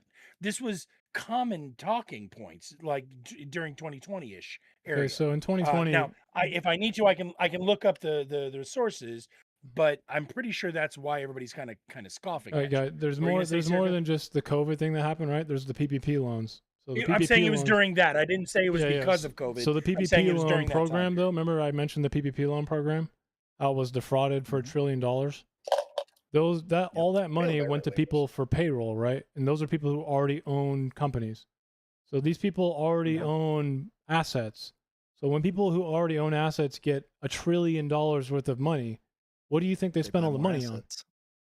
They buy more assets. They bought more assets. So the reason all the fucking homes, also in addition to the shock, it's convoluted once more, but the main driver was the fact that PPP loans went $1 trillion was forgiven. Our government just gave away $1 trillion, and that went fucking right back into assets. That's why it was only like 2 years of a shock, right? I mean, obviously, again, there's a little bit of construction shock that happened too, but primarily all the homes were bought by people who already owned assets because they got $1 trillion worth from that PPP loan defraud. Are you saying Alright, that the PPP loans were $1 trillion, or that there It was $1 trillion 900 of and fraud from something billion dollars forgiven. There's supposed to be loans for payroll, and all of it was forgiven. It's an absurd amount of money. Absurd. So real quick, we got a question from chat, and I'm assuming that this is from somebody in your community. Ruckus, tell us yeah. about your plans at Grand Rapids, Michigan. Oh my gosh, we're going to the libertarian. Yeah, this is swamp creature shit. Yeah, we're going to the Libertarian Party convention to celebrate the downfall of our once great organization. Wait. Are you Yeah. another libertarian, Ruckus? Is that what I'm hearing? It's such a We have complicated question. We could go on this for really hours. is. Here's Yeah. the thing. Here's the thing, Lowercase man. L libertarian. Yeah, no, Libertarian same minded. Z's. Sure. Same Yeah, for Z's. sure. I lean libertarian. I'm a progressive libertarian. That said, it's just funny to me because libertarians So you're not a real act libertarian. as that's what every libertarian fucking tells me. Libertarian Right is there. originally left wing, but okay. So yeah, right. I'm an intelligent libertarian. No, Sure. the thing is, libertarians act as conservatives in our community because what I found is most conservatives can't maintain an emotional stability long enough to actually engage in good faith debate. And that's not an insult to the conservatives. Yes, it It's is. just What are you talking it's about? it's not meant to be. It's What just it's conservatives an are you observation. talking to? Well, you've seen. Again, I'm He said trying my most. best. You I were said one of the most. good I'm guys. right here, guys. You're not a conservative. You're a libertarian. I rest my case. So, Hey, I take offense to again, that. I know you do. And that's why I said it. So I keep trying to bring more and more conservatives in, and I have been finding conservatives, and it makes me very happy who can Well- actually engage in good faith. So, but I'm just saying that the vast majority of my conservative like my good population friend in the over here. community is libertarians. So welcome hear in. you. We're glad to have you. I definitely water see a is lot of people like I'll just use my own chat for example. Love you guys, but very quick to be like, oh fuck this, the lefty and the this and that, and just Yep. very quick to be like, oh, why are we even paying attention? And I'm always saying, guys, we are paying attention because this person has influence. And so whether you agree or disagree, being able to understand that, I mean, that's what won circa the debate in my mind, the fact that he understood the opposing side. And if you're True not story. able to understand the opposing side, then you're just saying what you think. And, like that's And good. I actually was going to reinforce what you said whenever we got to the circuit debate, but since you brought it back up, I'm going to say it again. Yes, as far as debate tactics go, predicting your opponent's arguments in your opening statement is arguably the biggest dick move you can do. Like, there is no bigger flex than to be able to say, this is what he's going to say, and this is why he's wrong. And then it gets to him, and he's just like, it's so Well, good. hopefully they thought you about pop that. you pop their bubble before they could fucking blow it. Hopefully they Well, thought about it's a that, and they double-edged don't- sword It is a too. good faith it still is a good faith tactic. You just say like, Oh, hey, yeah. I already know what you're Yeah, doing. this is what they're going to say, and this is why it's not going to work. I just love it. just I don't come love in to see just it. don't come in like Gamer Boy and actually prepare a little bit, and you'll be okay. No, I'm just fucking with you, bro. Hey. I did prepare, didn't which is the bring up- most embarrassing part. I could show you something. The DMs between me and Kay were so extensive. There was large paragraphs, and then it slowly tapers down where Kay's just going, "The fuck are you doing? The fuck are you doing? That's not what we wrote down. That's not what we wrote down. That's not what we wrote down." And then I slowly That's the way to stopped get seeing my chat fucking messages open in the tomorrow. stream. He just He gave up on you. Yeah. But that's he the gave other up thing. with me during opening. It wasn't even like Because you said you didn't have an opening statement. That's how you really opened. I did. My first note That's was the weak most opening. I'll embarrassing be part. honest. I My just first note didn't was find weak it. opening. Weak But that's opening, yeah, again why I samesies. tell everybody that you look at these debates and it looks like just two people talking. It's not just two people talking. This is It is jujitsu, man. very This is stressful. mental jujitsu. So indeed. with the But I was telling Rufus, openings are obsolete. Oh, whatever. Yeah, Yeah. clearly You don't not. need I kind them of anymore. agree. I kind of agree. I don't love the. I mean, it's for like if I'm gonna go on here In this or particular format, Swords good. Reason or Rage Man or whatever like that. That is part of the debate structure. But I Mhm. kind of like when the it just kind of pops off. It's just like we're here for this. We're Yeah, here for this. What's good? Let's go. I'm not saying for like this is obviously more structured, but I'm just saying in general. Yeah. More No, fun. I think Well, you're right. and I think- to defend that logic, at least here before we get back in, and Razor, I know you got a comment, so I'm going to go back to you next. But just to defend that, part of the reason that I do things the way that I do and that I'm not going to change it is because what I have found is that when there's a timer on and there's an expectation for you to actually listen during that opening, you have no choice but to focus on what that person is saying.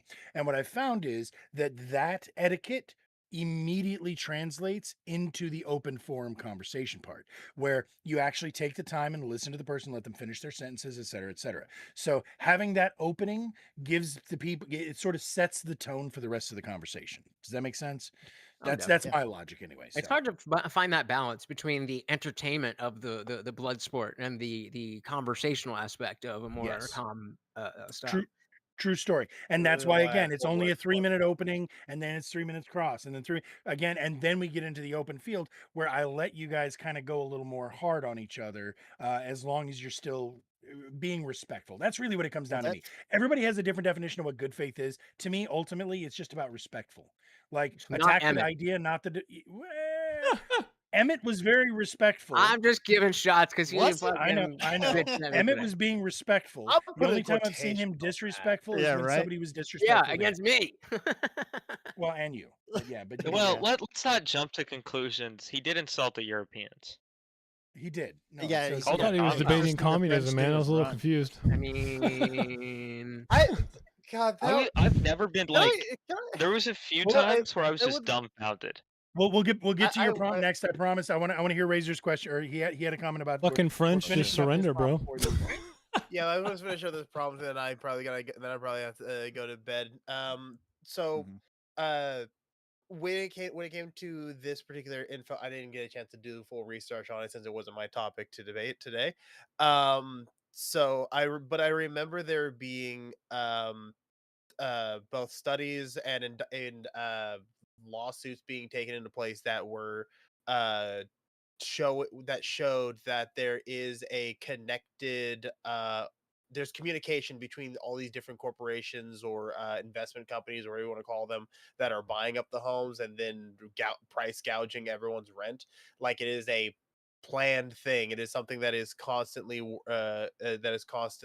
talked about behind closed doors to buy out a bunch of homes, raise rent prices, and put a faux scarcity on the market, which then has led us to where we are now, where the average person cannot afford a home. And the few people that can are basically in debt for the rest of their life because they used a home loan that they cannot pay off at all because of the interest rates. Razor. It's not that they're evil, man. Remember, like, why would someone use? I'm not calling them evil. So, like, it's, you I'm have not to calling it remember, evil. okay, It is an evil tactic, but it's not okay, them who's evil. in the 70s, there was a lot of extra capital, free capital that companies had. 70s and 80s. That's why the World Bank became like more of a thing, you know, because we were trying to figure out companies were trying to figure out ways to use capital.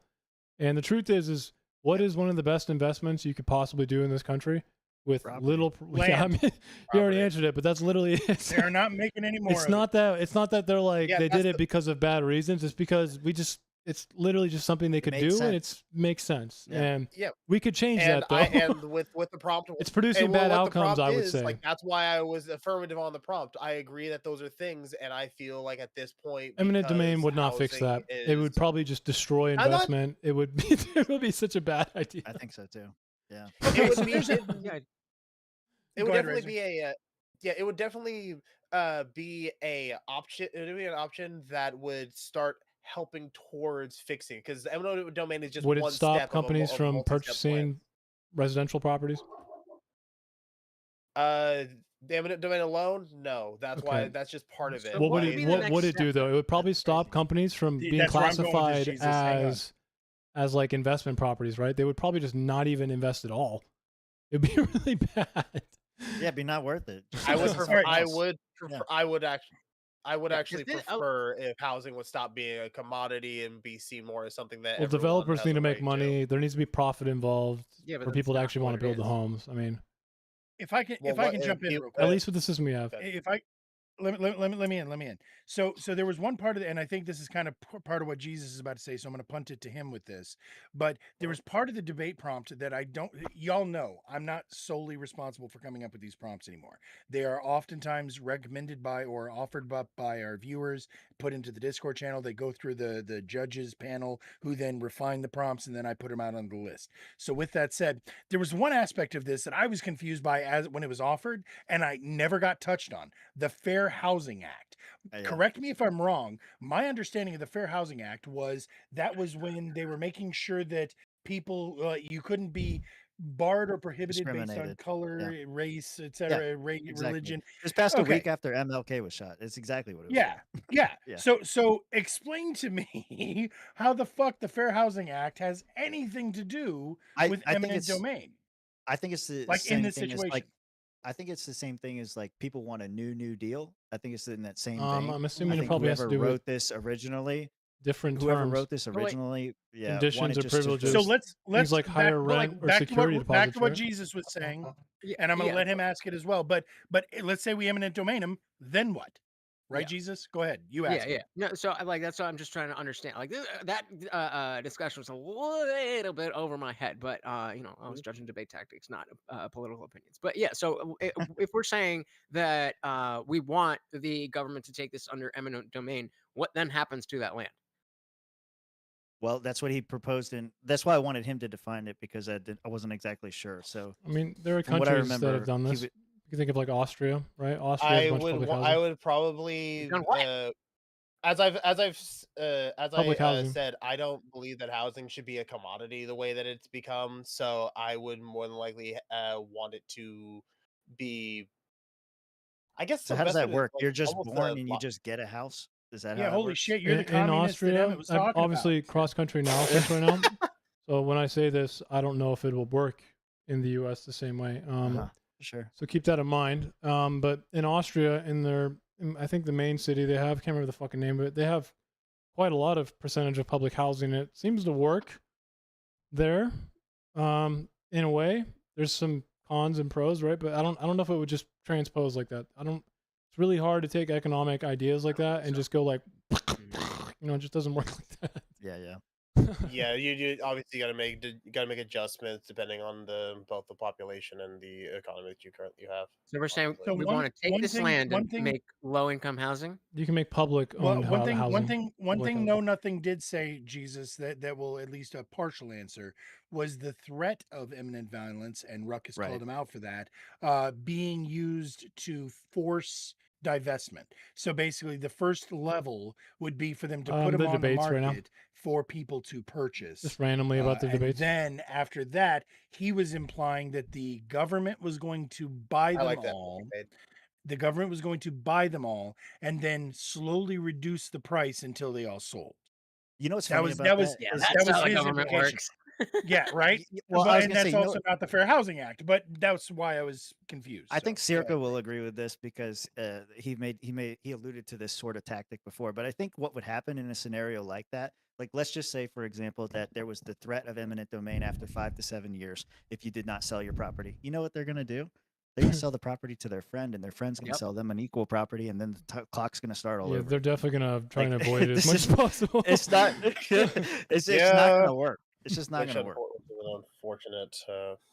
I think the fucking Fair wicked Housing Act, rule. you could technically, if they try to do like higher rent or security deposits that are above the median for the area, maybe that's what Desperado Sensei means with by using the new Fair Housing Act.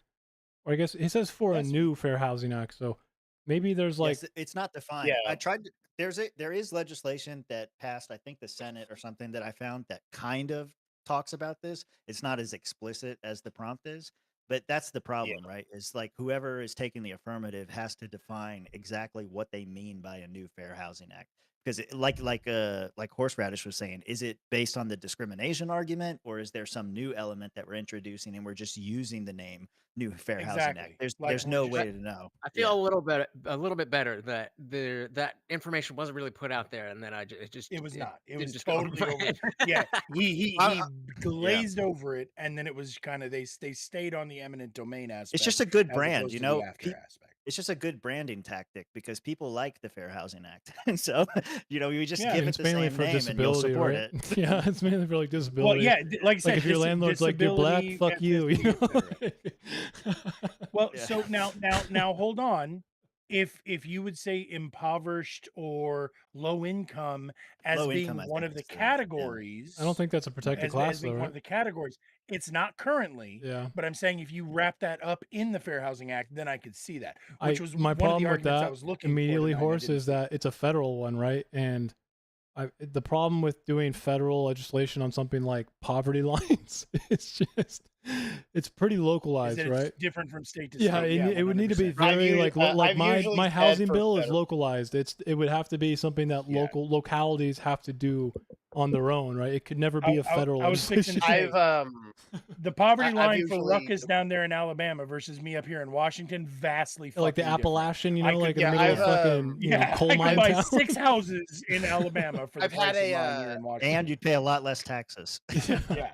I've had a thought like I do not know how to write bills, but I've had a thought like of if there were to be a federal law on this, it would probably be like what's the word?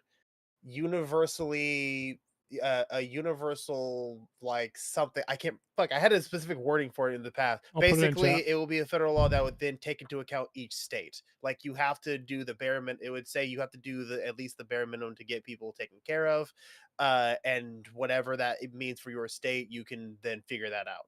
Like it's just Why do you need a federal law for that? You already have the 10th Amendment that says anything and not outlined goes directly to the true, but states. it's more true. We do have the 10th Amendment does make to where states can do it themselves, but the federal law that I'm thinking of would make it to where that becomes somewhat of a priority to make sure that all Americans are Wouldn't taken care of. Wouldn't it be easier to pass it on a state level, show it works, and then spread Yeah, it the after state that? level would work first. Like obviously, Yeah. I'm just saying, like that would be the federal. If That it would be I'm seeing like the federal thing, but start like state wise, which you always do for most laws. Like most Yeah. big federal bills we currently They have start locally and started on expand. on Yeah. state. Exactly. Yeah. I agree So with that. real quick, we got one more question coming in from the chat. I want to go ahead and get to that real quick. There you go. If it's from before Ronan, we move- ignore it. Go ahead. It's anonymous. I don't know, so Okay. probably, but that's it's Ronan. okay.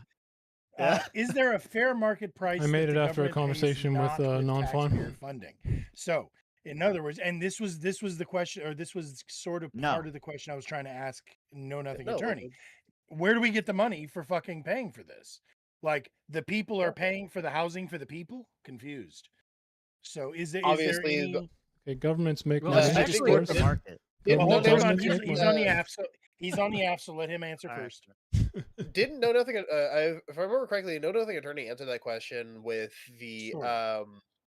in a way where he said like if we reverse some of the tax cuts that were given to the ultra rich, that alone covers at least more than half of it in a sense. And then if you put in better taxes on these ultra rich who they can afford the hit of an extra 2% of their money they'll still be billionaires. They don't that 2% that you'll take in taxes from them could end up covering this idea fucking in like easily. Okay, so fundamentally, again, guys, 2 to 5. I want to put this into perspective. Okay, when we talk about the military budget increasing every year, do we think of ways to fund that through taxation, or do we just increase it because we can? It just happens. Okay, so that's literally what we can do. We can do that with fucking anything. I just want to make sure everyone understands that. Taxation is Yeah, there exactly. to I recoup. so Okay, it doesn't need to be. It's not. You don't need to like raise taxation to then Exactly, fund something. Okay. yeah, exactly. I hate the fucking nonsense of like, well, how will we pay for it? And then it's like, what about the military? Oh, that just happens. But saying we should increase taxes for the rich to pay for this is the same thing. Is it not? Yeah. Yeah, it is. The problem is, But is that's that not right how it now, works. The The, little guy the is reason getting we want to increase taxes for the wealthy, at least their effective tax rate, because right now it's way too low, is not so we Yeah, can pay we're for talking about stuff. the effective- It's so we can redistribute wealth across the economy better. That's the primary reason of taxation. Once again. So we want to take wealth is that why- and is we that why want we to tax I do gotta run, redistribute guys. it. Thank you for Discouraged. clarifying it, but I do thank you gotta for run, but I would clarifying. love and maybe this is part of the aspect that wasn't clearly defined in the debate. But BlackRock actually does what would not be own the that much. basis for choosing what land Now, to there's different companies be that BlackRock to be taken? operates under, that or what- they have what- investments. Yeah, the There are corporate different means land, that corporate owned invest. residential properties. Was Right, the but idea. so just every Is it corporation no owned by- longer owns land, or and it all goes to the I'd government. be fine with that. there, How do you know? I would actually, individuals. I want would Start a actually company and then go see how with- you feel. I would actually Correct, be they do it okay under with third party. corporations And not it's- being able to own. It's not. I mean, there's institutional investing in general can be defined in a lot of different again, ways. you can own all of the apartment buildings, all of the small condos, investors all of with the multiple even fucking LLCs where they duplexes, I have don't like care. 10 to 15 But homes. single I mean, family does that homes, qualify? I personally, I that think would it be kind of my- does, my- but it depends my on who you're criteria. talking If you're an throw you a- individual who if you're an But that- individual who owns like 4 or 5 homes yourself, like if you're an individual you just happen to have that, like what Ruckus had said earlier about like being a landlord who owned a home or a duplex and was owning Right. another one, that's fine. Like if you're a good why- landlord, not a slumlord, I'm not even gonna look at you. Why now wouldn't it's we? not just a- Why wouldn't we do that with like cars, for example? Like if I have 4 cars and someone else doesn't have cars, Cars are why is it That's different? more of a I don't know. luxury. I would consider that more of a Cars you something that buying, can't bro? be seen as a Huayras, commodity $3.6 because you million can be a fucking luxury with it. investments. What's going on there? Right, but even though it's more, No, it's that just that would more be, in that the would same that would category. honestly, Jesus, my answer to that would be the difference in investment, because one of them is an asset that is an investment long term and accrues value, as opposed to the This other is one a being good something way to that explain how loses So now you value. become supply the principle of doesn't ownership interact in with property. costs. Right, it's not about the principle of ownership or the This is principle why of- supply of- does of not how impact effective pricing. is. This is why supply Not doesn't a real impact one. pricing, guys, because Apparently, housing markets are property extremely doesn't exist. inelastic. They're extremely inelastic. You could build 1 million homes around someone and they'll be like, fuck you, I'm not dropping my price. I can stay another 2 years. I don't give a fuck. Like, Yeah. they're extremely inelastic. So just building more homes doesn't lower the cost of homes. They have an expectation that it's going to make them money. All right, so real quick, first things first, Jesus, absolutely great fucking job judging tonight, sir. I will definitely be asking you back to do it again. Between you and me, you were the best judge tonight. So that said, shout to out invite me to Indian church once. I wanna Jesus. try. We're going to put your stuff in the VOD.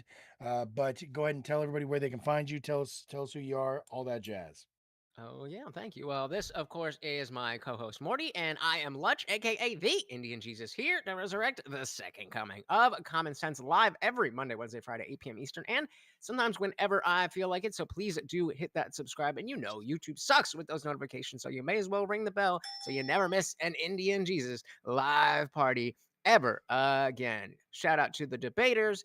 Y'all did a great job. And, of course, shout out to Horseradish. Appreciate you guys. See you next time. I would have another talk with you one time. This You're welcome, motherfucker brother. got a whole damn Can't wait to production see with you again, sound my friend. pads and everything.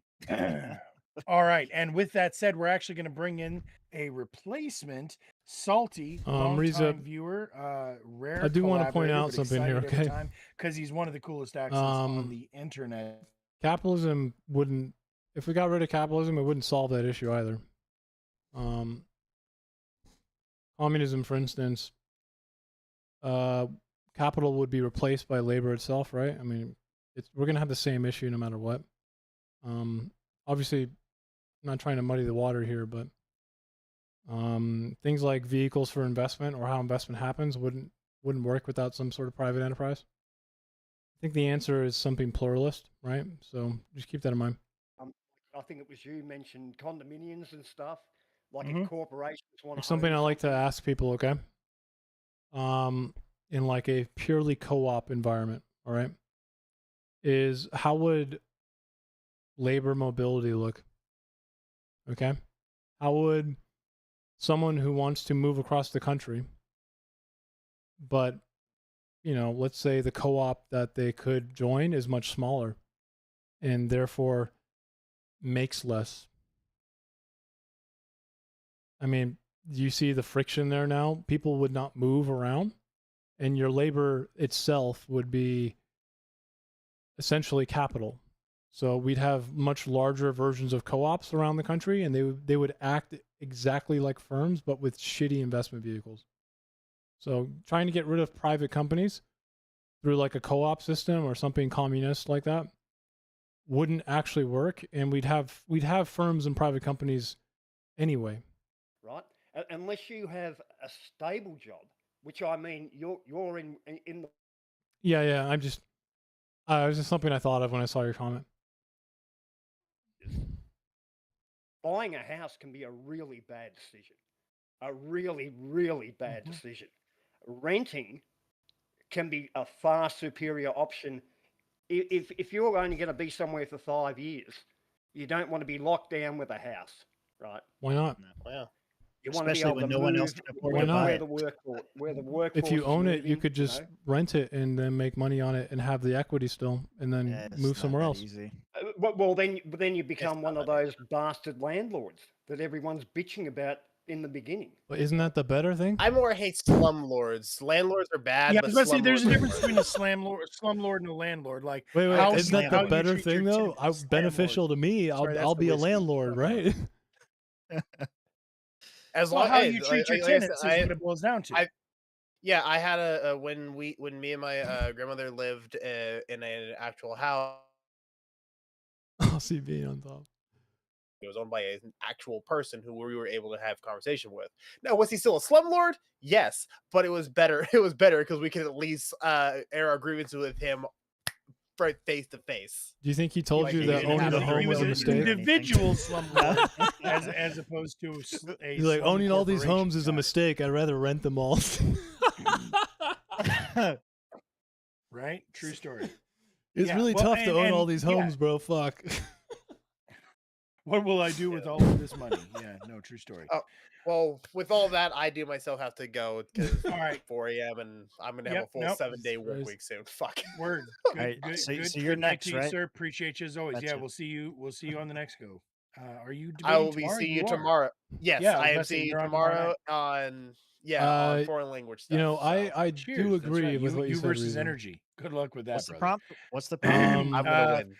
Foreign You languages know, contrary should to be taught popular as belief, okay, government spending is actually very low as it relates through agencies. Okay, I'm going to show you something right now. All right. For everyone in my chat right now who wants to have a little fun, I want you to give me what your guess is of the public debt held in the U.S. right now. So that means the trillions of dollars. What percentage of public debt do you think is held by private companies or held by government agencies?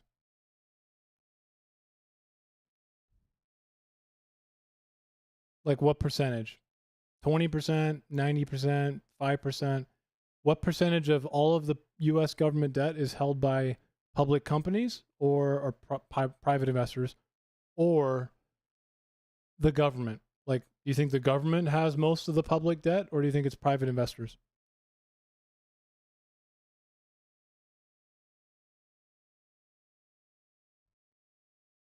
Do you think the government has 91% or do you think the private investors have 91%?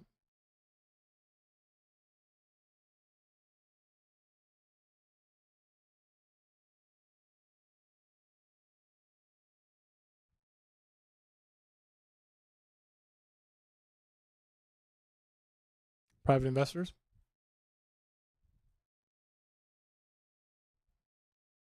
All right. Here's your answer. All right. 85%. 85% of the federal debt is held by private investors. It was 17% in the 1970s. Does anyone know what this means?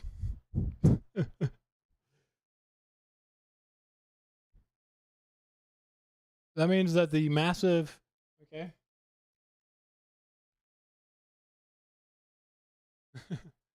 That means that the massive U.S. debt, okay, this number right here, this massive fucking $40 trillion, okay, 85% of it is held by private investors. So, you know, naturally, what do we ask ourselves? Is it a private spending problem? Or is it like a government agency spending problem? And the answer is private banks create most of the money, and private banks are spending way too much money. That's what's happening.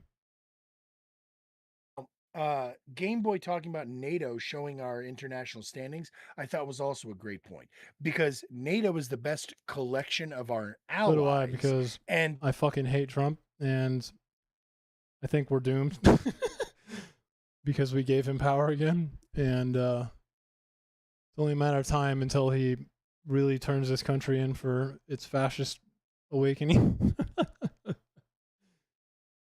He's kind of telling you everything that he wants to do, right? He wants to stay in power and be a psycho, and one of these days we're gonna have to reconcile that. Agrees with that here? What was the question? Do you believe that the United States has lost the trust of the international community? So real quick, so I want to go to the guy who's not from here around here first. Salty, you say you disagree. Tell me why. Yeah, mate, this is all maybe people that sit around and watch, like too much media. The news? You're Australian, the right? News, which is all opinion pieces. No matter. It's not a Korean if accent. you're watching Fox or MSN, it doesn't matter. Just make You sure. get opinion piece after bloody opinion piece, right? Yeah. At the end of the day, what you've got to look at, who's Trump picking up the phone and calling. He's still talking to Putin. The news isn't telling you about that, right? It actually it did. No. It talked about the fact that no one Putin fucking was tells telling you him that on congratulating him. He tells Fox us. or CNN or He tells us. mate. They're doing a lot. The US is doing a hell of a lot of work in the background.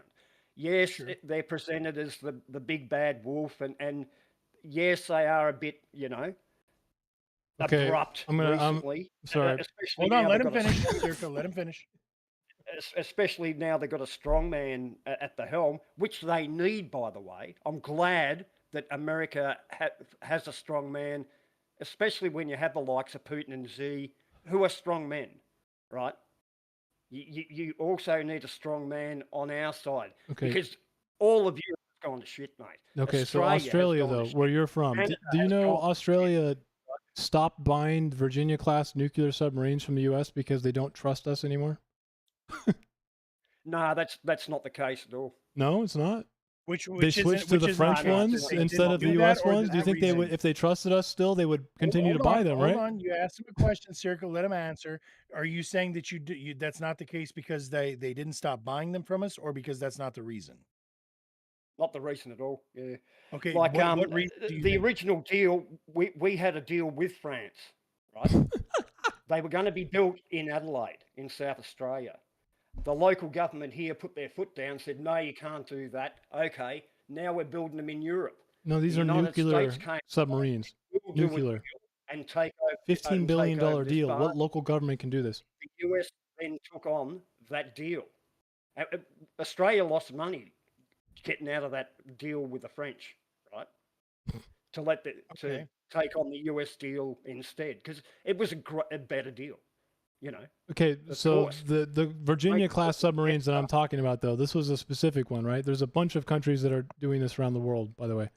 We had not France, but some other country that was going to buy F-35B, the second variant one, not the C one. We give the F-35B, if I'm mistaken, or the A. I can't remember exactly which one, so someone could probably tell me which one is the correct one. Sorry, but we sell those to certain countries, and some countries are literally not buying them anymore because they don't trust us at all, and they're buying like the Swedish one instead. This is one of those cases.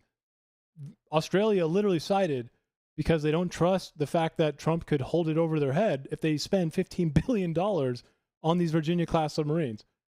Not just normal submarine program. I'm talking about Virginia-class they'd already nuclear spent the submarines. money. Yeah, they'd already spent the money. Part of the deal, like, I understand a lot of you blokes wouldn't know because you're not from this area. Like, we're basically in Asia. We're just in the southern hemisphere of Asia, right? Your country Part of the Asia. deal was we actually put out some islands that we have territorial sovereignty over to basically have like a nuclear, people call it like a nuclear dumping site. It's for Like all the nuclear submarines, including the United States of America, including all the allies in Europe, can pull into and recharge their nuclear batteries, right? So pull out the old rods and replace it. A lot of people jumped up and down over here about it. It got through anyway. We did a deal with the United States. Shit happened, right, as it does in politics. And they're just flip-flopping, and it's all bullshit, mate, right? We're going to get those nuclear subs. Again, the thing is, I think it's still going through, but my point is that like the prompt here is like the trust of the international community. So the whole reason that this even became a thing is because trust is not there anymore. No one can trust Trump. Won't just like tweet some crazy shit and stop you from getting parts for these $15 billion submarines. That's the problem. So real quick, I want to no, I don't think it is a problem. Real quick, Salty. I mean, he's done it already. It's not like I have to prove it. You referred to Trump as a strong man, but we also here in the United States, I'm sure you've heard the term taco, right? Trump always chickens out. So there has been time after time after time where when Trump actually faces like real legitimate pushback, he folds like a cheap napkin. What makes you think that he's a strong man and not just kind of a like most Americans, no, actually at this point we can say most Americans think of Trump as kind of a blustering old man, right? Like the bravado and the machismo, but not much to back it up. What is it that makes you think that he is a strong man and not just trying to put himself forward as what has he done that has put forth strength? Let me ask it that way. Well, I think you just answered your own question, and it is all about the machismo. It is all about the act, right? So you think it's performatively, but that's what matters. There's a lot of performance behind it, but you also got to remember that he has a huge cabinet in charge of a huge shift in political willpower at the moment, right? A lot of credence. Love it or hate it, it's a thing, right? But a precondition to be on that cabinet is that you have to do the job. Give your entire do loyalty. the job. Yeah. Or he's going to fire you and call you, strong all sorts of things. Why do we have so much credence for the guy, man? I don't get it. Like, why do we have so much unabashed credence? What do you mean?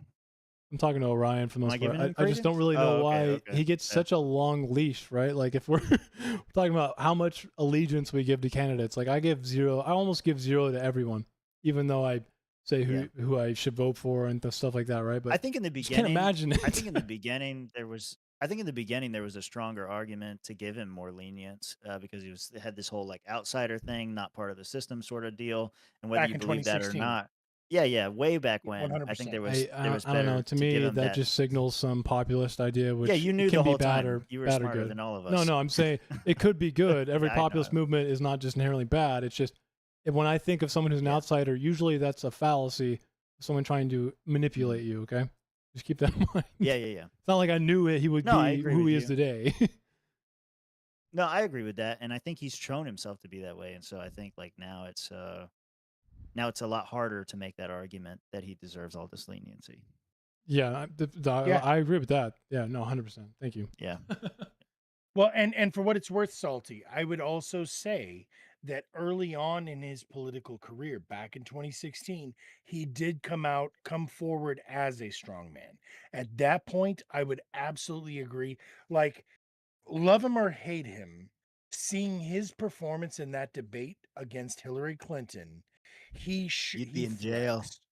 Yeah, that was one of the best presidential debate performances I think I've ever seen. I hate the fact that I have to give him respect. Yes, what Trump did during that debate against Hillary was impressive. He made her look weak. He made himself look strong. You know what it is though? I think it all comes down to authenticity. When Trump said it, you believed it. When all these other politicians said it, True. they were reading You a don't believe script. them. Yeah. They were going against opinion polls. You could tell they were tap dancing. Yeah, 100% true. Yeah. Yes. And when he said it, whether or not it ended up being true is irrelevant. At the time, you believed him when he said it. And I think it's True the same story. thing that happened in 2024. He's is never people believed in thought, what he oh, said, Trump man. learned all of his lessons. He's never Yeah. believed in what he said. Like, he held up a gay pride I don't flag. disagree with you. Right? Because he thought it'd be advantageous. No, I don't disagree with you because you can see it in his actions. His actions don't match his rhetoric. Yeah. I At agree all. with you 100%. Like Bernie, Never for have. instance, Bernie is a populist, I think, who I wouldn't categorize as someone who's bad right away. Even if I think Bernie would appeal in the same way. Well, he also cucked himself for Hillary, so it's what it is. No, so Bernie didn't decide to split the DNC the same way Trump didn't care about the RNC. I mean, Bernie could have, for If his he own was true ends, to his word, he out of could have done it. self-interest, could have been like, I don't give a fuck, I'm going to go anyway. And part of that is just the type Is of it person he is. self-interest or is it living up to your principles? I don't know. It could be a combination of both, or it could be a combination of neither. Right. But the point is that Trump does it When it out of comes to Trump, it self-interest. always comes down to self-interest. And then Bernie, I mean, he chose not to do it over. I guess he thought it would be too self-interested. He thought more about what was best for the country. I guess. He I don't claimed know. that it was I for don't the know what best of the Bernie was thinking, but party. Not even about country, but for the best of the he could have split the country He though. said Bernie so. could have been like Trump and been like, I don't give a fuck. I'm gonna run anyway. I He think there was probably an would have won. airplane involved. Yeah. I've heard that Allegedly, already. there was an I'm- airplane I'm- involved. Wait, what? I don't know what that is. Yeah, no, Don't- supposedly, yeah. and somebody would have to fact check this for sure. But at least the rumor around the campfire at the time was that Bernie bent the knee because he was offered like a bunch of accommodations. Amongst those was his own new plane and this that, and the other. What? Did he get a that new was plane? What? I believe so. Yeah, again, I mean, that's easy to fact check. yeah, fact check it. Somebody please out there who types quicker than me. That was what the narrative was that he received a bunch of accommodations from the DNC to step down from the primaries so that Hillary would be able to go in on. No, they simply told him his platform was not something they would do. He was a 30-year Dude, independent man. I think 30-year Hillary would independent. have had more chance of winning than Bernie, mate. There's no. No, I think Bernie would have won. I think Bernie would have won. Yeah, I think Bernie would have won. Bernie would have because won. there was a lot of people. There was a lot of people who went from Bernie to Trump. This is one of my Yes, there favorite was things to ask popular. people, bro, is literally like when you ask like the pseudo-conservative, psychotic motherfucker, who calls him a communist. If you ask them if they like Bernie Sanders, Hillary Clinton, or Joe Biden, or Ron Paul, or insert Paul. McCain or something like that, every Paul. single one of these fuckers would be like Bernie, Samesies. and he's a communist, and you're like, okay, that's fine. Like, Well, and there was this whole series. I don't remember who it was that did it. It might have even been that Andrew Callaghan guy, but there was this whole series where Bernie, they were following a camera crew is following Bernie going into like deep Appalachia, right? Like to like it's Bernie's own crew, his own crew. pure red Trump country, and he was just sitting down and talking to people, and how many people were like, yeah, fuck, I love what this dude's saying. Yeah, they love And him, it bro. made me it made me want to punch myself in the fucking face, because it's like, where were you bitches 10 years ago? Like, what the fuck? Well, the DNC, Why weren't you listening the to what DNC he was denied saying it, back bro. then? The DNC Right, didn't like, like that DNC platform. denied- like, this is why I will not vote fucking blue, no matter who, is because the DNC said no. But I refute the idea that Bernie couldn't have won. Yeah, I DNC honestly leadership think sucks, that man. he I'm had- not a fan. Yes, true story. The DNC and the RNC, but I firmly believe the problem with American politics is the RNC and the DNC. Period. End of conversation. I just my But problem is that I think if- Trump is if far Bernie dangerous. would more if dangerous. Bernie would have been on the ballot legitimately, I think he would have given Trump a better run for his money than Hillary did. He would have 100%. I think you're right about that. Yeah. I don't He's a know that he would've populist. It won. was right Yeah. around the time when we wanted a populist. I mean, he wanted Mhm. change. He wanted to break the That was system in it. a way. 100%. Yes, he was saying the same kinds of things Trump was. Mm-hmm. He was. I didn't vote Trump, but when I went from Bernie, I would have voted Bernie. I would have voted blue if Bernie had gotten the nod. But since he didn't, I ended up. Let's see. That year, I think I voted for, because I wasn't going to vote for the bicycle guy, so I went with Green Party. I think I went with. I Jill? think I went with Jill? Jill Stein. That Oh year. God. Yeah. I know, whatever. I mean, she went a little more crazy later.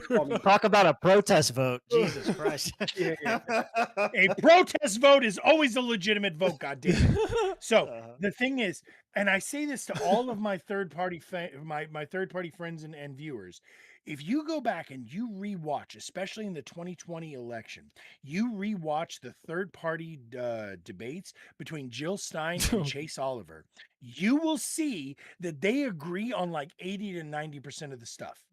So if the two of those parties were to find a way to fucking unite, You're picking the most left libertarian you can name. Yeah. I understand that. I understand that.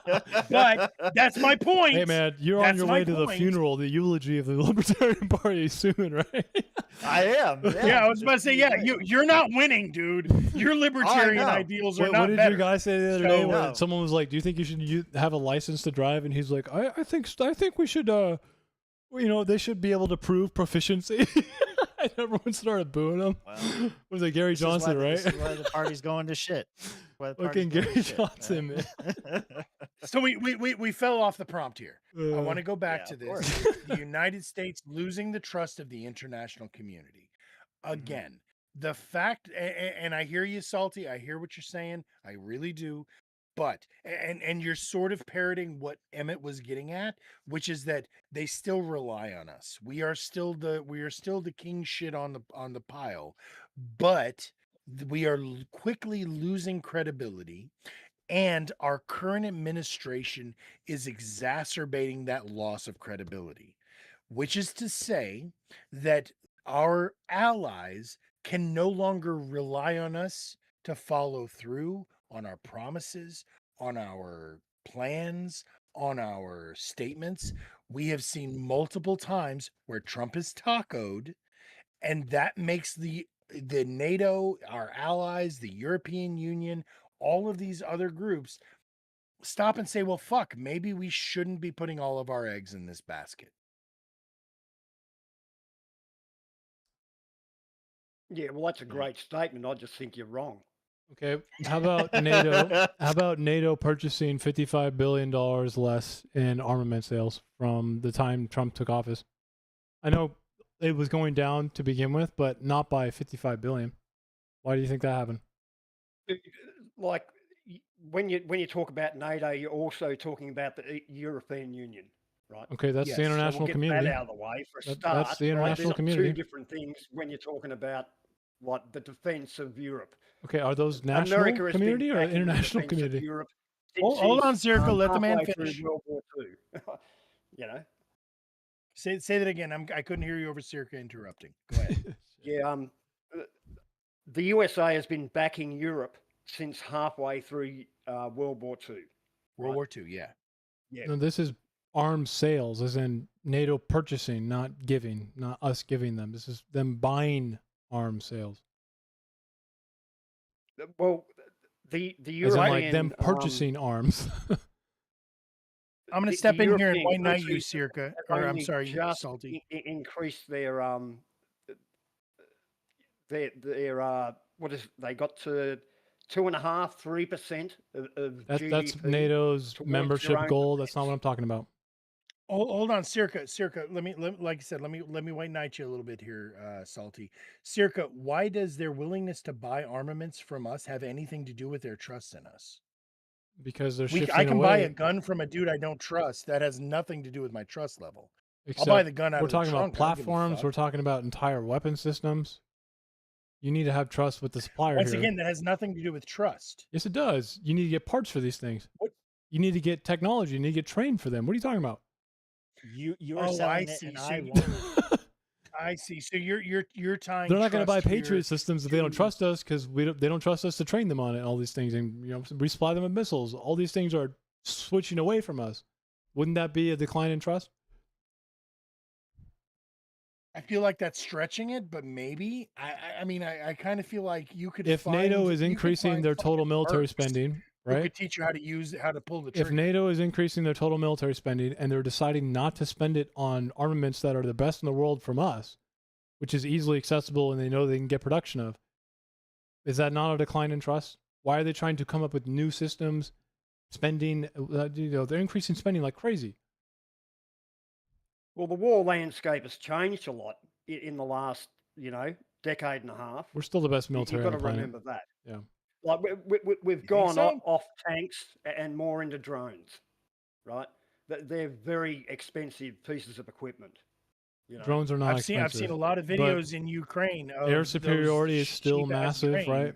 Those They're cheap not ass expensive drones taking out expensive fucking tanks from the Russians. Yeah, air superiority is still big. When we're talking about, I mentioned the F-35s earlier, right? We sell a certain variant of the F-35 to NATO countries, right? Didn't those get shot down a lot recently? No, How's that affect F-35 our has cost? never. The F-35 has never been shot down. At least the C variant. I think the B has been once or twice, but it's notoriously impossible to shoot down. So far, Okay. so far, the one that you're thinking of is an F-15. The one that we just, That was F-15s. Okay. successfully got the I pilot from. I don't keep track. We've of the had one denominations of- emergency landing from damage, I think, for an F-35. But no, an F-35 I don't think has ever been shot down yet. At least the F-35C that I know of. How did it get damaged? Yeah, I was about to say off prompt, but what was the story there? Okay, so for the F-35C that was damaged, and it's kind of a Somebody pissed in the bad look. radiator? Like, what It was happened? one of those little handheld fucking, Chinese or Russian, not self-propelled, but they're lock-on fucking, just can put it on Yeah, a dude. RPGs. The same one that shot down the F-15, and that's a pretty bad sign.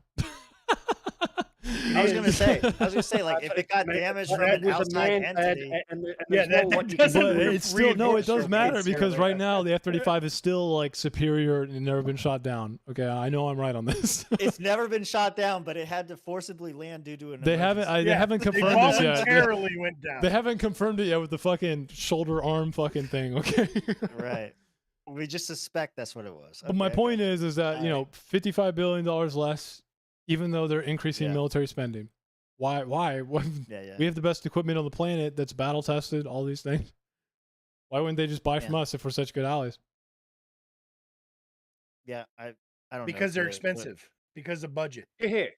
I mean, expensive why is isn't one everyone thing, right? But the driving a opportunity fucking cost here is Cybertruck? like, it's still reliable though, right? U.S. arms What'd are you say, reliable. Salty?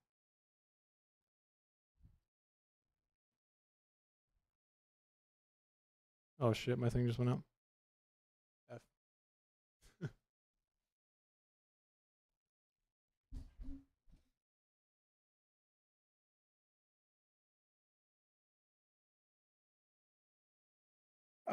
Well, and that sort of kind of gets into it, right? They can buy how many fucking drones for the cost of one M1 Abrams?